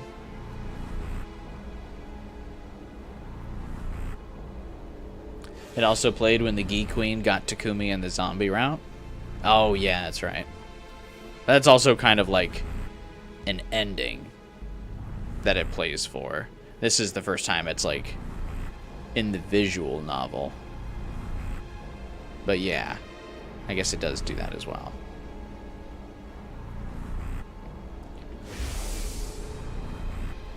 There was a purple rash on your face. That's one of the symptoms of leap damage. They ran out of budget for 3D cutscenes. They blew it immediately on Second Scenario, the first like route, and then we're like, we can't do these again.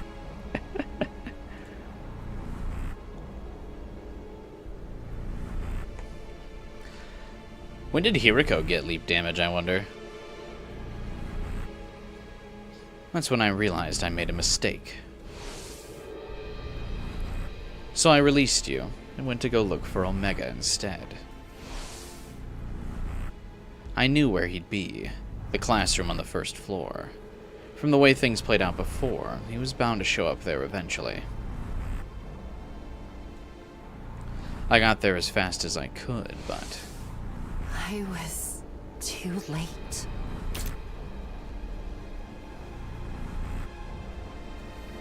Oh, this is him killing Gaku, right? I was like, who the fuck is that? Technically a new CG here, I think. When I opened the door, I saw Gaku's body, covered in blood.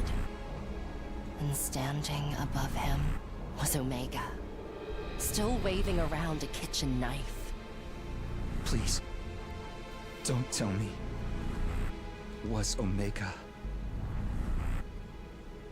I'm sorry, but it's true. Omega's true identity. The person with the Gi data in their brain.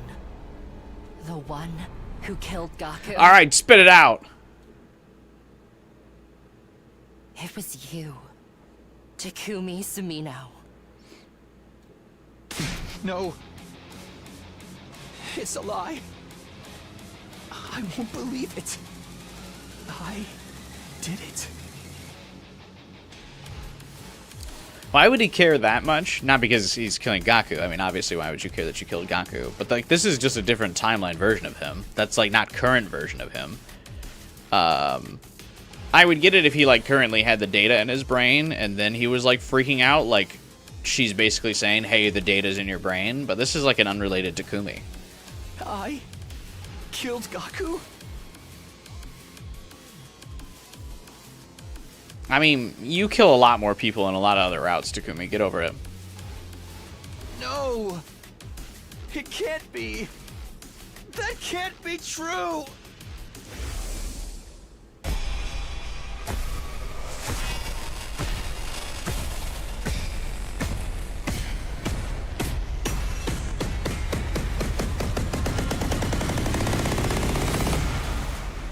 Well, I hope we get to see that CG in color.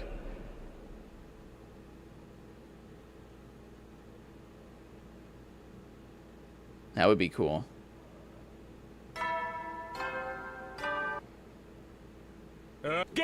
Be ready to... This is the second time you've done this. I'm starting to get tired of it. There are 8 endings in this round. I know what ending should be last, but I'm not sure in what order we should tackle the rest. I take it the one that's last is not the one that unlocks the mystery story lock. Which one unlocks that one? Because we should probably go for whichever one unlocks the mystery route first. So, like, we can go knock that out and then come back to this route and do all the others, right?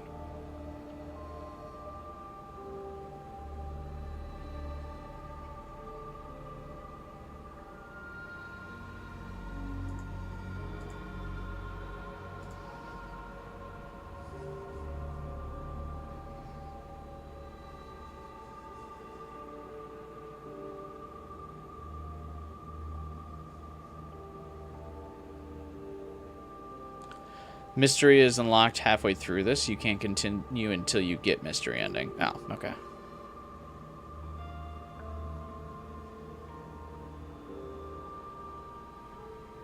Easy enough then.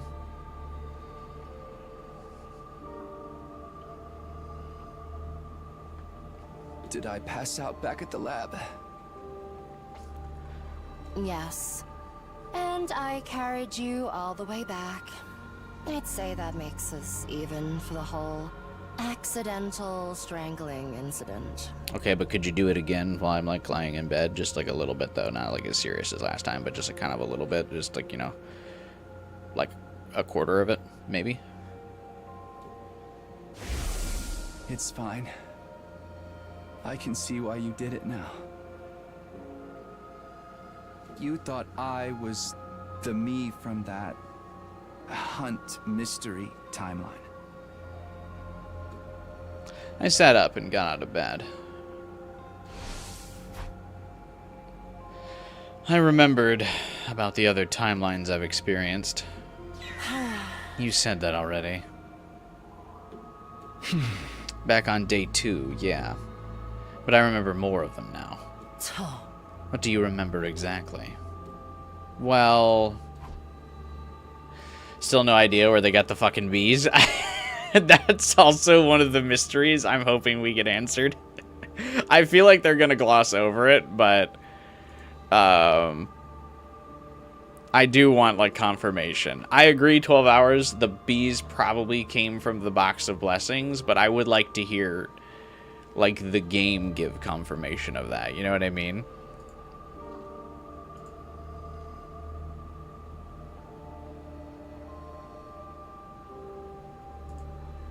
Like, I know we've been able to infer that, but the game has not been like, yeah, I wished for fucking bees. What are you gonna do about it?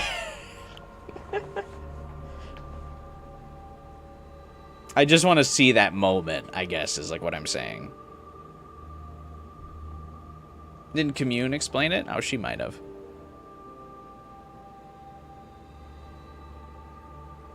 I just want one interesting moment from Box of Blessings.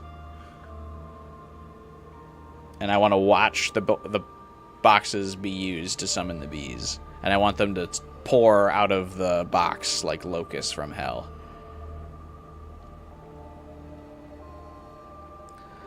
For some fucking reason. It's so dumb.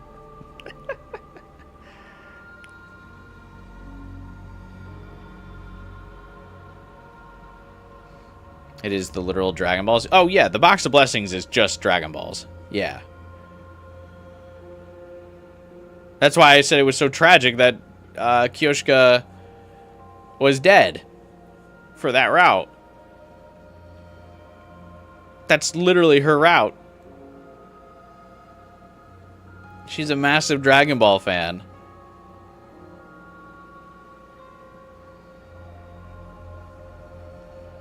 Right, yeah, that's what I mean, Liz, is like, I also want, like, the confirmation that the Box of Blessings was used. Because, yeah, Commune was like, they prayed for the bees and received them from God, which implies the boxes. But I want to see it. How would Shenron react? Shenron's got dumber wishes. Or has received dumber wishes. Like Oolong's first wish. Bulma wishing to be 5 years younger. Frieza wishing to be 3 inches taller.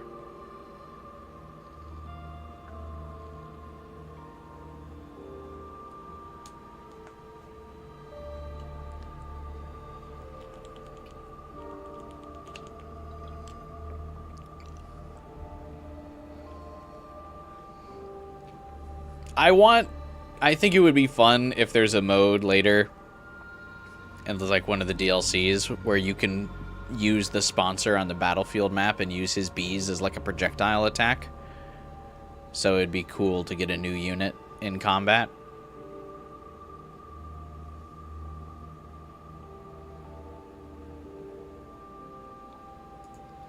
You know what I mean? As like a DLC character.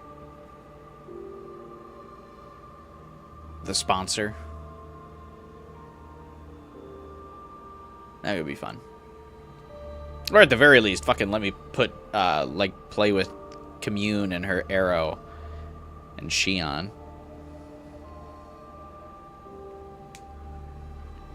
So we go an entire route trying to find them. The sponsor finds them all on day 30. Yeah, I assume the sponsor learned from, like, their location. Because of the time loops.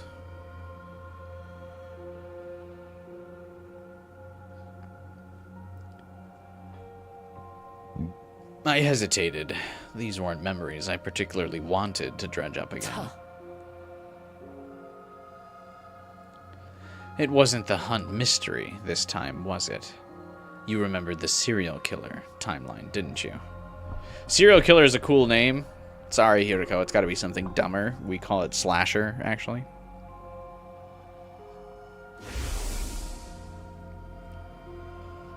The serial killer timeline.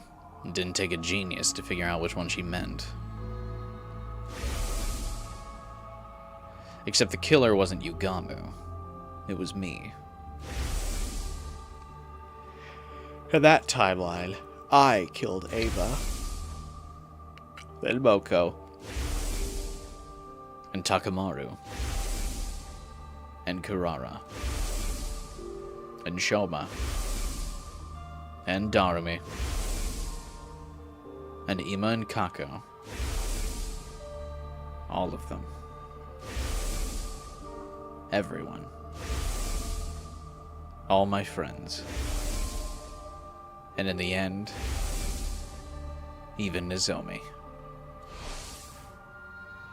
I started shivering uncontrollably. I felt off balance, like I might collapse at any minute. Are you alright? I wasn't alright. Not even a little. But I put my hand on my chest and forced myself to take some deep breaths. Oh? You were probably repressing those memories until now, as a self-defense mechanism.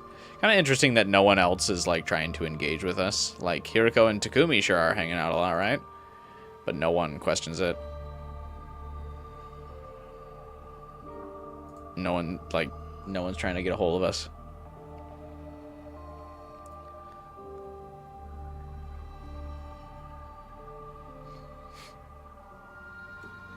You sealed the memories away in a corner of your mind without even being aware of it. That's why I likened your mind to a steel shell before. But I guess you really are as fragile as a salmon roe after all. I wasn't paying attention to what Hiriko was saying. The only thing I could hear clearly was my own raging heartbeat. Oh.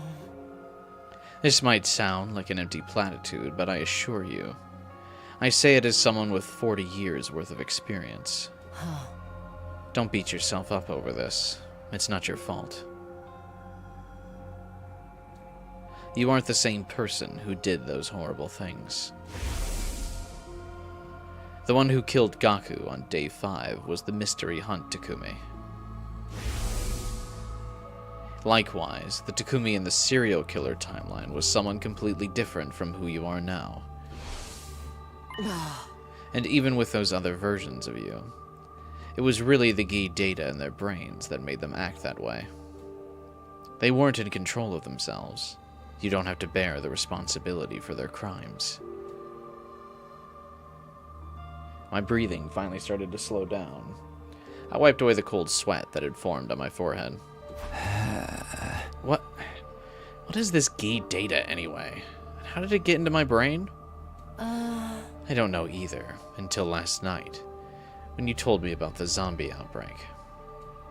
In that zombie timeline, you were infected on day 100. And to my genocidal twink friend, I give you all of my bees.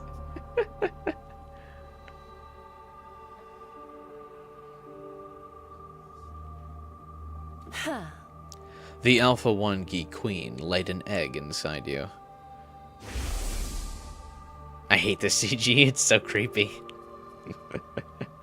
They keep showing it. That egg then hatched into another queen, which burrowed its way into your brain and fused with you on a cellular level. Okay, but right after that, the final attack began and...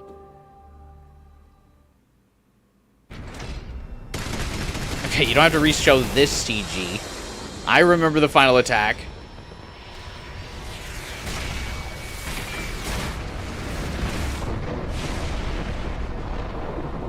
Crazy hentai. Oh, I'm sure there's plenty of hentai from that image.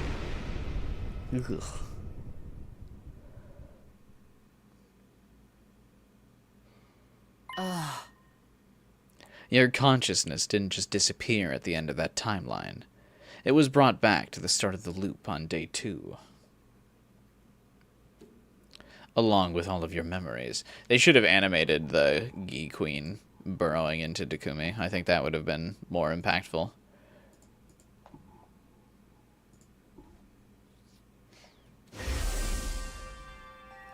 Our memories persist across timelines, so they must exist in our brains as some kind of cognitive data. And in this case, that data included the presence of the Gi. The parasite itself didn't travel back in time with you. but it had merged with you so completely that it was already part of your consciousness when you came back. But isn't that going to be a problem? Doesn't that mean my brain still has that data in it even now? Don't worry about it. It won't take you over again. The version of you that's here now has already been treated. Treated? Oh. This is a timeline from after you successfully had the Gi data removed. There are timelines like that? Trust me, a lot can happen over the course of 146 loops. I meant to tell you yesterday, but Omega, the you in the Hunt Mystery timeline, has been treated now too. You remember I said I walked in on Omega killing Gaku in the first floor classroom? Before he could escape again, I ran up to him and injected him with an anesthetic I got from the infirmary. A few seconds later, he was out cold. I hoisted him onto my back and carried him upstairs. Back in the infirmary, I put him into one of the recovery drones and got to work. I still have the repair program Sire gave me. I installed it onto the Revival-Matic and used it to erase the Gi data from Omega. You saw me doing that, didn't you? Oh, right. I did. You asked me who was in the machine before. Well, it was you. The Hunt Mystery version of you. Oh. At any rate, the treatment was a success. The Gi data was completely removed from Omega's brain. The Takumis in both the Hunt and Mystery timelines that branch off from there will be fine too. We won't have to worry about them hurting or killing anyone now. Huh? That's good. But what did you do with that me after you finished treating him? I took him back to his room and put him in bed, not unlike what I did with you last night. Oh. Then I went back to the infirmary and slapped you around until you came to. I'm assuming you remember that. Yeah. I also remember you saying you couldn't save him. Now you've told me all this, I can see you meant Gaku. Hiriko's expression clouded over. She gave a little nod, her brows knitted together in sorrow and frustration. Hey, come on, don't be like that. This is all my fault anyway. I was the one who killed that version of Gaku, and everyone else in the serial killer timeline too.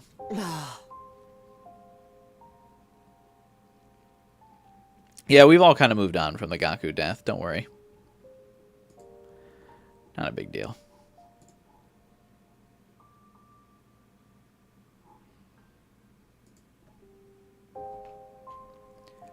How many times are you going to make me repeat myself? That wasn't your fault.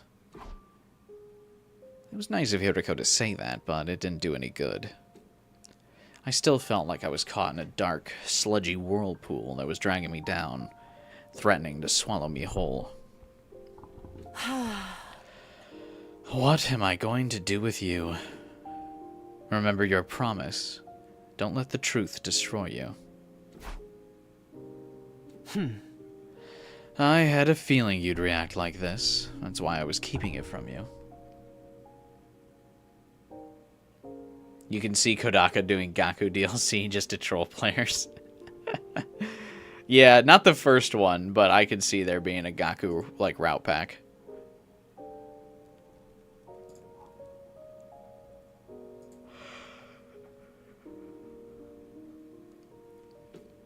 I just knew you'd end up feeling like you were responsible for the whole thing. I wanted these thoughts to go away. I wanted it all to stop. It took everything I had to croak out my next words. I'm sorry, but I'd like to be alone for a while. Hiriko sighed again, shaking her head in bewilderment, but she left all the same. Wait, she actually leaves? She doesn't smack him around and go, no, I'm not going to let you just fucking brood in here.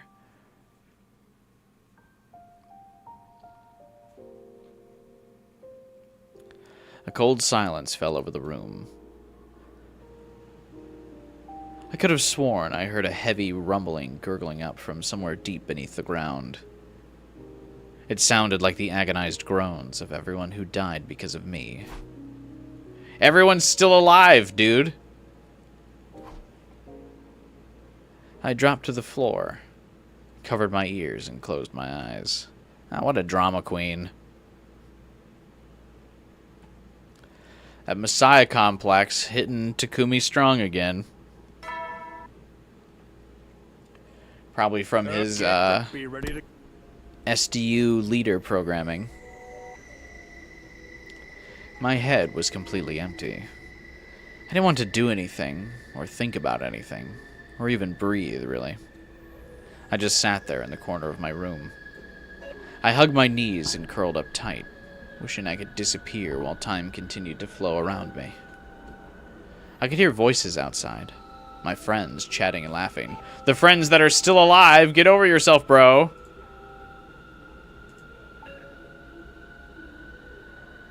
It's fine.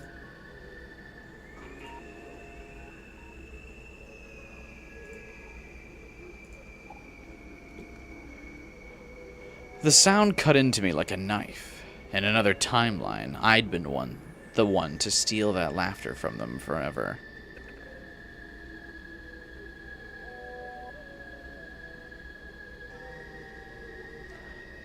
No wonder he gets along so well with Eito and Hiriko, and his relationships with Nozomi sometimes feel awkward.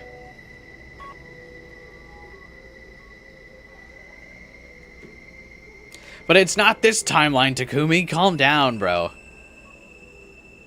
At some point, my room started to get dark.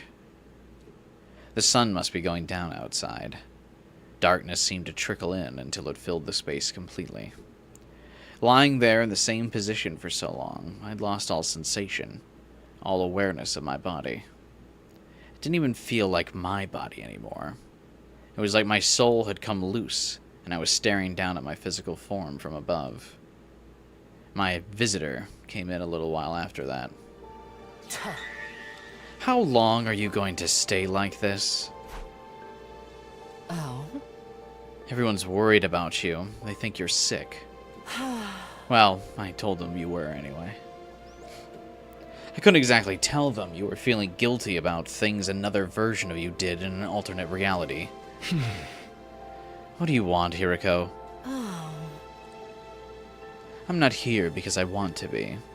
The others just sent me to ask you something. Ask me what? Tomorrow's day 15. That means there's another attack coming. They want to know if you'll be joining the battle. Oh. Or are you going to abandon them? Are you going to betray them? Do you just not care if they all get killed? They've already been killed. I killed them myself. All of them, one after another. All of them dead because of me. So I just can't.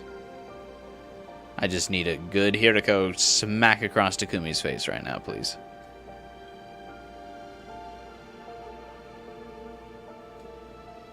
I can't do this anymore. I don't care. Just let whatever happens happen. I really can't do anything. Hiriko continued to stare at me, but there was a different look in her eyes now. There was no pity there, only contempt.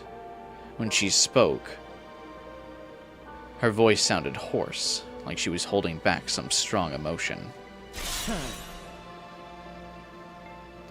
I'm disappointed in you. Did what you told me on day 10 mean nothing? You told me we could make the future we deserve together. What happened to all of us reaching day 100 with a smile? Hearing that is what convinced me to tell you everything. I felt like this timeline could be different. It was the first time in 146 loops anyone's ever said anything like that to me.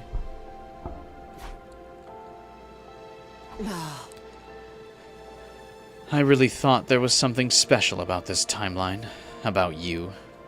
I thought you might be the one to finally break us out of this never-ending hell. Oh. And now you're giving up? Just like that? How could you? She clenched her fists. The look in her eyes had changed again. Now she was glaring at me with pure, undisguised animosity. Huh? You weakling. You sniveling coward. You think you get to give up and mope around for the rest of your life? Who do you think you are? Osamu Dazai? Who is that? No, you're worse than that. You're like a mech pilot going crazy from being synced with its navigation system. Or a poser emo band fangirl bandaging her wrists just to fit in. Oh. The you that killed everyone was a completely different person in a different timeline. And he wasn't even in control when he did it. Get a hold of yourself already. Oh. Don't you realize how much danger you're putting everyone in by wallowing like this? If anything is going to get them killed, it's your own negativity and self-loathing. You're sure as hell not going to protect anyone the way you are now. If you're going to allow others to protect you while doing nothing in return, you might as well be signing their death warrants yourself. You're going to get everyone killed. And you're doing it of your own free will this time. That's a complete betrayal of everything you believe in. Oh. What happened to all of us reaching day 100 with a smile? What happened to creating a future where we could all be happy? I've tried everything I can think of and nothing's worked. I can't do this alone. I need your help. You, Takumi Samino. You're the only one who can save us.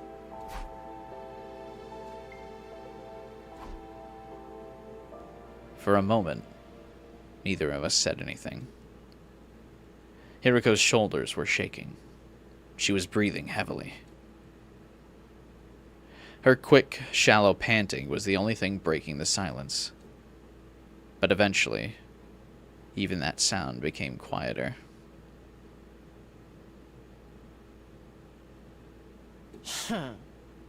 I guess that's it. I can't count on you for anything. Not in this loop, or the next, or the one after that. Never again. Hiriko turned and left the room.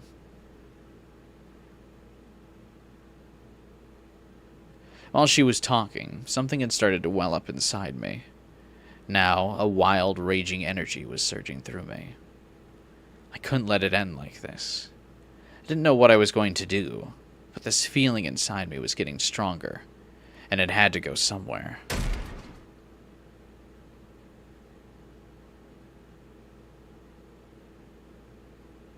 Before I knew what I was doing, I'd got to my feet and rushed out the door. Hiriko, wait!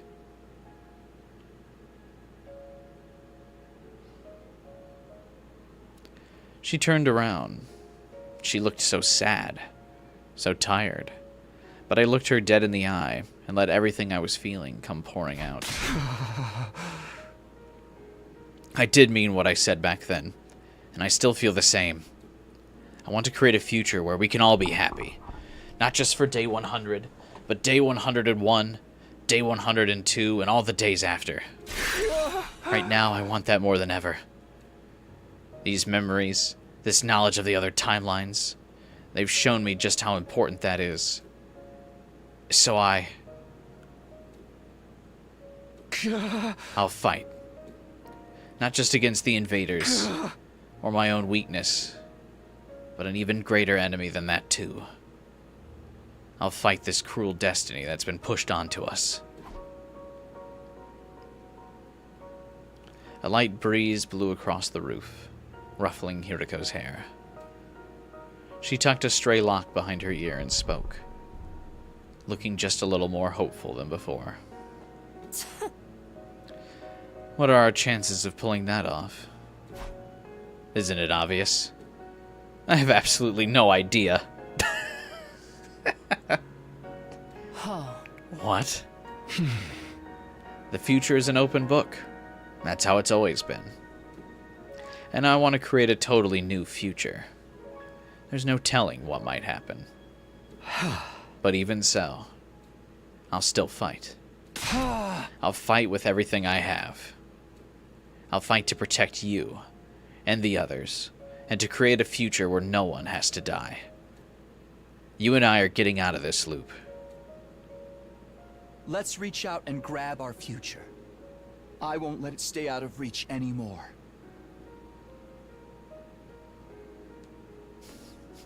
I thought he was going to say for a second, like, when she was like, what are the odds of that? He was going to be like, well, we're just going to keep looping, so eventually it'll happen again.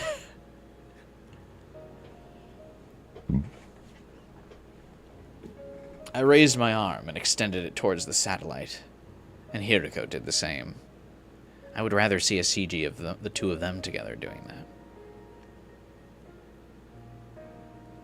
It was still hundreds of thousands of miles away, solemnly shimmering in the night sky, but somehow... Just reach out and grab it, huh? Yeah. Both of us? Together? That's right. You really think we can do it? I don't know. But I'll do anything to make it happen. Anything? Yeah. You did say anything. Yeah, I did. Hiriko let her hand drop to her side. Oh. All right. In that case, starting tomorrow, you're going to be my servant. What? You said you'd do anything. Naturally, that includes being my slave, doesn't it? Huh? Hold on, that's not exactly what I meant. I'll be counting on you to get me out of this loop. Huh? Yeah, of course, but the servant thing is... Silence. I'm tired and I'm going to bed. I need to rest up for the battle tomorrow. Oh. Well, good night. She gave me a wicked grin before going back to her room. Yeah, Hiriko's really into the Dom play, that's for sure.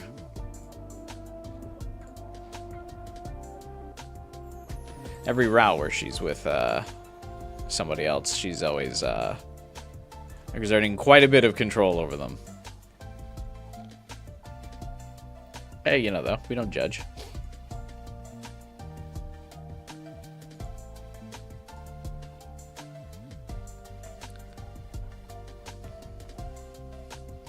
You're surprised Hiriko didn't get more wild with the time looping thing? I think it's safe to assume that she does get more wild with the time looping thing. Considering she's done it 146 times, there's probably some times where she's just gone off to explore around. That's probably how she ended up finding the parallel leap machine. But obviously those wouldn't be interesting routes from the player perspective of Takumi, where it was just like, and Hiriko left on day 7, and we never saw her again. This girl is so silly. That's a funny way to describe Hiriko.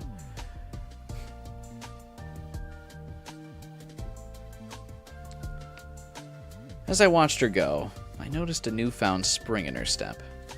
I, on the other hand, suddenly felt uneasy. I doubted I'd sleep well tonight. I thought they were going to kiss there, to be honest, but... Slave play is also interesting, I suppose.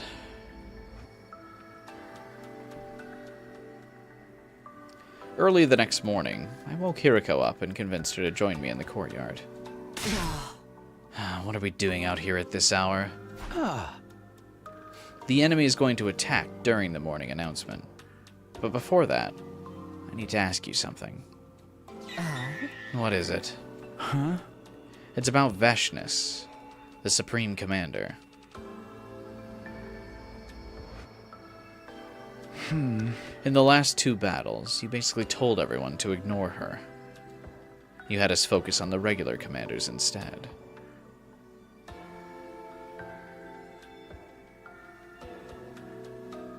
Ugh. And you want to know why? It's simple enough.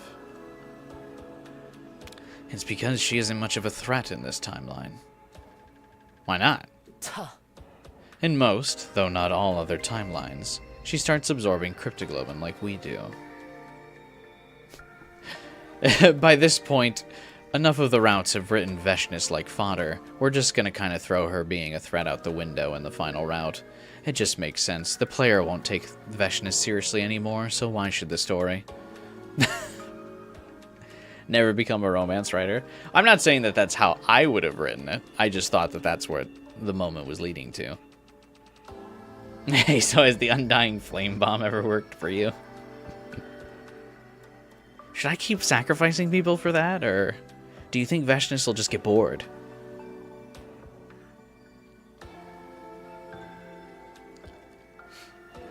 In most, though not all other timelines, she starts absorbing cryptoglobin like we do. It's a decision she comes to while listening in on our communications in her hoodie guise on day 7.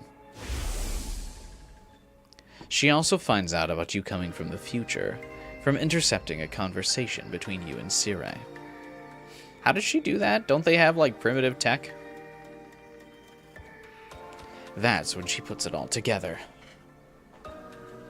The reason both sides suddenly got stronger is because of you absorbing so much cryptoglobin during the first cycle. Knowing that, she decides to do the same, breaking her religion's greatest taboo. But none of that has happened in this timeline. Because you didn't mention time travel in the battle on day 7. Oh. Not that you would, having decided to keep it a secret from everyone. Oh. Now, Veshness doesn't know you've come from the future, or just how much power can be gained by taking it from others. Do you understand what that means? Yeah. She's still following the teachings and not absorbing cryptoglobin? Not in this timeline, anyway. It did make sense. It must be why she didn't drain Pakron after we defeated her. That doesn't mean she's not a threat at all, right? Huh. Of course not. Ideally, I'd like to put an end to her in today's battle. Huh? How are we gonna do that? We have the new weapon Sirei and Nigo created. It's what we usually use on day 15. Oh, right. But it's also usually unfinished.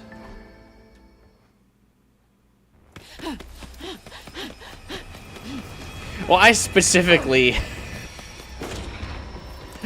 showed the Kyoshka one.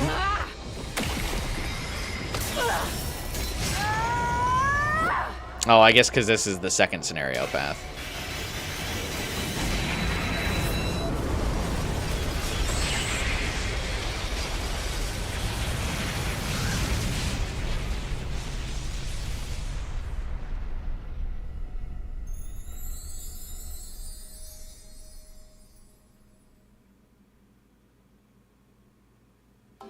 Oh.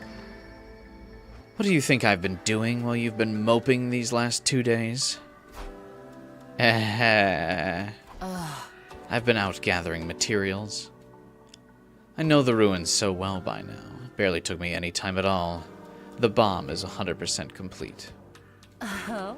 That includes the detonator. Nobody will have to die setting it off. That was good news, but I felt pretty guilty about it. Hiriko had been out there working so hard, and I hadn't done a single thing to help. Wow. Sorry. Don't worry about it. You can lick my boots clean to apologize. Oh. This bomb is also a lot more powerful than the past versions. I gave Sirei and Nigo some pointers to improve it. So we're going to hit Veshness with that today? That's right. We're going to make Viscosiers out of her? viciose out of her.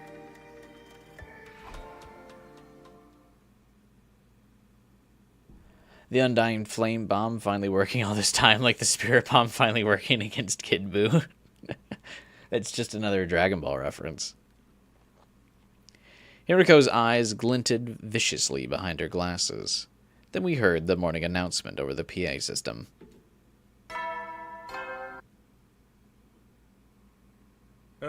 Get prepared! Now hitting me with both of the unskippable announcements, huh? Intruder alert. Defense mode initiated.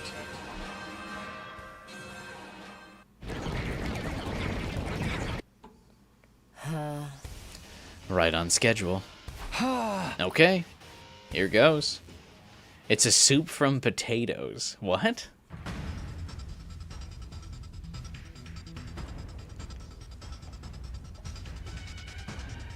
Maybe this is the underlined movie, because the Spirit Bomb always works in the movie. No, I think this is more season or series finale.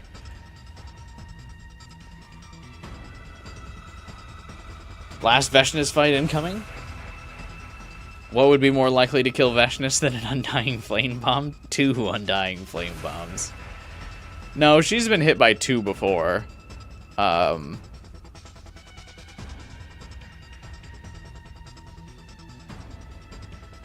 I think this is just the super bomb that's the most effective.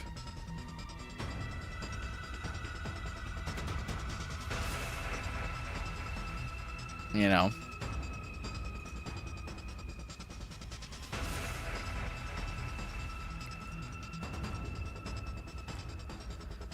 Two at the same time. When we got to the war room, everyone else was already there. You're late. Where have you guys been? I bet they were off making babies somewhere. What? Such indecency. Do you two think of nothing else? Hey! We weren't doing anything like that. Didn't Sire and Nigo tell us the invaders would attack earlier in the day?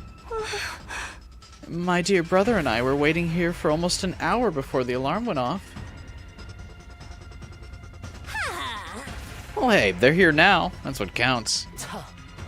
Do we have a read on the enemy? Sire nodded and pointed to the monitor with his stick. That's... Valagartso. And Zanshin, right? Apparently, the others already knew about the commanders we'd be facing. Hiriko had probably told Sire and Nigo so they could brief the rest of the team. You said these two can combine their bodies together? Just like Takumi and Hiriko. And Karara is a Takumi Hiriko shipper.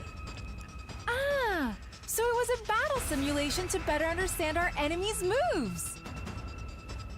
Neither of us replied. It'd take way too long to start clearing up that misunderstanding now. Yeah! Come on, let's get out there and start killing! How's the Revive-O-Matic looking, though?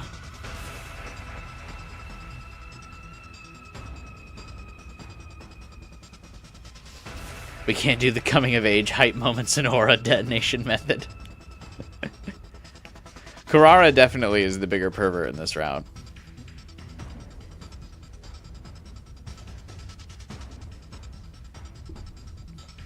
Aha! Don't you worry about a thing. It's all fixed up and ready to go. If you die, you'll be brought back good as new, including all of your memories, of course. So, go ahead and die all you want.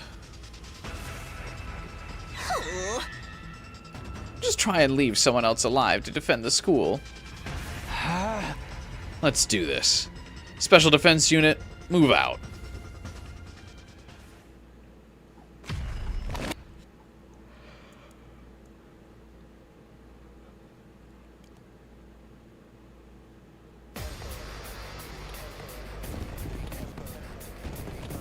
Why would they both come together? I don't know.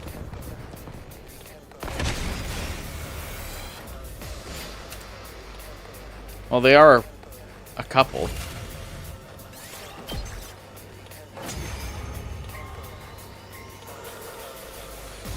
Wow! That wasn't hard at all. That's probably because the commanders haven't arrived yet. How slow are they walking? We saw them on camera already beyond the undying flame wall.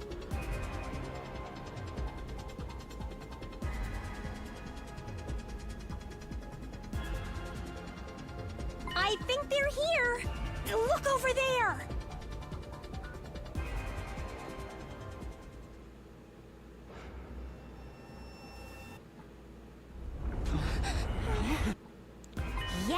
Yeah, we know your names already. We've got a neat little intelligence network of our own, you know? Everyone seemed pretty confident, but I suddenly remembered how this went the first time around.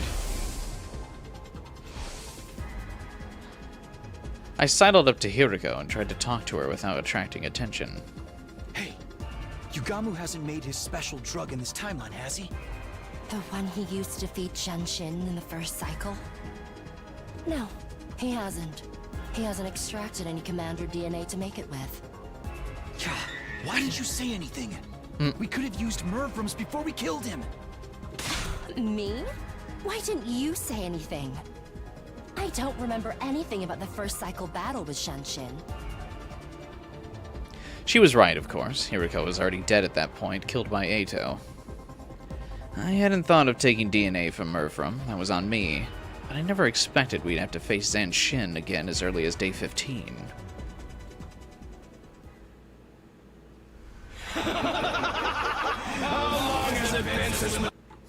Oh, right. Almost forgot about the whole combining thing. I like that Hiriko and Takumi are also bickering like a married couple in this route, too. Why didn't you say anything? Me? Why didn't you say anything? Being able to merge together like that? I'm so freaking jealous! Of what? It's better if you don't ask, Nozomi. Oh, poor Nozomi. Don't worry, guys. We can still win this, even without the drug. That... drug? Oh, Takumi, you're gonna blow it. Never mind. Just fight! We don't need the drug. When they combine, they can absorb us. What's Takumi freaking out about?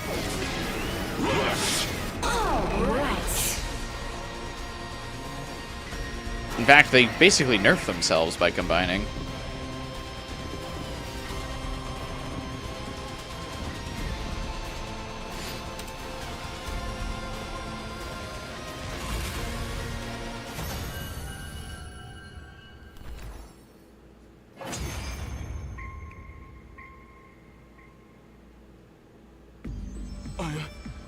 Sorry, my darling. I couldn't protect you. And here I made a vow to keep our family safe. Yeah, we've seen it before. And a fool. Don't say that, my love. You're a hero. You fought valiantly for me. For everyone. My only regret is that our little warrior will be left to fend for himself. You guys don't get developed enough for me to care. He'll be fine.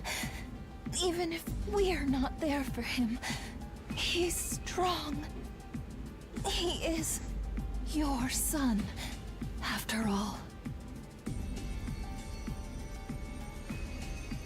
Ugh, can you not talk about your kid right now? It's making it really hard for me to work in dirty jokes.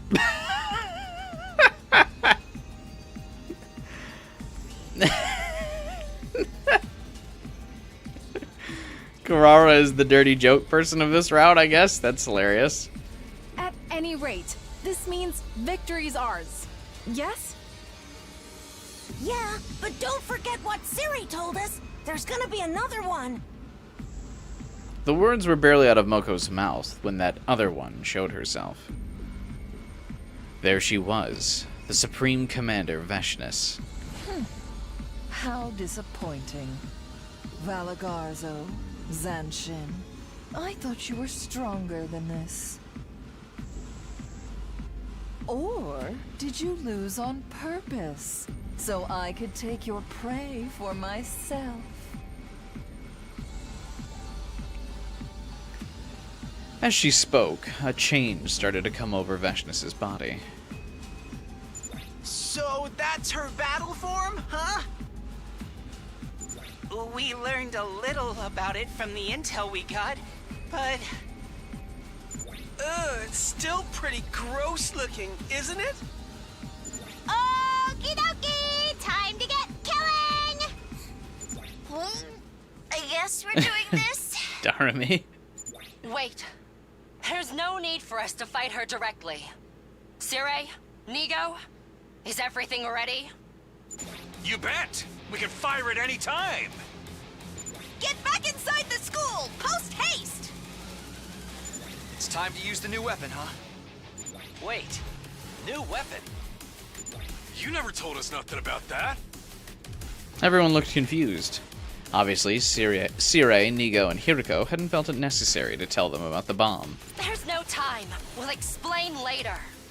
Trust me, guys. Just get out of here. The others responded to my order and ran back towards the school. Hiriko and I brought up the rear. Once we were inside, I turned back and saw Veshnus walking slowly across the battlefield towards us. What is she, Freddy? Like, Freddy?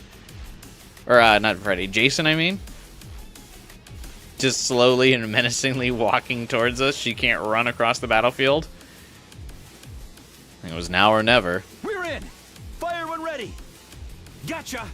Here we go. Undying flame bomb! Fire!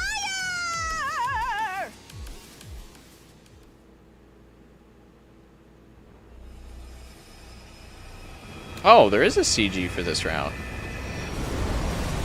No, not really. It's just the Kyoshka one edited to not have Kyoshka.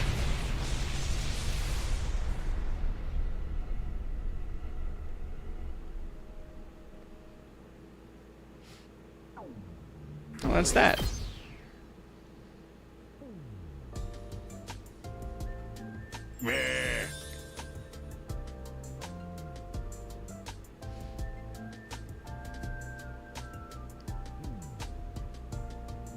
Okay, guys, it totally worked this time.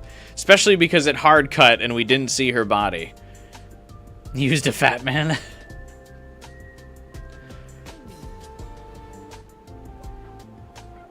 You know when it hard cuts and doesn't show her corpse. It totally worked. Nice work, troops. You did great out there. The credit for the final blow has to go to us and Miss Shizuhara, of course. That's right. We couldn't have done it if you hadn't got those materials for us, Shizuhara. We're truly grateful. Seriously, though, Hiriko, you could have told us we had something like that up our sleeve. Yeah, this was no time to butter your lips. Oh! The expression is button your lip. If we'd known, we could have helped you get the materials you needed. Why'd you keep it a secret all this time? Let's just say I had my reasons. So Veshnus actually bit the big one? She's really gone now? She's got to be. An explosion that strong would have blown her to smithereens. It's true she disappeared without a trace when the dust cleared, but... since there's no body, there's no chance she might have survived somehow. Or there's a chance she might have survived somehow.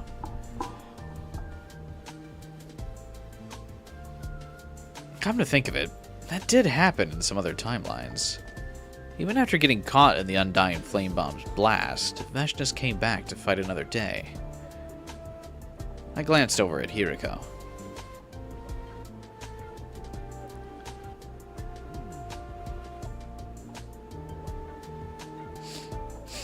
You expected her to say to see the surprise on your faces? I thought she was going to insult them and be like, you idiots would have made it harder for me to complete the bomb or something. You would have just gotten in my way.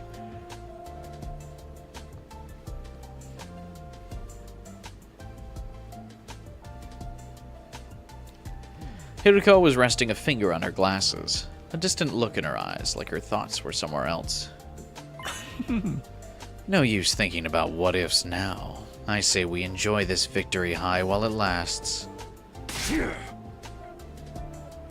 What happened to the other two commanders? Did they get destroyed by the bomb? Like, where'd they go? I mean, I guess I assume they just got caught up in the blast as well.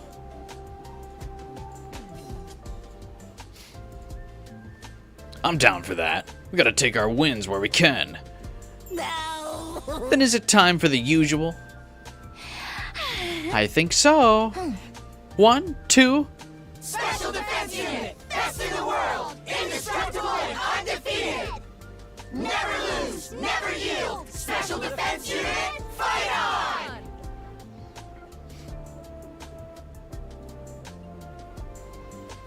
I forgot about the chant.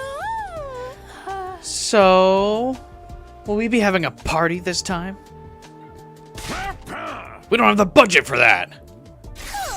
This is a military academy, not some hedonistic tech startup. Alas.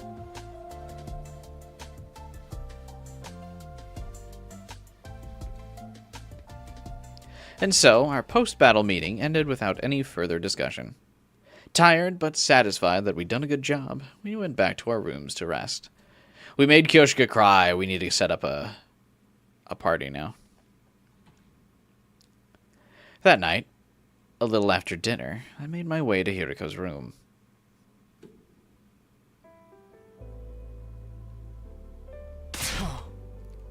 What?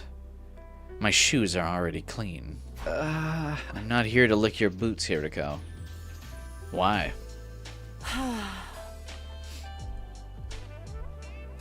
What do you want, then? My sofa and desk chair aren't broken. I didn't come so you could sit on me, either. I wanted to ask you something. Huh? You said you'd be counting on me to get us out of this loop. Let's get into details. What exactly am I going to have to do? Good question. First of all, we'll need to figure out an actual method of leaving the loop. Can we consider that our objective for now?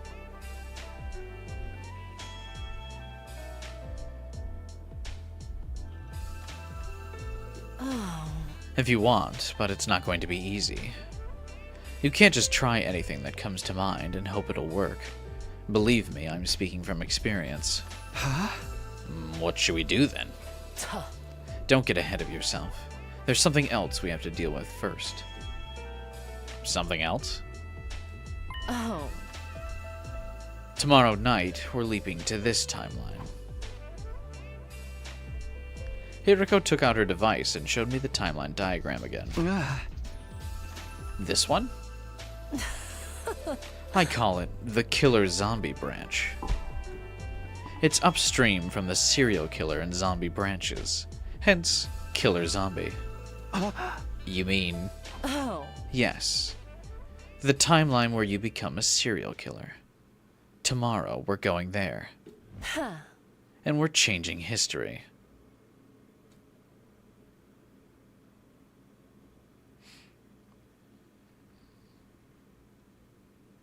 Persona 4 reference?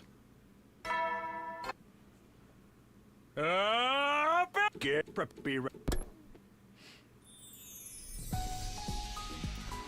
on. Let me grab my midstream snack real quick. Give me 1 second.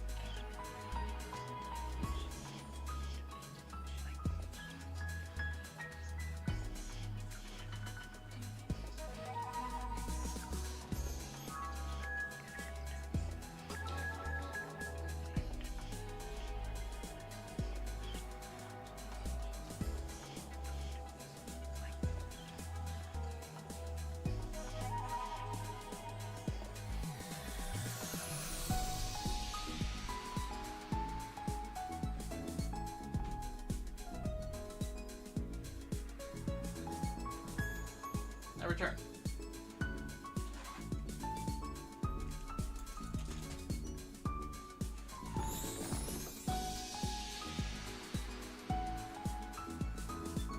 El Saigon Grow moment.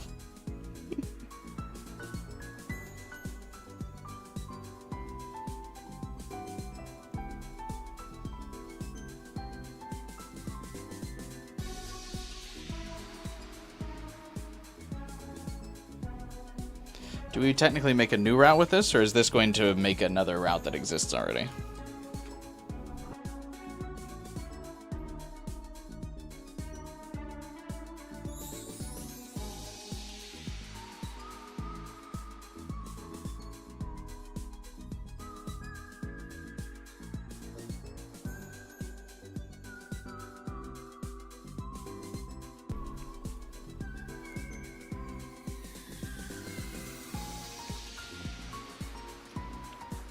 I don't think Veshnus is dead, but yeah, this is the strongest Undying Flame Bomb. For sure, because Hiriko brought them other upgrades.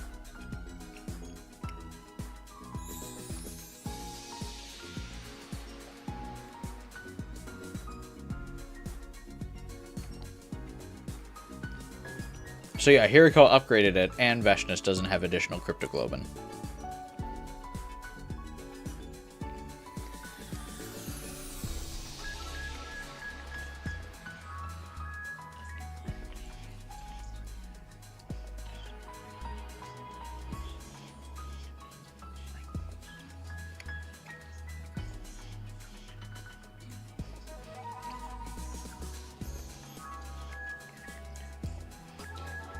Sorry, I need just a second to have a quick snack midstream. Don't mind me.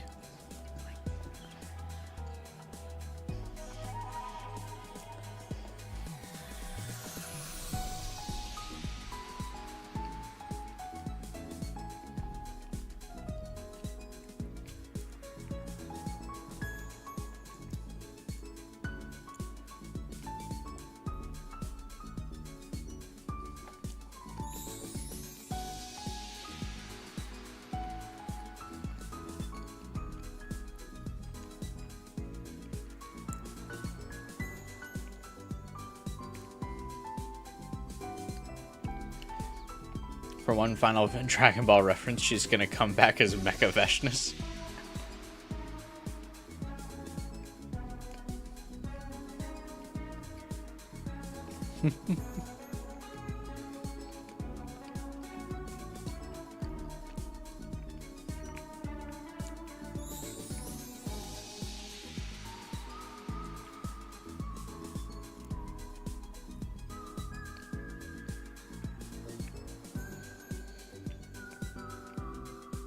If Veshnus is actually dead, they need a new Supreme Commander.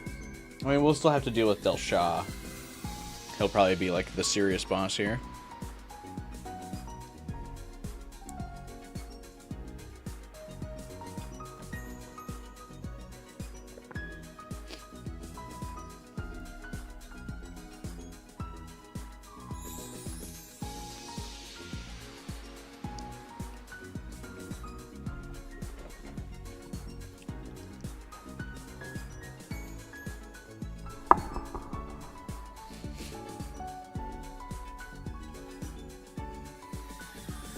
Entire route with Del Shah as the main villain would destroy me. Yeah, that would suck.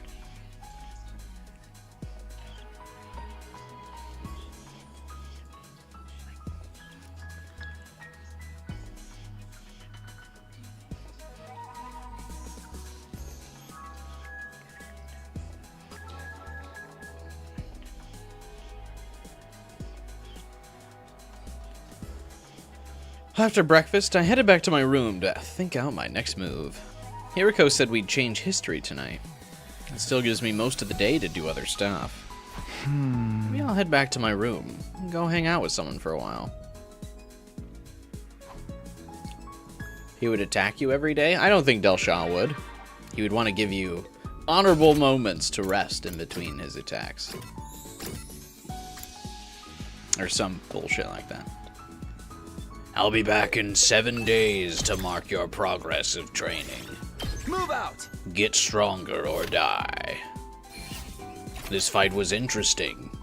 You've done well. I'm excited to see how strong you can get with even more training time. I will return later to fight you at your full power. Day turned to night. Taking care not to be spotted, Hiriko and I snuck out of the school. We made our way along the road that led to the old lab. Along the way, Hiriko began speaking. So, yeah, I hope that they also kind of go over the point as to why Hiriko's doing this. What are we fixing the other timelines for?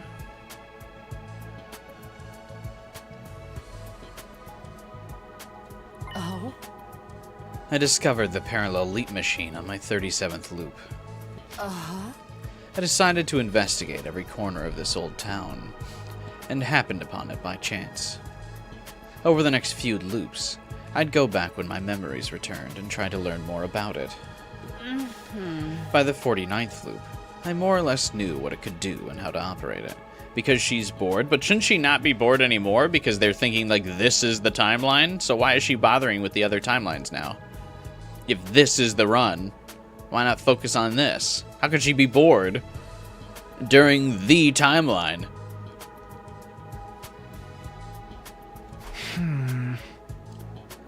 So we still don't know who made it or why it's here. Also, shouldn't there be a couple, like, timelines where they just randomly happen upon a dead Hiriko who took leap damage without knowing that she needed to wear the suit and is just, like, dead?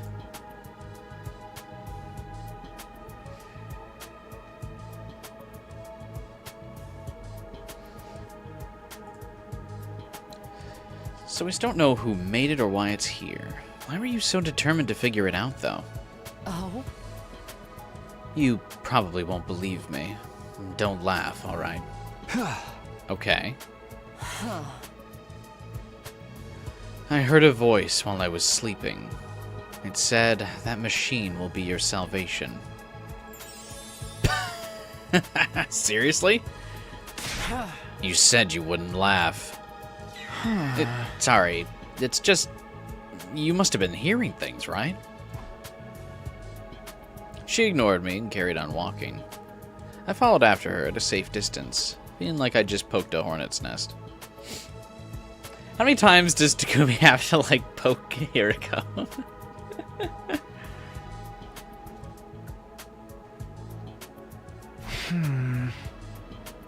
I still can't help wondering what the machine is doing here in the first place. Oh? Someone here must have been researching parallel universes. Somebody? Who? Researchers, probably. What researchers? How am I supposed to know? Yeah, there's a lot of, like, married couple vibes between Hiriko and Takumi here. I mean, I guess to Hiriko, they've been together for, like, 40 years now.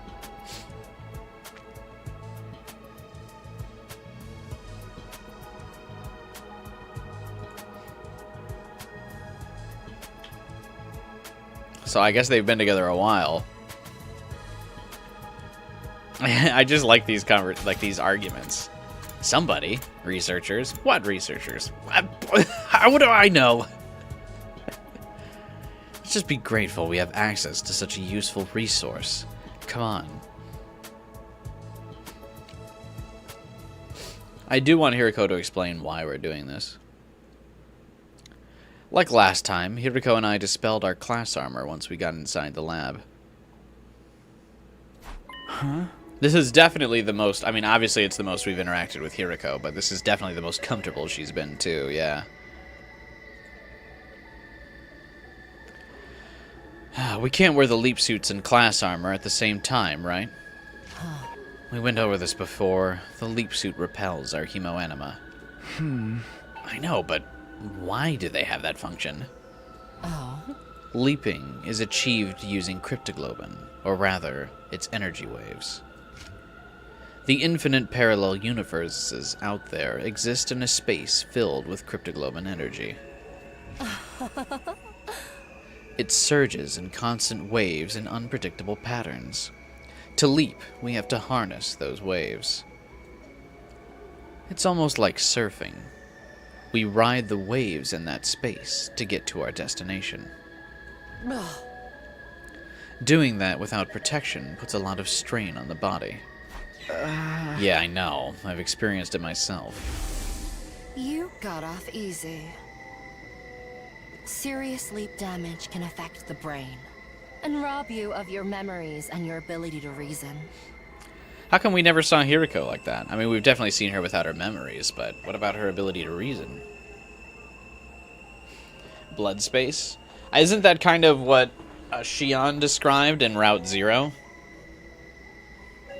Is that like infinite blood space?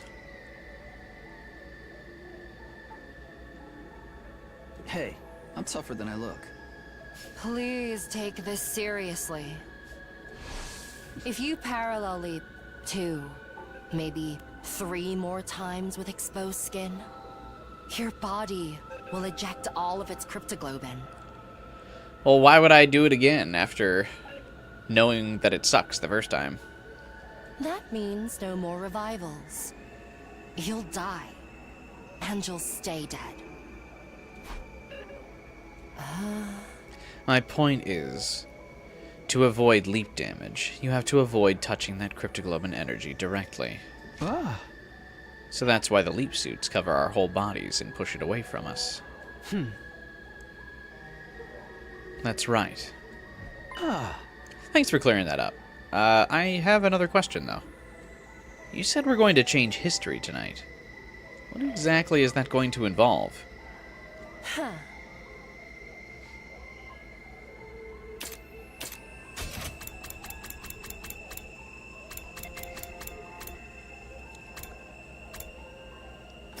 Anyway. Yeah, was it... Or maybe it's Killing Game. Shion definitely explains this, like, blood space thing at some point in the game, though. The same thing as when I went to the Hunt Mystery timeline on day 5, erasing the Gi data from that Takumi's brain. I've got everything we need right here on this thumb drive. That's the thing Sirei gave you, right? This cerebral glitch repair program? Yes. The only difference is this time we'll be treating the killer zombie version of you. Let's call him Takumi 2 to make things easier.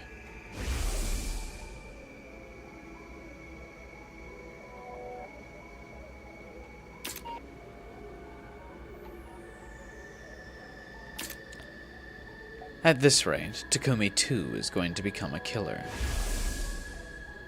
We're going to treat him before he can commit his first murder. But that's not all. We've got something else we need to do in that timeline. What's that? In the version of history I know, Takumi actually kills someone tonight. Who's that? Hiriko 2. In other words, me. What? We have to prevent that murder before we move on to treat him. Hold on a minute. I don't remember any timeline like that. I don't know what to tell you. I'm the one who got killed. I remember it very clearly. Tonight, around 11 p.m., I'll be killed by Takumi 2 in the biolab. You probably just haven't recovered those memories yet. Is that why? I guess I did repress a lot of memories at that time. Hey, Hiriko, what time is it now?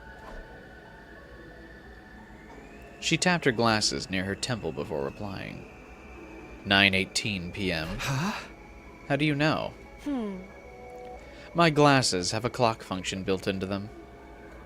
The lenses can function as a transparent heads-up display to show me the time whenever I touch them just here.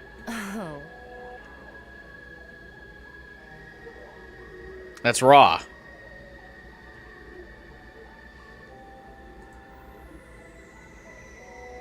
Dude, I would kill for functions like that. That's why I want Google Glasses. Yeah, Google Glasses. That's so cool. I really wanted Google Glasses to be a success. I can't believe, I mean, Google always like drops out on their like cool projects, but man, that would have been awesome.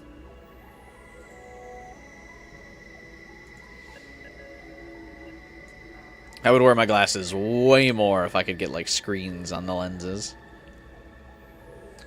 It'll be a problem if you can't keep track of the time. Here, you can have this. Your device? I have another of my own. Just switch it on and it'll display the time. Take it.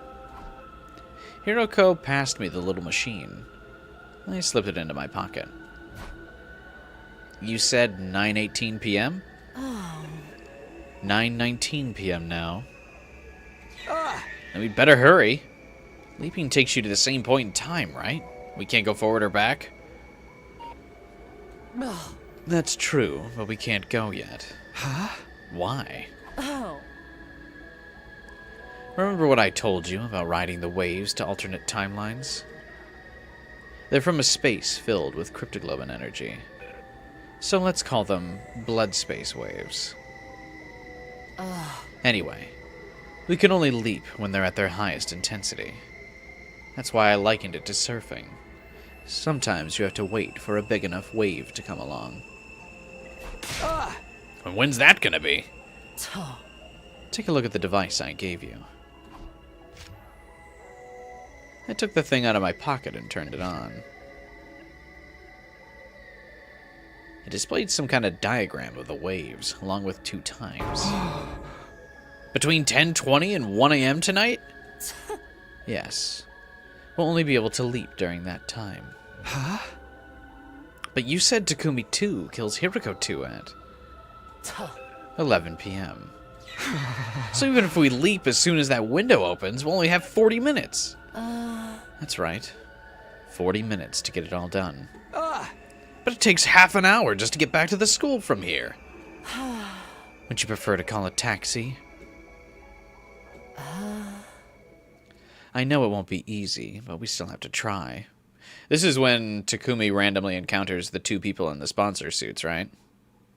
And I forget which route. These converging timelines are all blending together.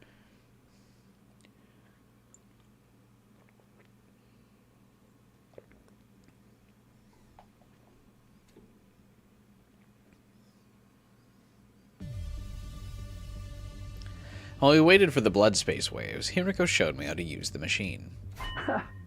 Wow, it's a lot more simple than I thought. Everything sounds simple when it's explained to you. I had to put a lot of work to figure all this out.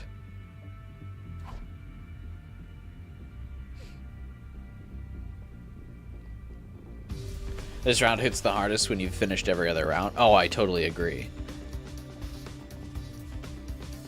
This is why I definitely wanted to do this last, so I'm really glad that we're doing it last. Because it hits harder, all of it makes more sense. I feel more compelled to like fix the other timelines and discuss them all now that we've like done all the other timelines. I think it would have really sucked to do this earlier. Though I suppose this is why this is one of the routes that has a story lock on it, so like you really can't do it that much earlier, but still. The very last route I like.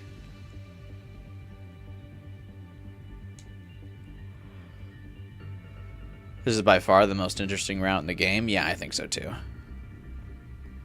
Love me some Uchikoshi. This is the sort of cool sci-fi tech you wish existed more, like we have the Rationomatic and Revivomatic. Yeah, I do wish we kind of played into the more of the fact that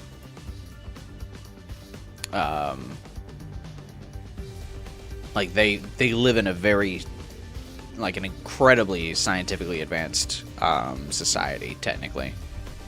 It doesn't seem like it because there's ruins everywhere, but I mean, humanity created a giant artificial moon that they could fly across space and outside of the Milky Way galaxy. Like, that's huge.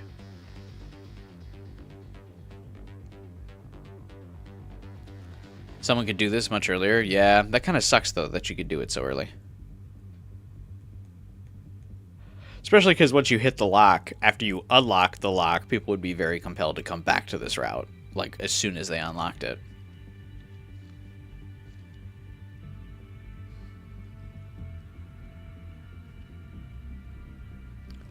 It was 10:19 p.m., just 1 minute until we could jump. We'd already changed into our leap suits and adjusted the machine settings. Let's go over everything one last time. What timeline are we leaping to? Killer Zombie. And what's our objective? The 2 sponsor suits. To remove the Gi data from Takumi 2's brain and prevent Hiriko 2's murder. Oh. Good. It's time. Let's get started. I hit the red button on the control console. We both stepped onto the platform. Okay. Let's do this.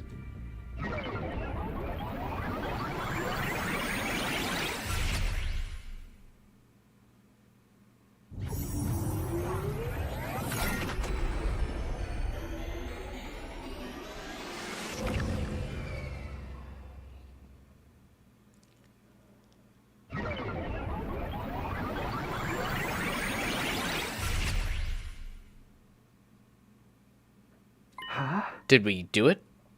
Did we leap? No. Don't just stand there. We need to get going.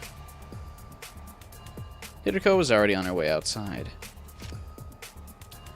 I grabbed a fire extinguisher and hurried after her.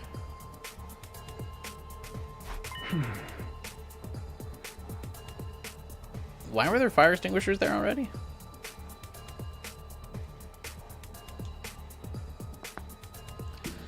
Shouldn't we take off our leap suits first? I can't remember which loop it was, but I tried doing this in my regular clothes once. It didn't end well. There's 2 Hirikos! This one's a fake! It must be a shape-shifting commander!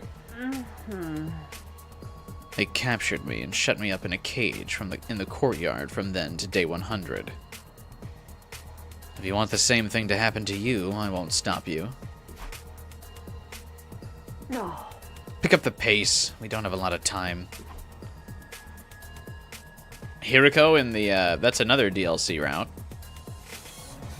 Hiriko getting trapped in the cage, the double Hiriko route. Hiriko trying to plead to Takumi to believe her. Another way of looking at the time traveling stuff, ending tragically. Because obviously this is the good ending, so that route couldn't be the good end. Maybe finally having a chance to get some Hiriko backstory.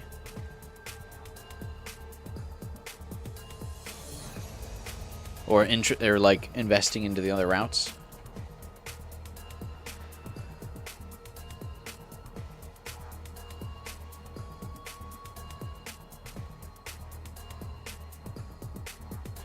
Hiriko being in a cage for 80 days, the most interesting route of all. Well, I just mean, like, they could use it as an excuse, like, if they're not going to make DLC of the other time-traveling routes, Hiriko could talk about the other failed loops, and so you'd get kind of a description of, like, what happened for all the other routes. And then it could do a thing where it, like,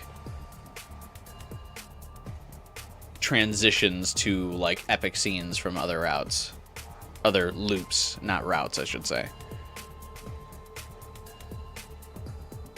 Because I would be really interested in, like, learning about some of Hiriko's other loops that we didn't get to experience.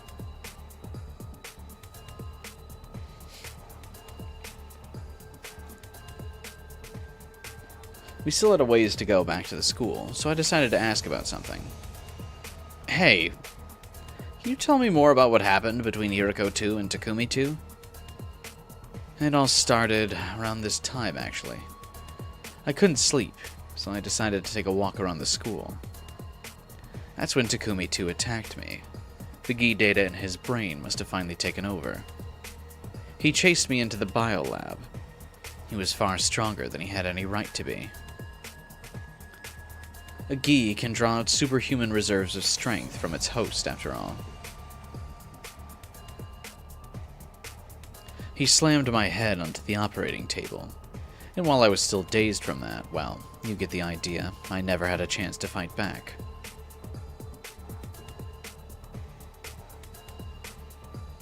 We'd almost reached the academy. I could see the wall of fire up ahead. Suddenly, Hiriko stopped and picked something up off the ground. Is that a power saw? We'll be needing this. What for? Takumi 2 locked the biolab door behind him when he attacked me. We'll have to break it down to get to him. This is the fastest way to do that. I was starting to get a bad feeling about this. Hold on. I've seen that power saw kill our friends in this timeline. By taking that into the school, you're putting them all in danger. That won't happen.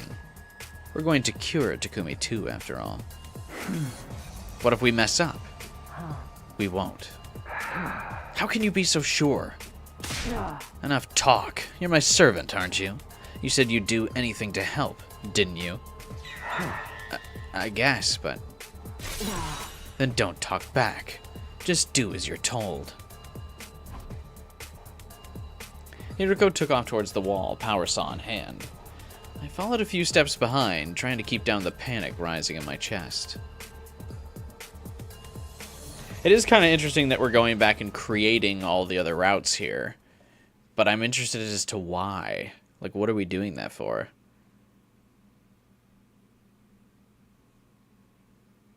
Because that's not really being explained. There's not, like, a compelling reason for that. Like,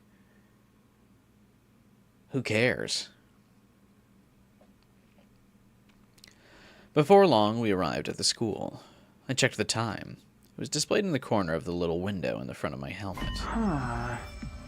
10:56 p.m. We've only got 4 minutes. We have to hurry.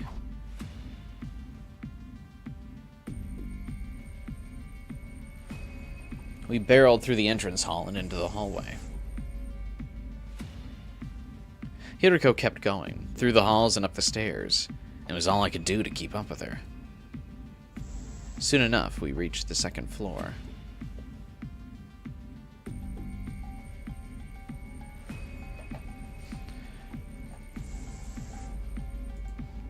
It would be kind of weird to, like, when the loop repeats for Hiriko, like, to end up in a weaker body.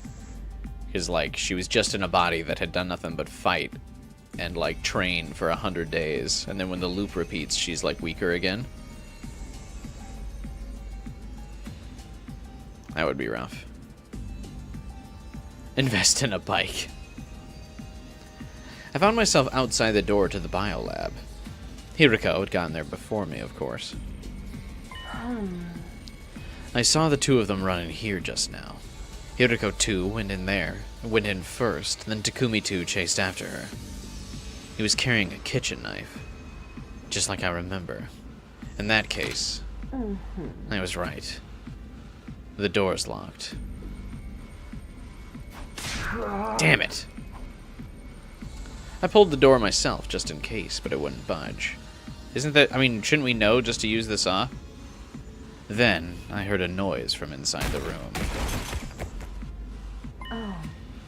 That was probably Hiriko 2 getting thrown around. It's already 10:59 p.m. This is bad. We're almost out of time. Stand back. I barely had time to react before Hiriko revved her power saw and charged forward.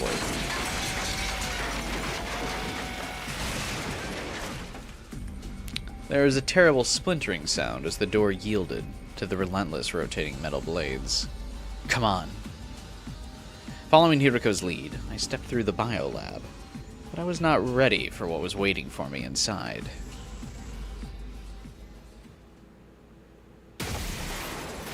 Are we going to get to see, like, another Takumi sprite? Like, from outside of our perspective? It took me a moment to process what had happened. Hiriko had gone in first, but now...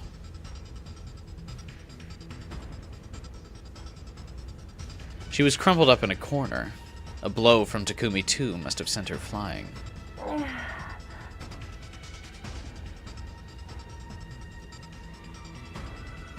From the sound of that groan, she was going to be out of action for a while. That's not good. Her suit's damaged. I mean, I guess she can switch suits when we get back to the lab. And on the other side of the operating table was Hiriko 2. She was also on the floor, and looked pretty out of it, too. Both of the Hirokos were down for the count. Obviously, only one person could be responsible for this. Takumi 2. This timeline's version. There it is!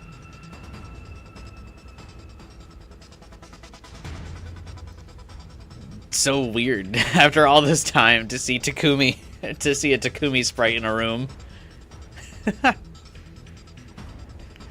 It looks wrong. Look at it. Also, it is wrong. Shouldn't the eyes be red?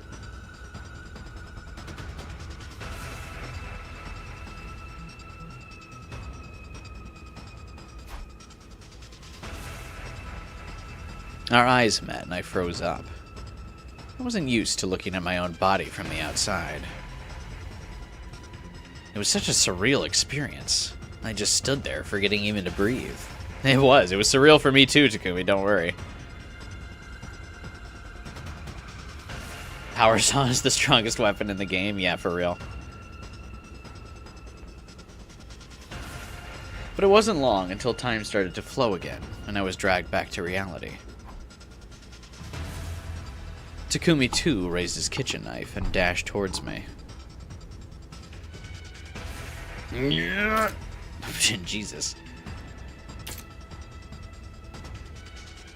Hiroko said the leap suits repel hemoanima, but that wasn't a class weapon he was holding. It was more than capable of tearing through the suit and hurting me.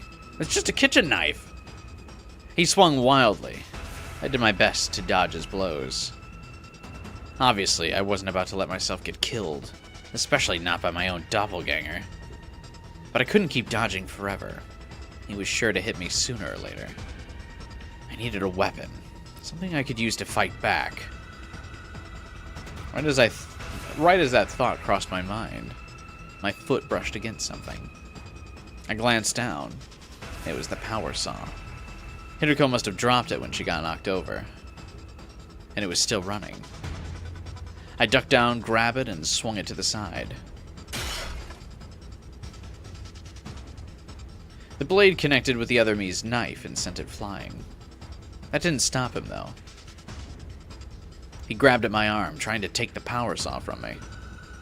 Ugh! I wasn't about to go down without a fight. I wrenched it away and kicked him in the stomach.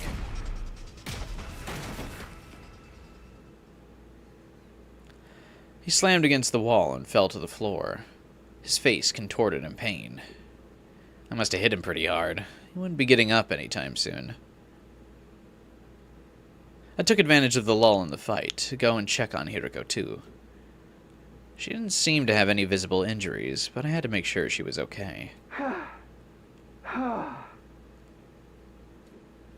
With all that strafing around I'd been doing, not to mention the run over here, I wasn't exactly feeling at my best. I fought through the fatigue and lumbered over to this timeline's Hiroko, while carrying the saw. But just as I was about to reach her...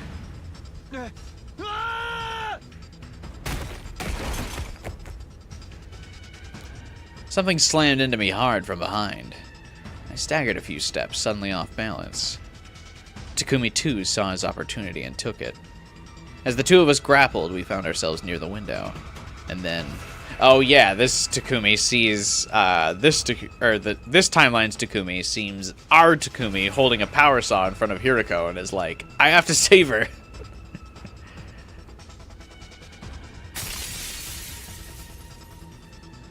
Next thing I knew, I was in the air, with Takumi 2 still clinging to me. He must have tackled me with so much force that it sent us right through the window. Shards of glass were all around us, sparkling in the night air. For one weird, disconnected moment, it actually looked kind of beautiful. But then the laws of physics kicked in and we were falling, rocketing toward the ground faster than either of us could deal with.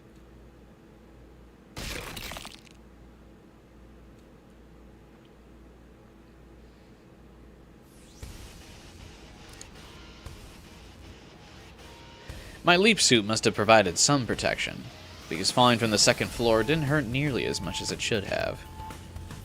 I saw the power saw lying to my side. I grabbed it and got to my feet, looking around for Takumi 2. He was standing nearby, maybe 30 feet away. How the fuck did he get up already? Looked like he'd just gotten to his feet. He was still swaying unsteadily. Well, I'd prevented Hiriko's 2's murder. I just left one thing to do in this timeline. We had to treat Takumi 2. I couldn't let him get away now. I tightened my grip on the power saw and ran towards him. Why not take off your helmet and go, yo, it's me, dude? This Takumi has experienced enough timeline bullshit where he would believe you, I would think. I get why the others wouldn't, but Takumi should. My double saw me coming and ran. I stayed on his tail and eventually cornered him right in front of the wall of fire.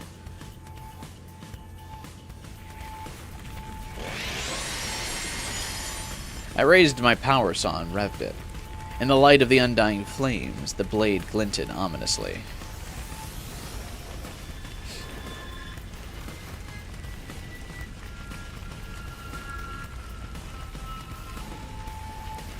Isn't this the comedy route killing game? Yeah. Didn't we establish Takumi's just as dumb as the rest of the class? Well, yes, but he's been through time travel stuff. He should get it, kind of.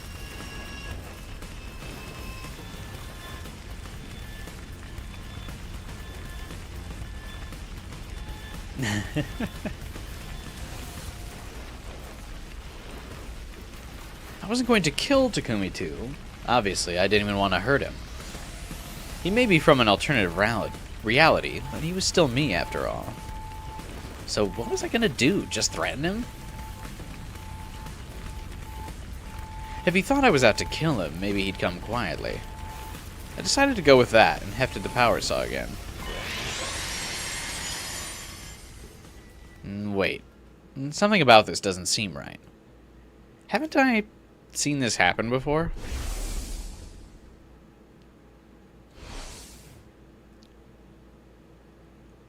I couldn't have been distracted for more than 2 seconds, but that was all he needed.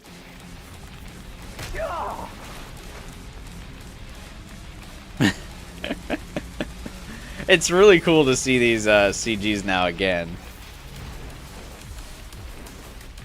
What a fucking kick. Pain flashed across my left leg, and my view started to tilt to the side. As I toppled over, everything seemed to slow down. And I found myself thinking, I should have seen this coming. Then my downward movement came to an abrupt stop. I felt my head slam against the cold, hard ground.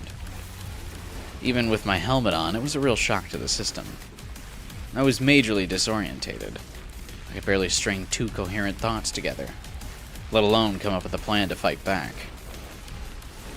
Through instinct more than anything else, I managed to stagger back to my feet.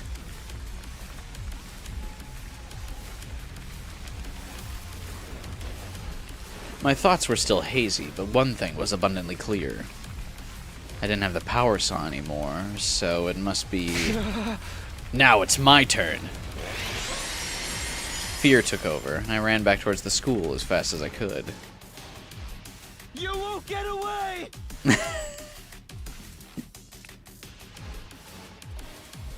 So if that Takumi dodged, our Takumi would have ran head first. So I think if it's a Takumi that hasn't leapt yet, he runs into the fire. But this Takumi, it's like in a butterfly effect way. Since this Takumi has looped and has his memories, he hesitates, which allows Takumi 2 the opportunity to kick him.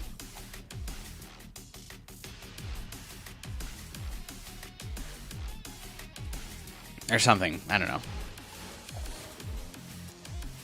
The tables had turned. Now Takumi 2 was after me. Fortunately, he wasn't moving very fast, probably because he was weighed down by the power saw. My vision was back to normal now, but the haze around my thoughts was still there. Felt like I was forgetting something important, but I couldn't think of what. Before I could figure that out, Takumi too made his move. He discarded the power saw, tossing it aside into the bushes. Now that he'd lightened his load, he was a lot faster than before and was gaining on me fast.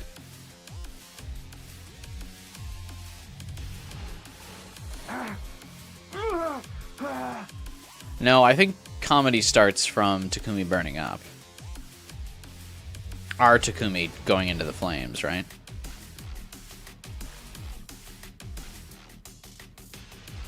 This continues Slasher.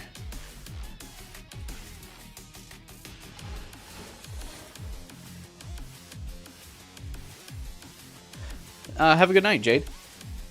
Yeah, no Wednesday stream this week, but I'll see you on Friday next weekend.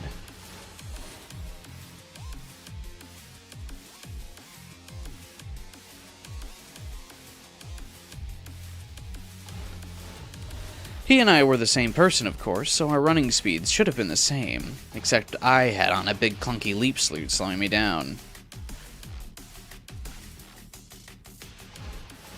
It's only a matter of time before he catches me. I need to find somewhere I can ditch this suit. No way you could ditch the suit while still running, and keep a lead in front of Takumi. Right as the thought crossed my mind, the outline of the school came into view up ahead.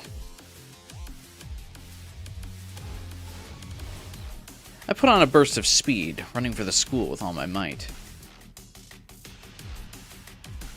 I scrambled into the hallway and up the stairs. My feet were barely even touching the ground as I fled along the second floor. Finally, I tumbled into the bathroom. I held my breath and listened hard. I could hear footsteps in the hall outside. Are we not going to link back up with Hiriko?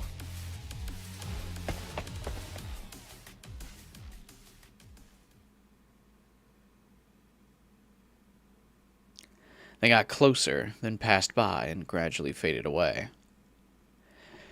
That hurts, the tragedy. Hiriko thinks that she's finally found the one, but Takumi dies here, and then comedy of all route starts. Well, comedy is just tragedy plus time, so it's a tragedy and then another time loop.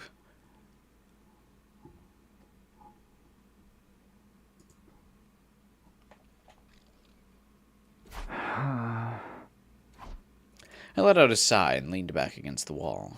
My head was swimming. I just stood there and spaced out for a while. So what am I supposed to do now? I still have to get that guy under control somehow.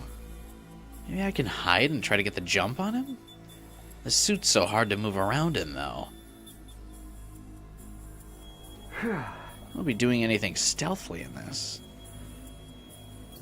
It'll be easy for him to turn the tables on me if anything goes wrong, too. The solution to that was obvious enough. I took off my leap suit. Looking around, I found a supply closet and stowed it in there. Okay. I'd better get going. I need to fix this quick before our window to leap back closes. My first move would be to find Hiriko. She was probably still in the biolab. I walked towards the bathroom door. But just as I was about to open it... Could they have hidden in the bathroom? Guess I better check. Damn it! Why do you have to pick now to think about looking in here? I looked around for an escape. There was no point in hiding in one of the stalls. I'd get found out right away. In that case, there's only one way out. I ran towards the window and opened it. I jumped out with all the energy I could muster. But something went wrong. Maybe it was the fatigue setting in, but I couldn't control my posture like I wanted to. I fell. Flat on my back, my head hitting the ground with a sickening crunch. I had really done it this time. My consciousness was leaving me like smoke blown away in a strong breeze. Right before it all went dark, I was aware of footsteps nearby and somebody saying something. Takumi, are you okay? Hold on. Stay with me.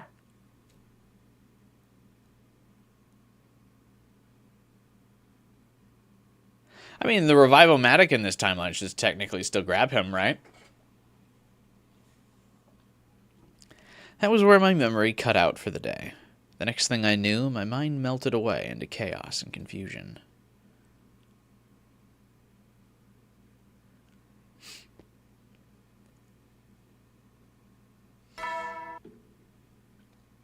Get prepared. Be ready to...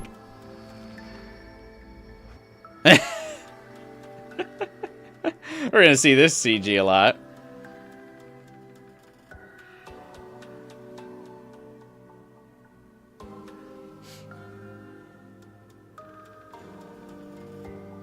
The expression feels different this time, like slightly disappointed.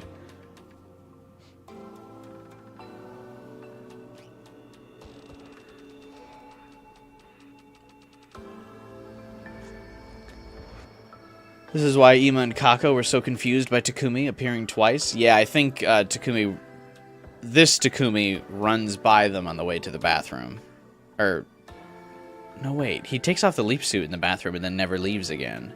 So I guess they see him falling out of the thing? Because when he leaves the leap suit, he doesn't leave the bathroom. Or once he takes the leap suit off, he never leaves again except out the window.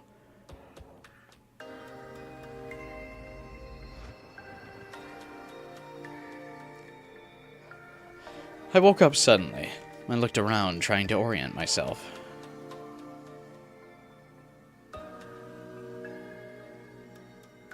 Where am I? Can't you tell? It's your room. In the SF timeline, that is. SF?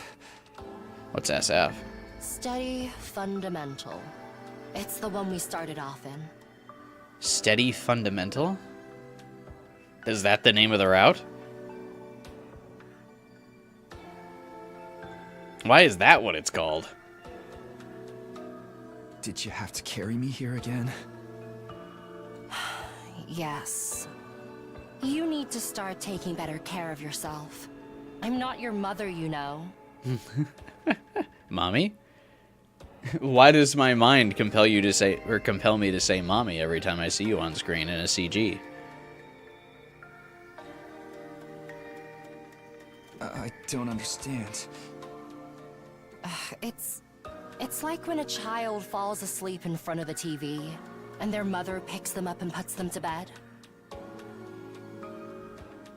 Oh, that's not how I'm calling you mommy. Sorry, Hiriko. I've basically done the same for you. Several times now. When she put it like that, I did feel kind of guilty. I shifted uncomfortably and sat up in bed. What happened after I blacked out? Oh? Don't worry about it. We fulfilled both of our goals. Right. I mean, I figured we saved Hiriko too, but what about the other one? Oh. We don't need to worry about Takumi 2's parasite problem.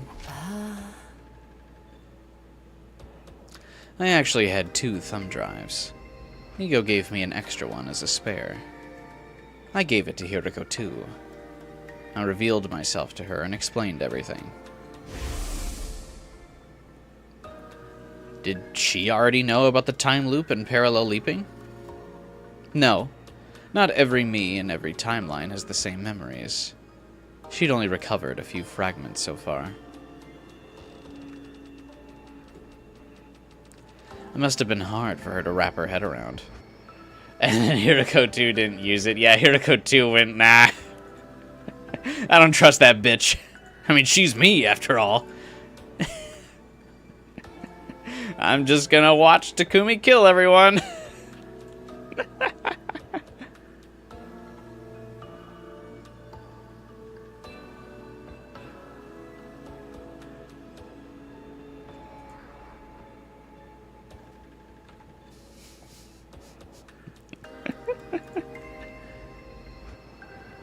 Hiriko and Slasher is crazy. Yeah, I mean, maybe it's just that, like... I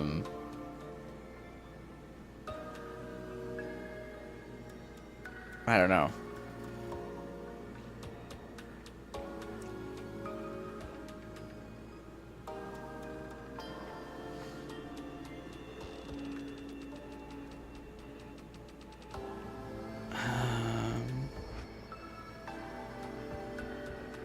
Yeah, I don't know. I'm trying to think of an excuse, and I don't really know. She gets this... maybe she just freaks out because she sees, herself, and then she doesn't believe it, so she just lets it all go to chaos around her.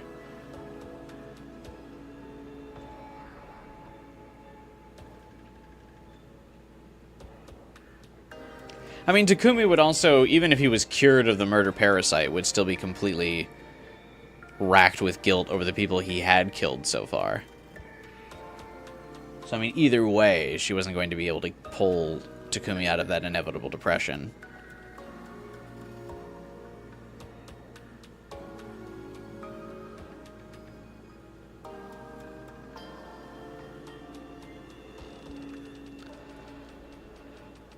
It must have been hard for her to wrap her head around. She managed just fine. I should know. She's a past version of me, after all. I know her history very well.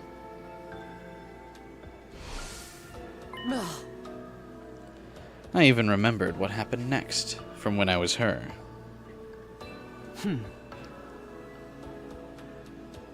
As Hiriko 2, I injected Takumi 2 with an anesthetic and used the repair program to treat him. A program I got from a thumb drive given to me by me, Hiriko 1. It was all well and good, but she hadn't seen it for herself this time. That made me uneasy. I took out the device Hiriko had given me. When's the next time the blood space waves surge? Thinking of leaping back to Killer Zombie to check on it? Don't you believe me? It's not like that. Either way, we won't be leaping anytime soon. Look at the screen. 1 to 5 p.m. on day 20? Right. We won't be able to leap again until then. That's 3 days from now. So we're staying put for 3 days. That's just how this works. Do these surges have any kind of pattern? Again, why are we doing this?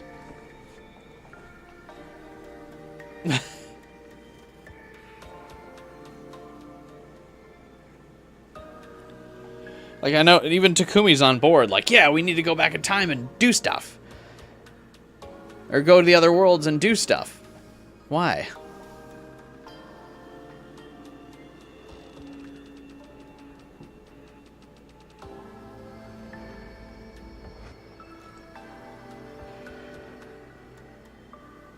Do the surges have any kind of pattern? Unfortunately not. Everything from their variation to their wavelength to their regularity is completely random. The same goes for the periods where they surge and how long they last. We never really know what we're dealing with until they arrive. We're lucky these devices even allow us to predict the next surge. For now, you'll just have to trust me. So Takumi 2's really fine now? We don't have to worry about him anymore? Well, this Takumi is so worried about Takumi 2.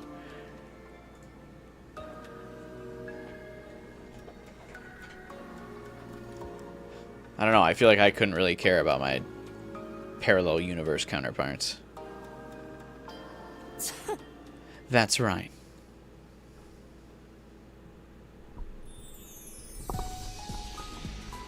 After breakfast, I went back to the roof to think.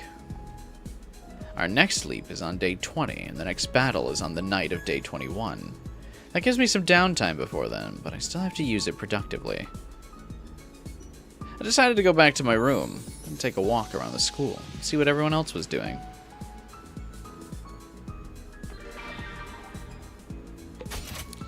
And I didn't care.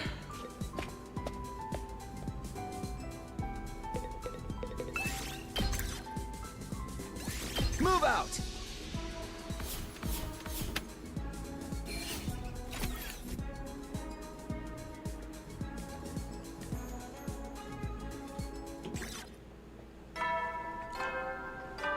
Why is zombie still called Slasher? Oh. Heady soldiers. Well then.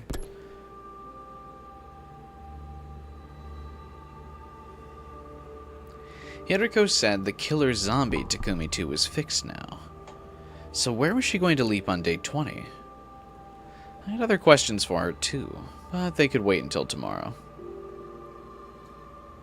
Right now, all I wanted to do was go to bed.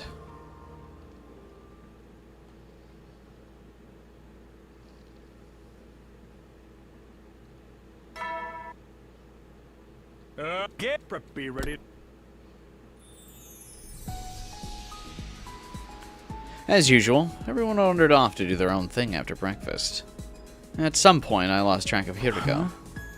Maybe I'll wait until tonight to speak to her. I also, as a big fan of nighttime, I like that this route mostly takes place at night. I think that setting and the constant dark sky is also, like, subconsciously making me enjoy this route a lot more. Because it's not often routes, like, take place at night, because Takumi is a big snoozer, and he likes to sleep a lot. He usually falls asleep as soon as night falls. And only on occasion does he peek outside to experience the night and see someone. But this route's, like, entirely at night, almost. And, like, daytime is just written off at free time. So I think that mix-up of the setting, combined with the interesting story, is just, like, really cool. Having decided on talking to Hideko tonight, I began looking for ways to spend the rest of my day.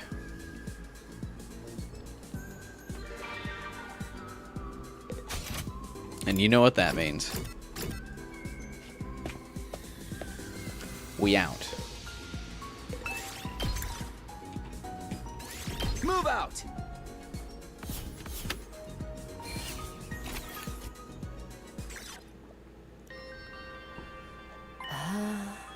Why did you ask me to come all the way out here? Sorry. I wanted to make sure we wouldn't be interrupted. Oh. But I didn't even bring my riding crop.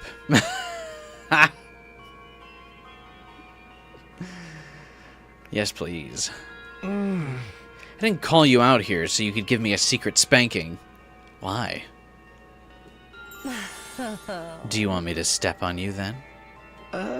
No, not that either, bro. Why is Takumi so vanilla?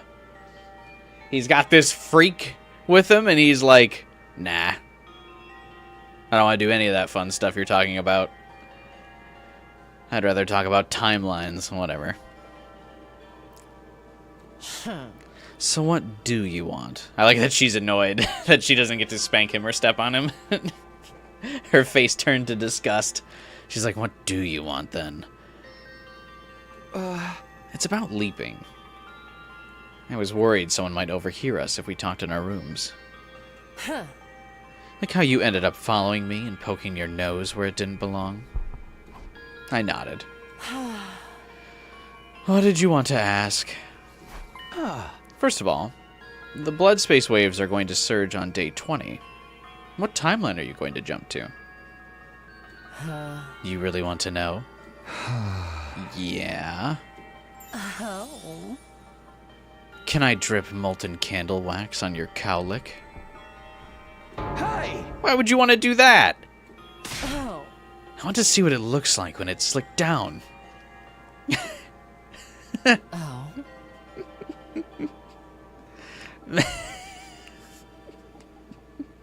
I really like their dynamic in this route a lot, man. I'm actually still thinking about which timeline to visit next. I'll let you know when I come to a decision. We switched to a new location before continuing our conversation. Huh? See what I mean? Like, isn't it so cool that this, like, route's also at night? It just sets the vibe.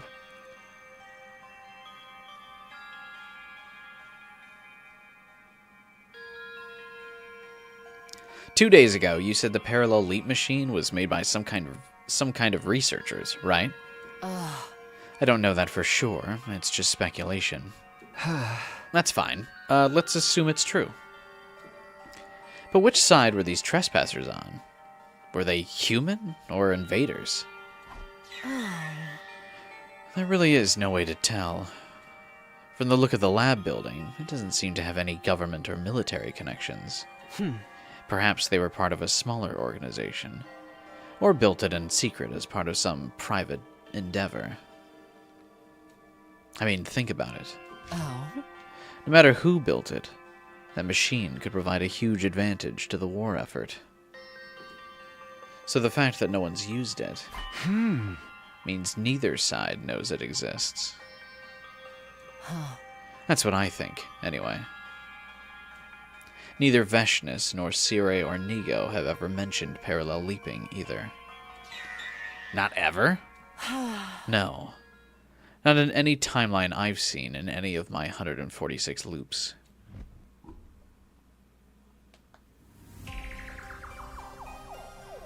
We moved again.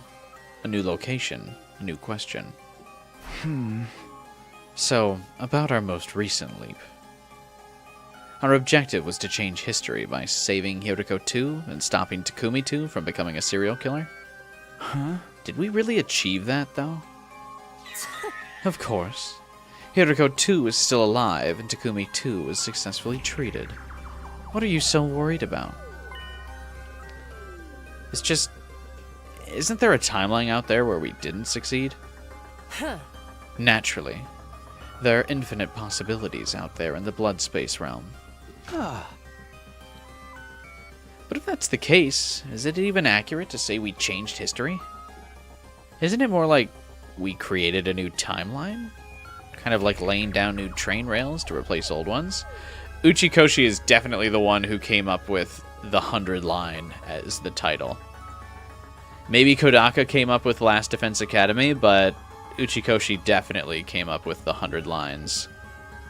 Because this is the second time in his route that the train reference even gets made.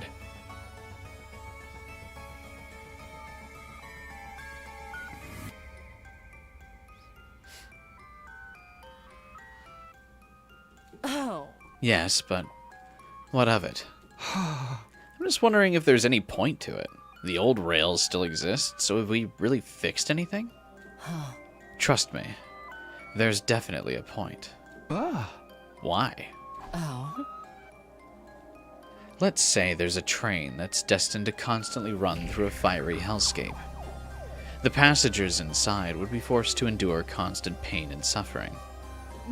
Now, imagine we lay down a new set of rails branching off from that line. One version of the train now gets to enjoy a safe, comfortable journey. Of course, one of them is still destined to burn in hellfire. There's no changing that. But it's better than if we never added that second line at all. At least this gives the passengers a 1 in 2 chance at happiness. I think I get what she means, but still.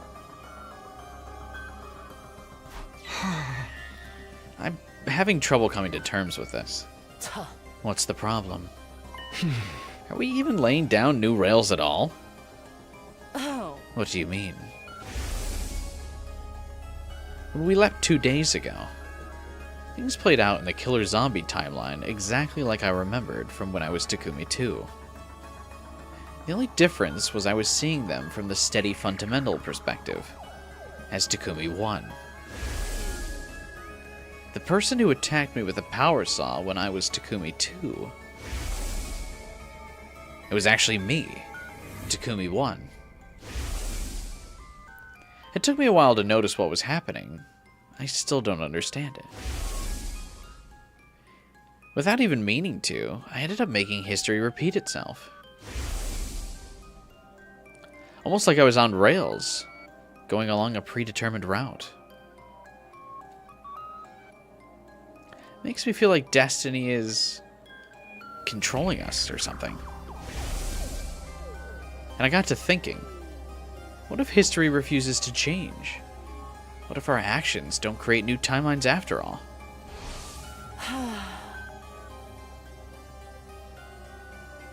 Hey, guy. It's only midnight. I don't think I'm going that late.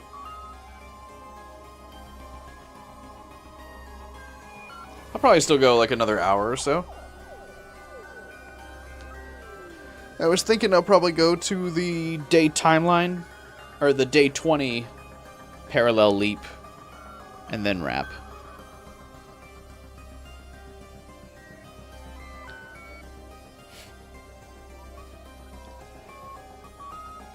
I already told you, Hiriko 2 is alive and Takumi 2 has been treated. That's something that wouldn't have happened without our intervention. We definitely created a new timeline. Huh? But the fact that history seemed to repeat itself for you is probably just leap damage. Remember what I told you? Leap damage can affect your memories and your ability to reason if it reaches your brain.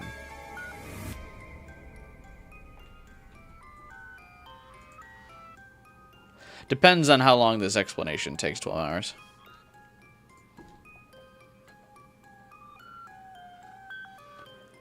There's something this Hiriko isn't telling us. Obviously, I hadn't made my point clearly enough. I had a feeling that loss of reasoning was also something that happened because it was part of a predetermined history.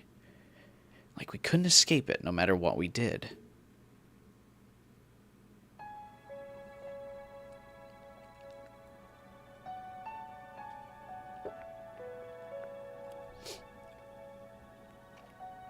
Hiriko and I finished talking and went back to the roof. Oh? You look like you're still having doubts. I'm telling you, it's nothing to worry about. We're creating new timelines, and it's changing things for the better. If we weren't, there'd be no point in anything we do here in this timeline. Oh. And don't forget your promise. I'll build us a future where we can all be happy. That's what you said. Oh. Does that help? Are you going to sleep better tonight? I don't know. I'll go get you some medicine to help you sleep. Take it, go to bed, and forget all about these groundless worries. Understand?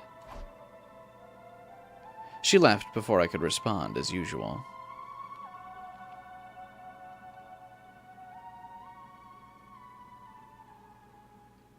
Hiriko not telling Takumi shit, who would have thought? After that, I took the sleeping medicine Hiriko brought me, and sank into a deep, dreamless sleep. That's suspicious.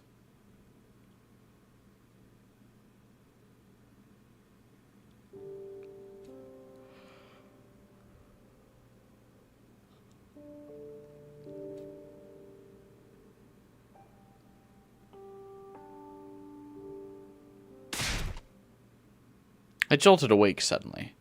Judging by the sky outside, it was already nighttime. I'd practically slept the whole day away. The sleeping medicine had done its job at any rate. That's some strong stuff. Weirdly, my face really hurt now. I had no idea what could have caused that.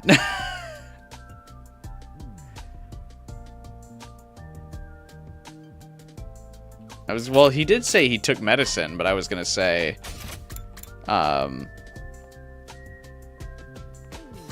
maybe Hiriko smacked him? I don't know. Rubbing my sore cheeks, I looked at the clock. It was 7:15 p.m. At this time of day, there might be still people in the cafeteria having dinner. Alright, I'll go check it out.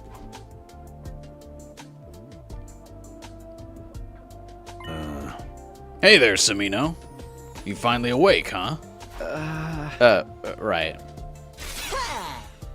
Man, I still can't stop thinking about what we just saw. It was awesome. I know, right? It's so much fun. Huh? What are you guys talking about? Nigo's hidden talent, man. It was some next level shit. Oh, we missed it again. It's just us. Now we're the only ones that haven't seen it.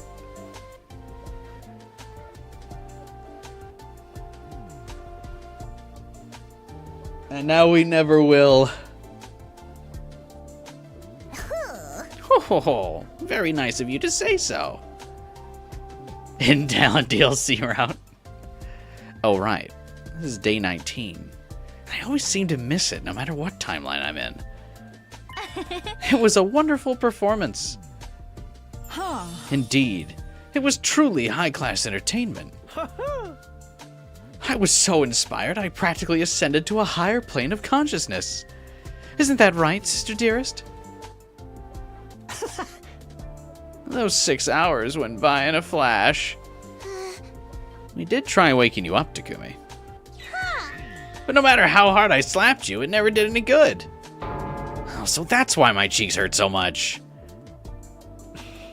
Well, that's too bad for you. Nigo, could you do it one more time for Takumi? I'm sorry, but each of my shows is absolutely unique. No recordings, no repeats, no exceptions. I looked over at Hiriko. Our eyes met and she joined the conversation. Oh. You missed out on the opportunity of a lifetime. Apparently, I was the only one who missed it this time, too. This is so unfair. I gritted my teeth and glared daggers at Hiriko. She just laughed. She was enjoying this. All at once, her offering to help me sleep made a lot more sense. What?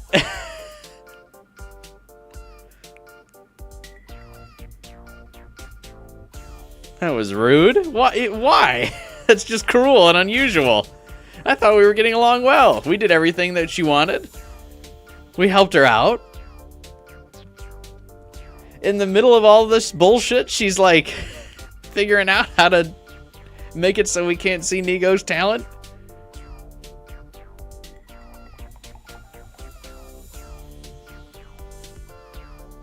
After dinner, I ran to the war room as fast as I could.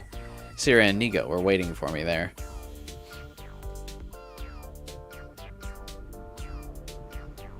I turned to Nigo and made a sincere, heartfelt entreaty. Please, just this once. I don't need the full 6-hour show. 5 minutes would be enough. Sorry, old boy. But like I said, I never repeat a performance. Can you make an exception? Give it up, Samino. Oh, come on. You two always do whatever Hiriko says. I'm afraid I don't follow. The cerebral glitch repair program. You gave that to her when she asked for it, right? Aha. Yeah, well, Shizuhara said she really needed it. And that was enough for you to hand it over? Hey. Nah, of course not. Aha. Well, this was on day 4, right? Shizuhara came to us and told us about the time loop. She even told us top secret intel only Nigo and I should know about. That's what convinced me she was telling the truth. And that's when she made us an offer we couldn't refuse. I know which days the enemy attacks will happen. I'll share this information with you, but you have to do as I say in return. I mean, who's gonna turn down a deal like that? Her ultimate goal is for all of you to survive through to day 100. In other words, she wants to win the war just like we do. Takumi's just gotta be like, I will kill myself in this timeline if I don't get to see it.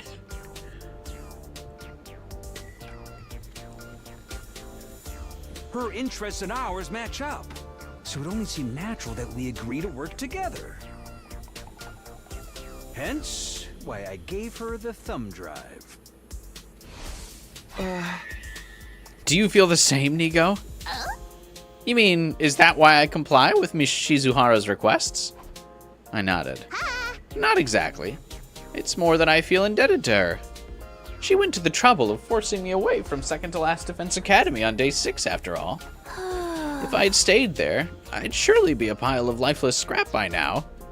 I'd have been obligated to self-destruct at some point, and, well, I'm just so grateful it didn't have to come to that. I didn't give up. I begged Nigo to show me his hidden talent for a while after that. But my pleas fell on deaf ears, and I had to leave disappointed.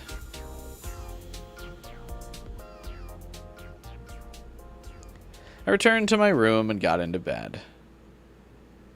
Despite not doing very much during the day, I fell asleep pretty easily. That night, I had a dream about Nigo juggling flaming torches while playing the theremin.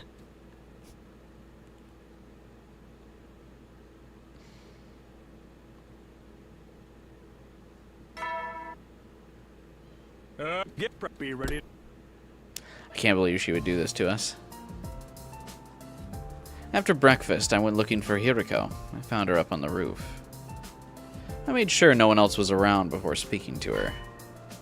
You got a minute? You want to know about today's leap, I assume? No, I want to tell you I'm done leaping because you fucked me on Nigo's talent. I'm out! We can go starting from 1 p.m., right? There's still plenty of time to train in the meantime. Don't forget, we have a battle coming up tomorrow night.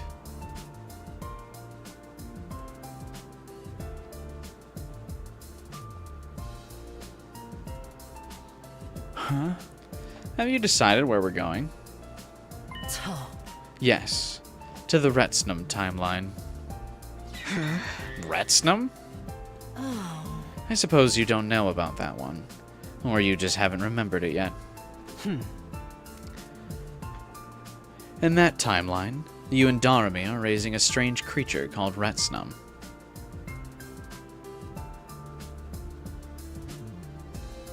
Oh?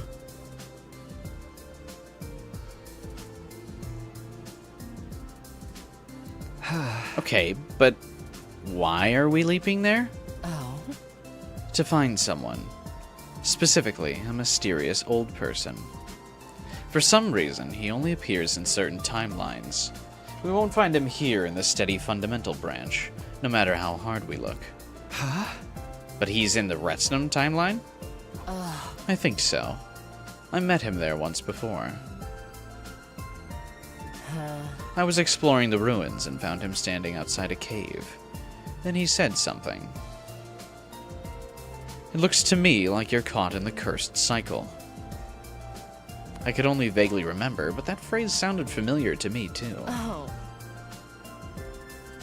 I hadn't recovered my memories at that point, so I didn't recognize the significance of what he said. But I do now. When he spoke about a cursed cycle, he was referring to the time loop. The old guy is a mysterious being now? Yeah. That's kind of wild. He's just a mythical creature that only exists in the ebbs and flows of time and space.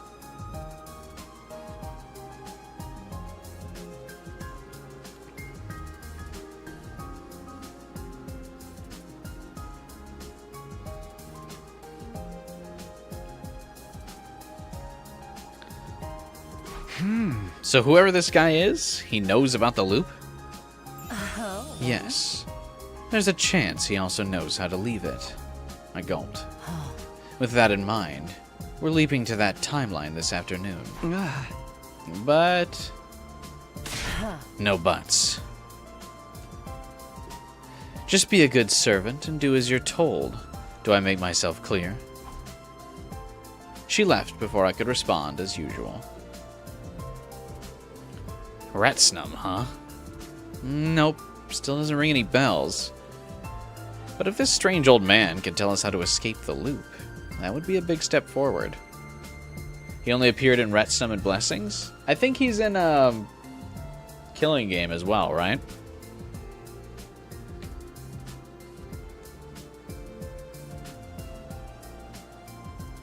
It was the gas attendant.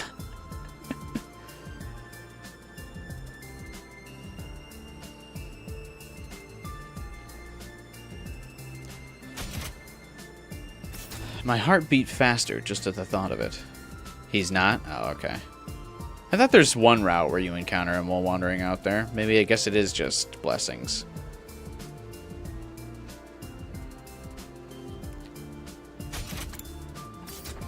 I'd have to wait until the afternoon for the main event. I still had the first part of the day free. I decided to go see if I could find a way to use that time productively.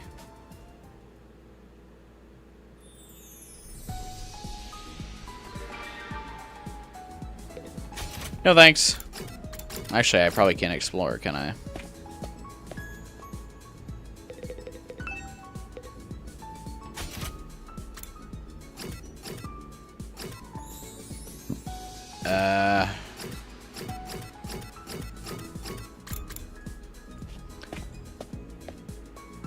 What are you doing in here, Kyoshka? I'd like to read manga with you. Yeah. I never would have imagined I could find old issues of my favorite manga publisher here. Destiny smiles upon me. No, I dare say fate herself smiles upon me. Destiny and fate mean the same thing. But I do wonder how the protagonists of these stories manage to be so cool. Just reading their tales makes my heart skip, my pulse race. Ninjas, pirates, demon slayers, underdog sportsmen, even princely tennis players. Paragons of coolness. I'm seriously totally obsessed. Oh, I'm so enamored, my heart's about to give out. Kyoshka?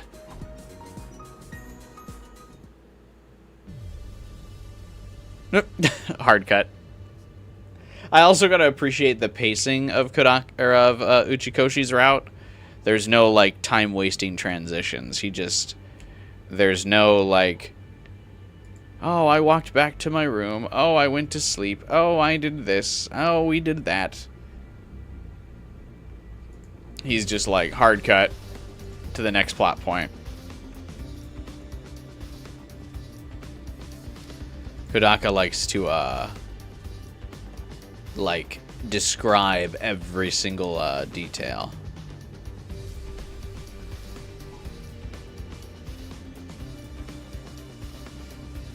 And a lot of the other writers do too, but I like when it's just like, alright, and we're in the fucking leap room now, thanks.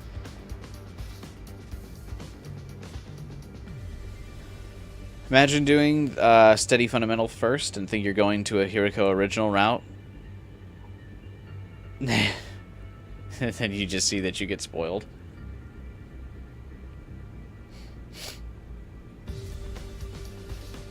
"12:59 p.m. We'd set up the machine and had our leap suits on and ready. Now we just had to wait. When it was almost time, Hiriko spoke up. Oh.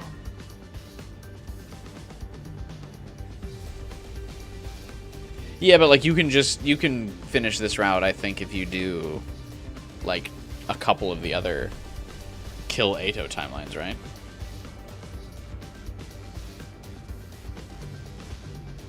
You wish we didn't have a hard cut? We went to Takumi at the entrance hall, have 2 lines, and then cut here? Yeah, I love that pacing. I love when Kodaka does that.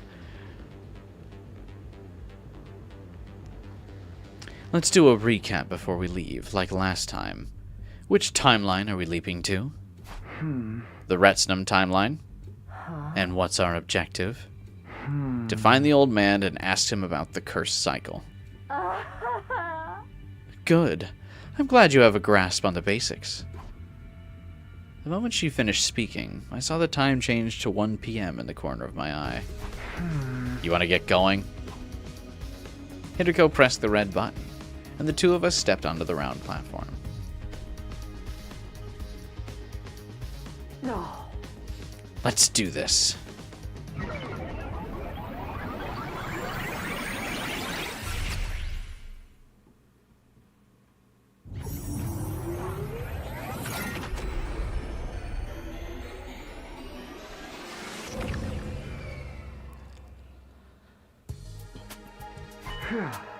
So this is the Retsnum timeline. Everything just looks the same to me. Were you expecting to see dinosaurs walking around or something? It's my third time leaping to a parallel universe, but it still doesn't feel real. In a broad sense, these alternative timelines aren't that different from our own. By the way, about our leap suits. We're keeping them on. You never know when we might run into someone unexpectedly. I thought you remembered what happened in this timeline.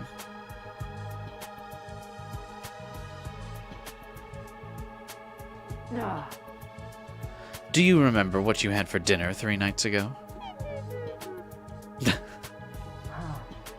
I've been doing this for at least 146 loops.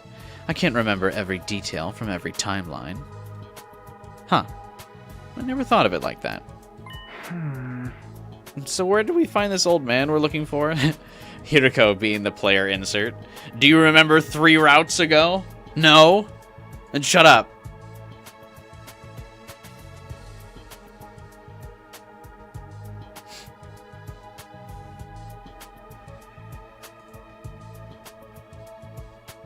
Takumi, yeah, he. Ironically, though, Takumi can remember specific days.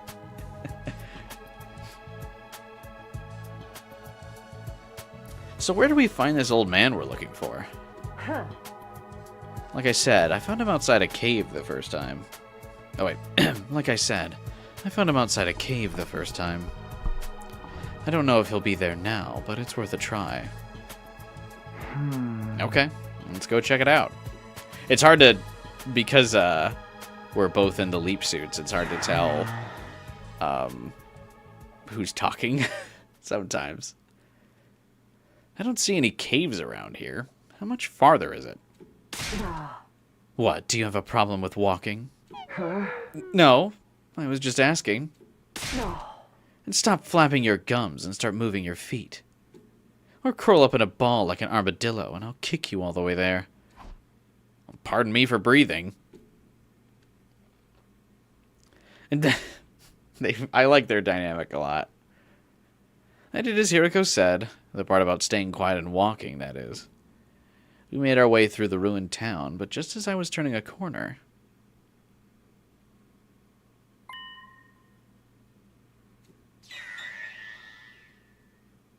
Doremi! A strangled cry escaped my mouth. I tried to smother it, but it was too late. There's really only one thing I could think about now. Getting away from here and fast.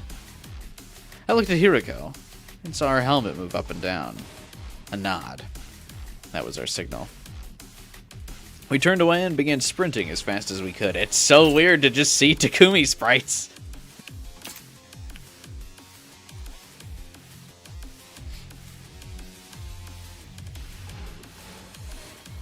Hey, wait! Who the heck are you guys? The other two chased after us, and we had to shake them off. We did everything we could to get away, turning corners, ducking down side streets, and cutting through abandoned houses. After running around like that for a while, it finally seemed safe again. There was no sign of our pursuers, so we stopped to catch our breath.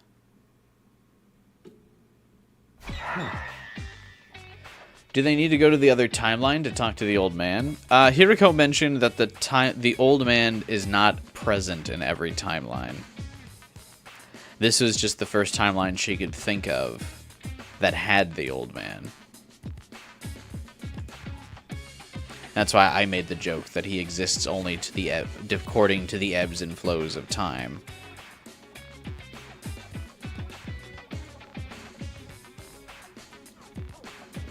Which I think is fascinating.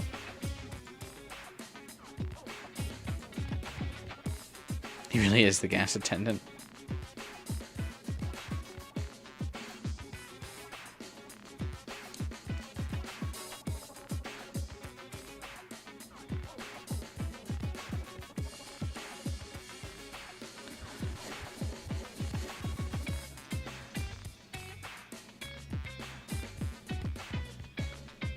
Who was that back there? That was Doremi, Takumi. I know she's not alive in the majority of the loops you've undergone, but she's there.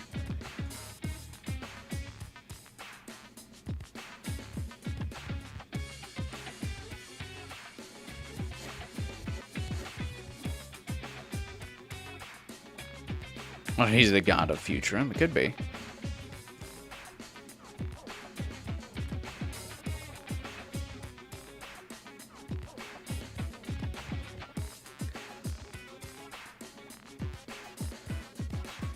She's already looped Steady Fundamental multiple times. Right, except this is like the one difference. Because Takumi actually knows he's in Steady Fundamental, I suppose. Do you really need to ask? It was this timeline's version of Darumi and you. But it's not like in the Killer Zombie branch. I don't remember anything like this happening before. I can think of two possible explanations for that. Either you've experienced it but don't remember, or you're going to experience it at some point in the future. In the future? No, that can't be right. I'm determined not to go through this loop again. This will be the last time I experience these 100 days, so there's no way I'm seeing something that I haven't lived through yet. At least we got away from them. If they'd gotten hold of us and taken off our suits, we'd have really been in trouble.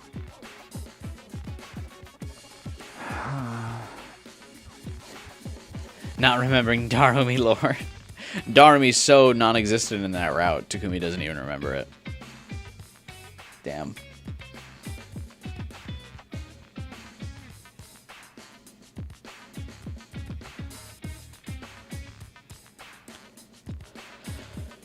Yeah, I don't want to have to end up fighting myself again. They're probably still nearby. We should get moving before they can find us.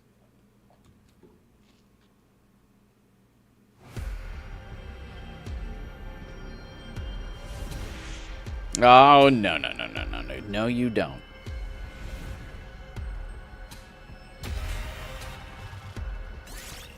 Oh, my heart sank for a minute there.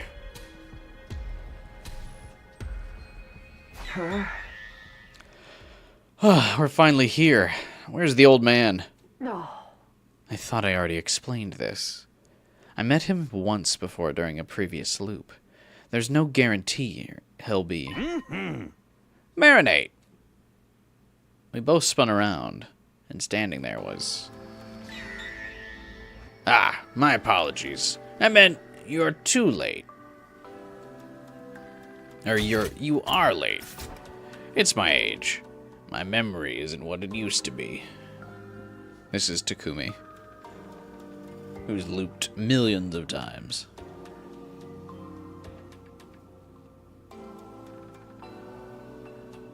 Wasn't that a Sire voiced line? Sounded like him?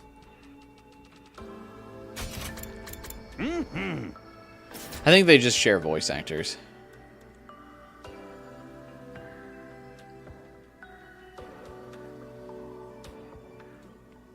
That doesn't seem like the kind of mistake you could chalk up to forgetfulness.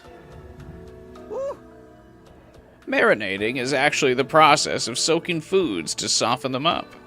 I could tell you a wonderful recipe for ginger marinated squash. I was just about to ask him to get to the point, but Hiriko beat me to the punch. Sir, I believe you're familiar with the cursed cycle. You mentioned it to me before. Well, it wasn't really before from your perspective. The point is, I've heard you mention that phrase. Ah, yes. Its stats look good, but once you equipped it, you can't take it off. That's cursed equipment like what you find in RPGs. This isn't a physical object we're talking about, it's... the loop. Yes.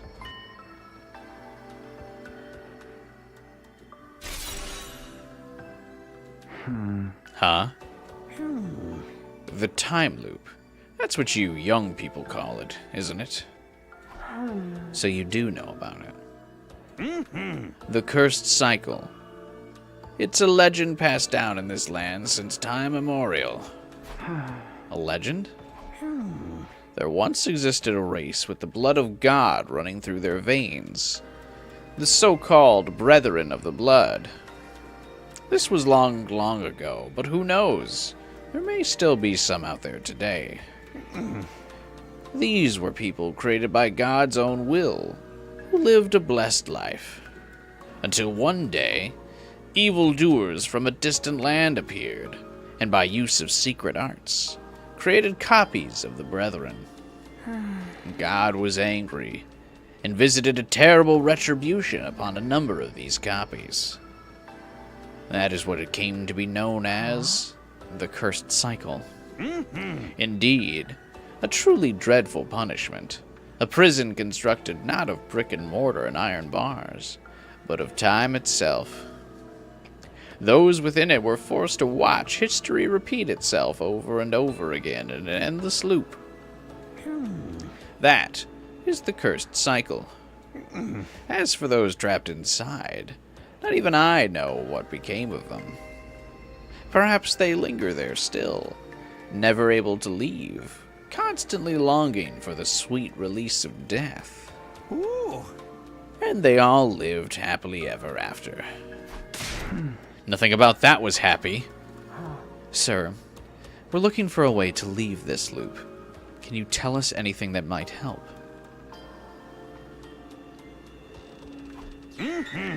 There's no mention of anything like that in the legends. Our shoulders slumped in disappointment. But now that your attention's hit, now that you mention it, there was somebody researching the Cursed Cycle many years ago. His name was Norio Ione. Norione Ione. Now long dead, he was an impressive polymath in his time. He excelled in the study of both folklore and particle physics. That's an insane double major. Folklore and particle physics. I've heard that Professor Inoue compiled the results of his research, his life's work, into a single volume. One of his goals with it was to prove the potential existence of the Cursed Cycle and examine its mechanics from a scientific perspective. What's this book called? Reflections on Impectory Metapsychosis. Ooh. I know it all sounds very occult, but it's got no relation to cursed spirits or sorcerers, in case you're wondering. But will it tell us how to get out of the loop? I've never read it myself, so I can't say for sure, but there's a chance it could offer you some clues. Mitoko and I looked at each other and nodded.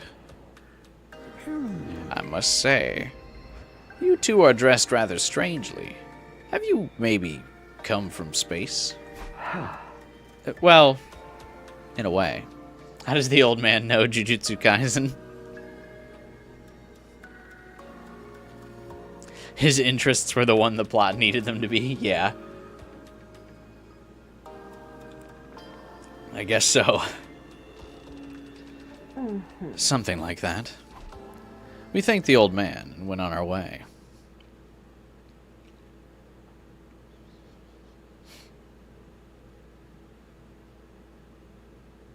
We returned to the lab, and from there leapt back to our steady fundamental timeline. On our arrival, we took off our leap suits and talked about what we should do next. Our only lead is Professor Inoue's Reflections on Impreciatory Metapsychosis. Where do we even start looking for something like that? True, there's no sign of any libraries anywhere outside the school. We'll just have to try inside the school then? How do you even come up with that name for the timeline? Steady fundamental? I'm getting tired because I'm starting to stumble over my words here. I just feel like fundamental and steady as like it's the constant. Steady is the one. There's no up and down. There's no waving. I feel like Steady Fundamental is a good name for like the timeline. Now the name for this book is bullshit.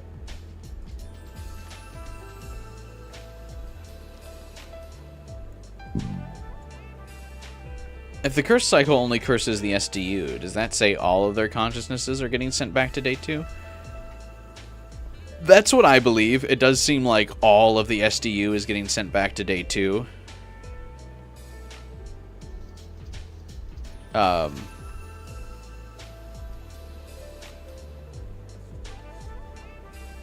But yeah, only Takumi and Hiriko have the power to actually recognize it because of their abilities.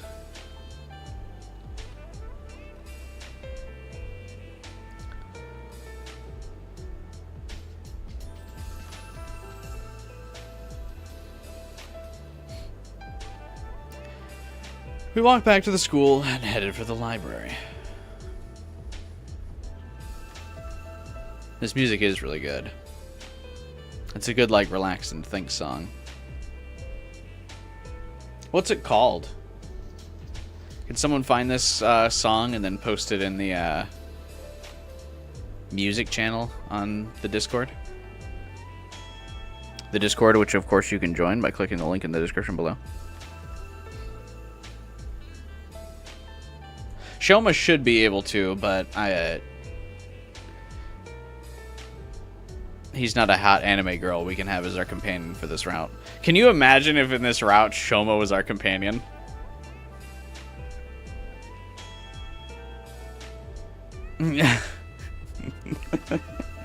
We were doing this shit with Shoma because he remembered every timeline. Fucking I'd uninstall.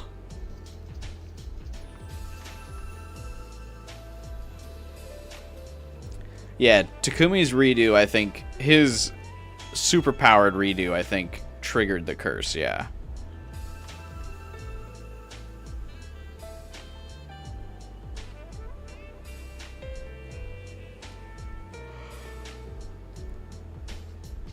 Like, Route 0 does still have a continuing timeline. But I guess the loop here kind of signifies the fact that I mentioned that none of the routes can really go past day 100. Although there are some routes that are excluded from the loop, for sure.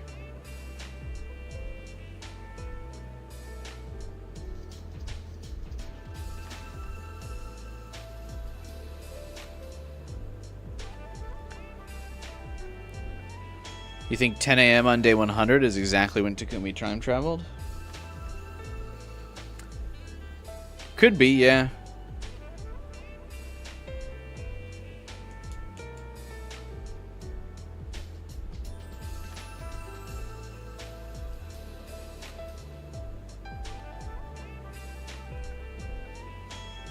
What if the curse is actually because Hiriko and Takumi are perfectionists and they keep subconsciously sending their own consciousness back? That's what I thought all of the different routes were going to be a symbol of. Like Takumi needing to go and find the golden route. And like he redid every timeline until he got the golden timeline.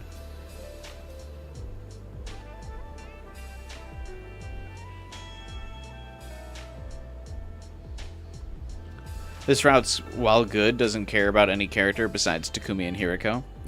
That's true, but I feel like that's fitting for like the way we've like timed out the routes on our playthrough here on stream, because this is the final route, and Hiriko is kind of like the least developed character at this point because she's like so vague and mysterious in all the other timelines. So to end the game on finally the Hiriko route, I think is another reason why this like works really well. It's like we've spent enough time with all the other characters. We've seen how they are. We've seen their developments. We've experienced all the different routes with these other characters. So now it just being Takumi and Hiriko, I feel like makes sense and like feels right. Because like finally you're working to solve everything with the like mysterious girl who was like working all the angles plus protagonist.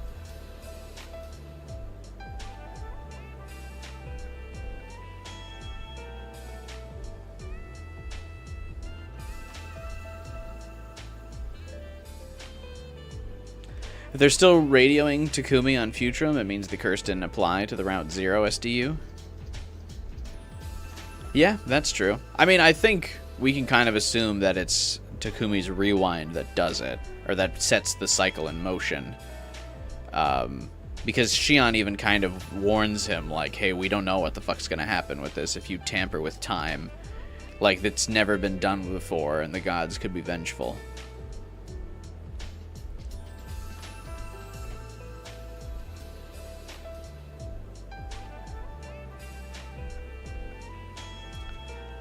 How would they react if they learned the truth of the war in this round? I feel like Hiriko already knows the truth of the war, but, like, the war is, like, such a distant thought for her now. At this point, she's only thinking about the loop.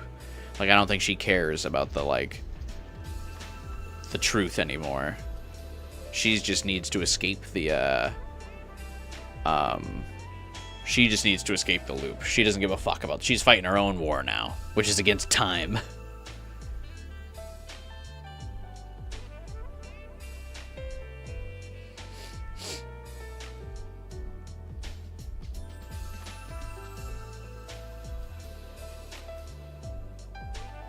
I would like to see an epilogue of Route Zero.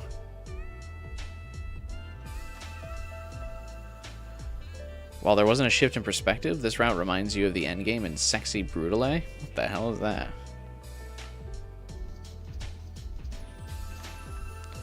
And yeah, I mean, Hiriko probably found out about the truth of the war like 50 fucking loops ago, like 20 years ago. Hiriko has had more than enough time to process that and like not give a shit about the war anymore. Also, yeah, I agree, Frog. I think that's the one where he, like, really goes back.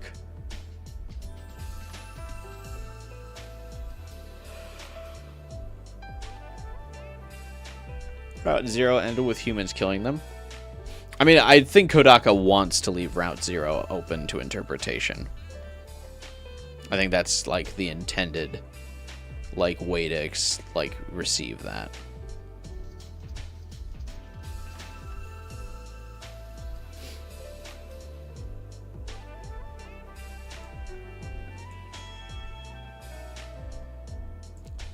Like, he wants it to be open to interpretation, open for discussion, open for, like, fan theories. So I don't think we'll ever see,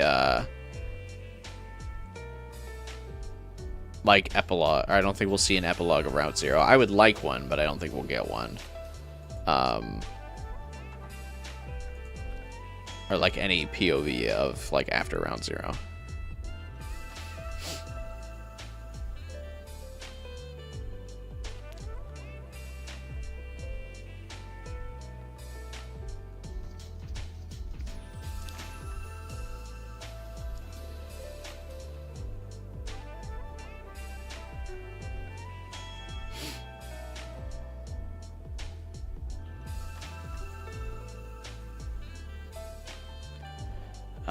Sexy Brutale is a game where the game takes place... is the place where the game takes place. It also is a time loop. Oh. I don't really understand. But sure.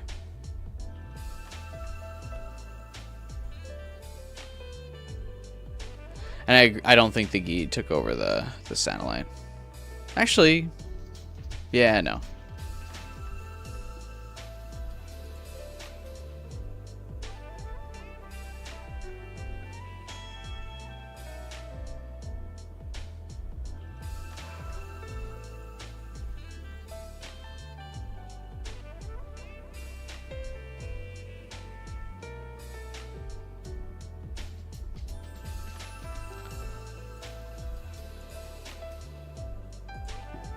Okay. I'm starting to get really tired. I'm crashing a little bit here.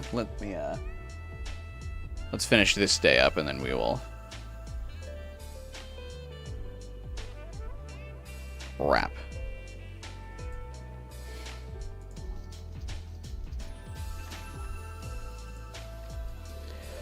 Hiriko and I spent the rest of the day and most of the night searching the library's different index lists. It's no good. There's no sign of that book ever having been here. Nothing else by Professor Inoue either. I'm probably saying that wrong. This message came up when I searched the PC, though. The records in this database are incomplete. But yeah, I like that this Hiriko has enough experience from all the different timelines and stuff that the war is just kind of irrelevant. Like, she knows all the dates and times that the enemies are going to attack. She's already informed Syria and Nigo, so they're not trying to do anything sketchy. Like, I like that the plot, like the B plot of 100 Line, I think, is just kind of like shoved out of the way in this route, which is nice. And it's annoying when that gets brought up in other routes. I think the pacing of this route's like really fucking nice. So far, anyway.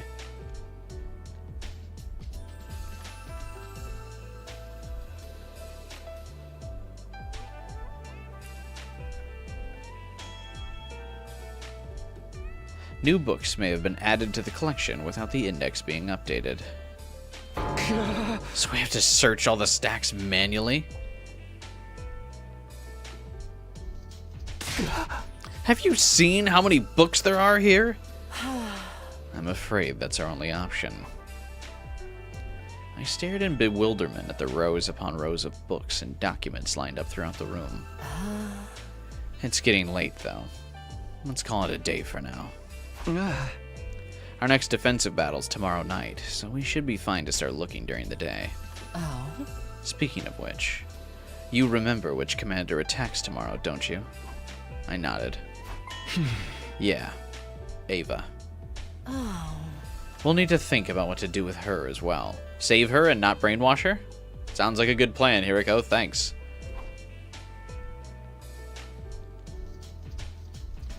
Once we got to the roof, I parted ways with Hiriko and went back to my room. What to do with Ava, huh? I thought about it all right. I got into bed and thought about it for several hours. By the time I'd reached an answer, it was starting to get light outside.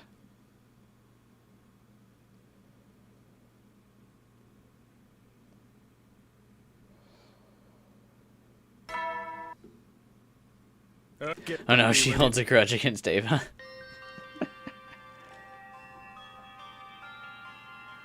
Alright. I think we call it a day for now.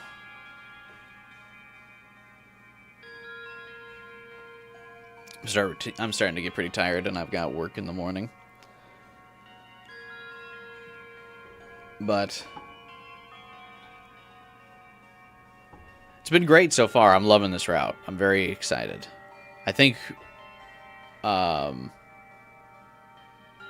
I think there's going to be 3 more streams of the game. I think 1 more weekend. I don't think we'll beat it in 2 streams next weekend. You're at work now, Trinity? Well, hopefully you have a good shift at work, man. But yeah, I think because we only made it to day 20. Granted, I did yap a lot at the beginning of the stream. But this route's also super dialogue heavy. So we'll see. You think 4 streams? I don't know about 4 streams. But definitely 3. This route's also interesting enough where I feel like I'll be able to stay engaged with it long enough and maybe not yap as much now that we're like in the thick of it. That we might roll through a little bit faster. Not as much of my usual yapping. But yeah. Definitely very interesting. I like the idea of the cursed loop. The pacing is great. We're cutting out a lot of the bullshit. The premise is interesting. We're finally getting, after all this time, after 90 endings, we're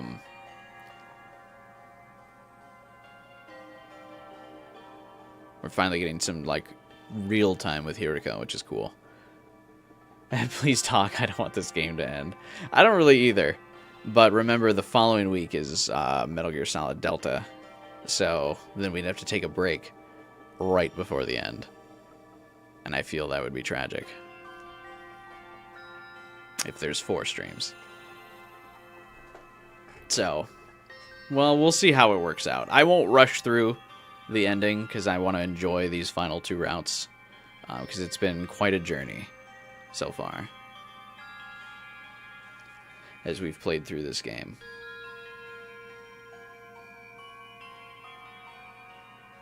And yeah, I've enjoyed it a lot. And it's nice that we're going to be going off on some like pretty high notes here with the end of Mystery and the endings for Steady fundamental. I'm tired. I can't say it. It's like a tongue twister. Whenever I start getting tired, I start going like... blah, blah, blah, blah, blah. I lose some of the dexterity in my tongue. As you guys know. Because I always do like super long streams until I get tired.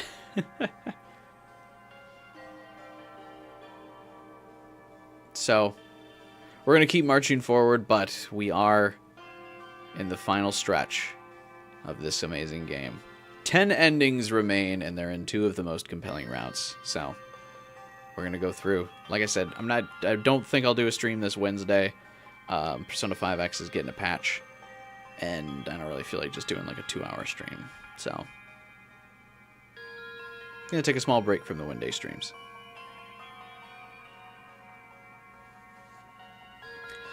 Maybe the following week we'll do another Wednesday stream. But for this one, or for this week, no Wednesday stream. I'm also pretty busy at work this week, so I'll probably not have time on Wednesday.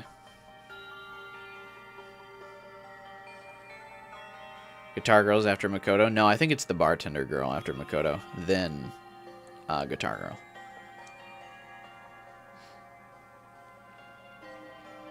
So yeah, no Wednesday stream this week. But we'll be back, as usual, on schedule. Friday, we'll be returning to 100 Line Last Defense Academy as we start trudging forward for our last 10 endings. Thank you all for joining me on this journey, and I hope you will continue it to the end with me. I'd appreciate it. It's been a lot of fun. I've been enjoying doing this every week for the past couple months, and it's going to be bittersweet to see it end, but I'm excited to reach the end with all of you. And I hope those of you who joined during the 100 Line streams, who started subscribing to the channel, will stick around for like the other games that I'll play. Like I said, still want to do Metal Gear Solid Delta. I'm still considering doing Tribe 9, just because I feel like the audiences between 100 Line and Tribe 9 would overlap a little bit.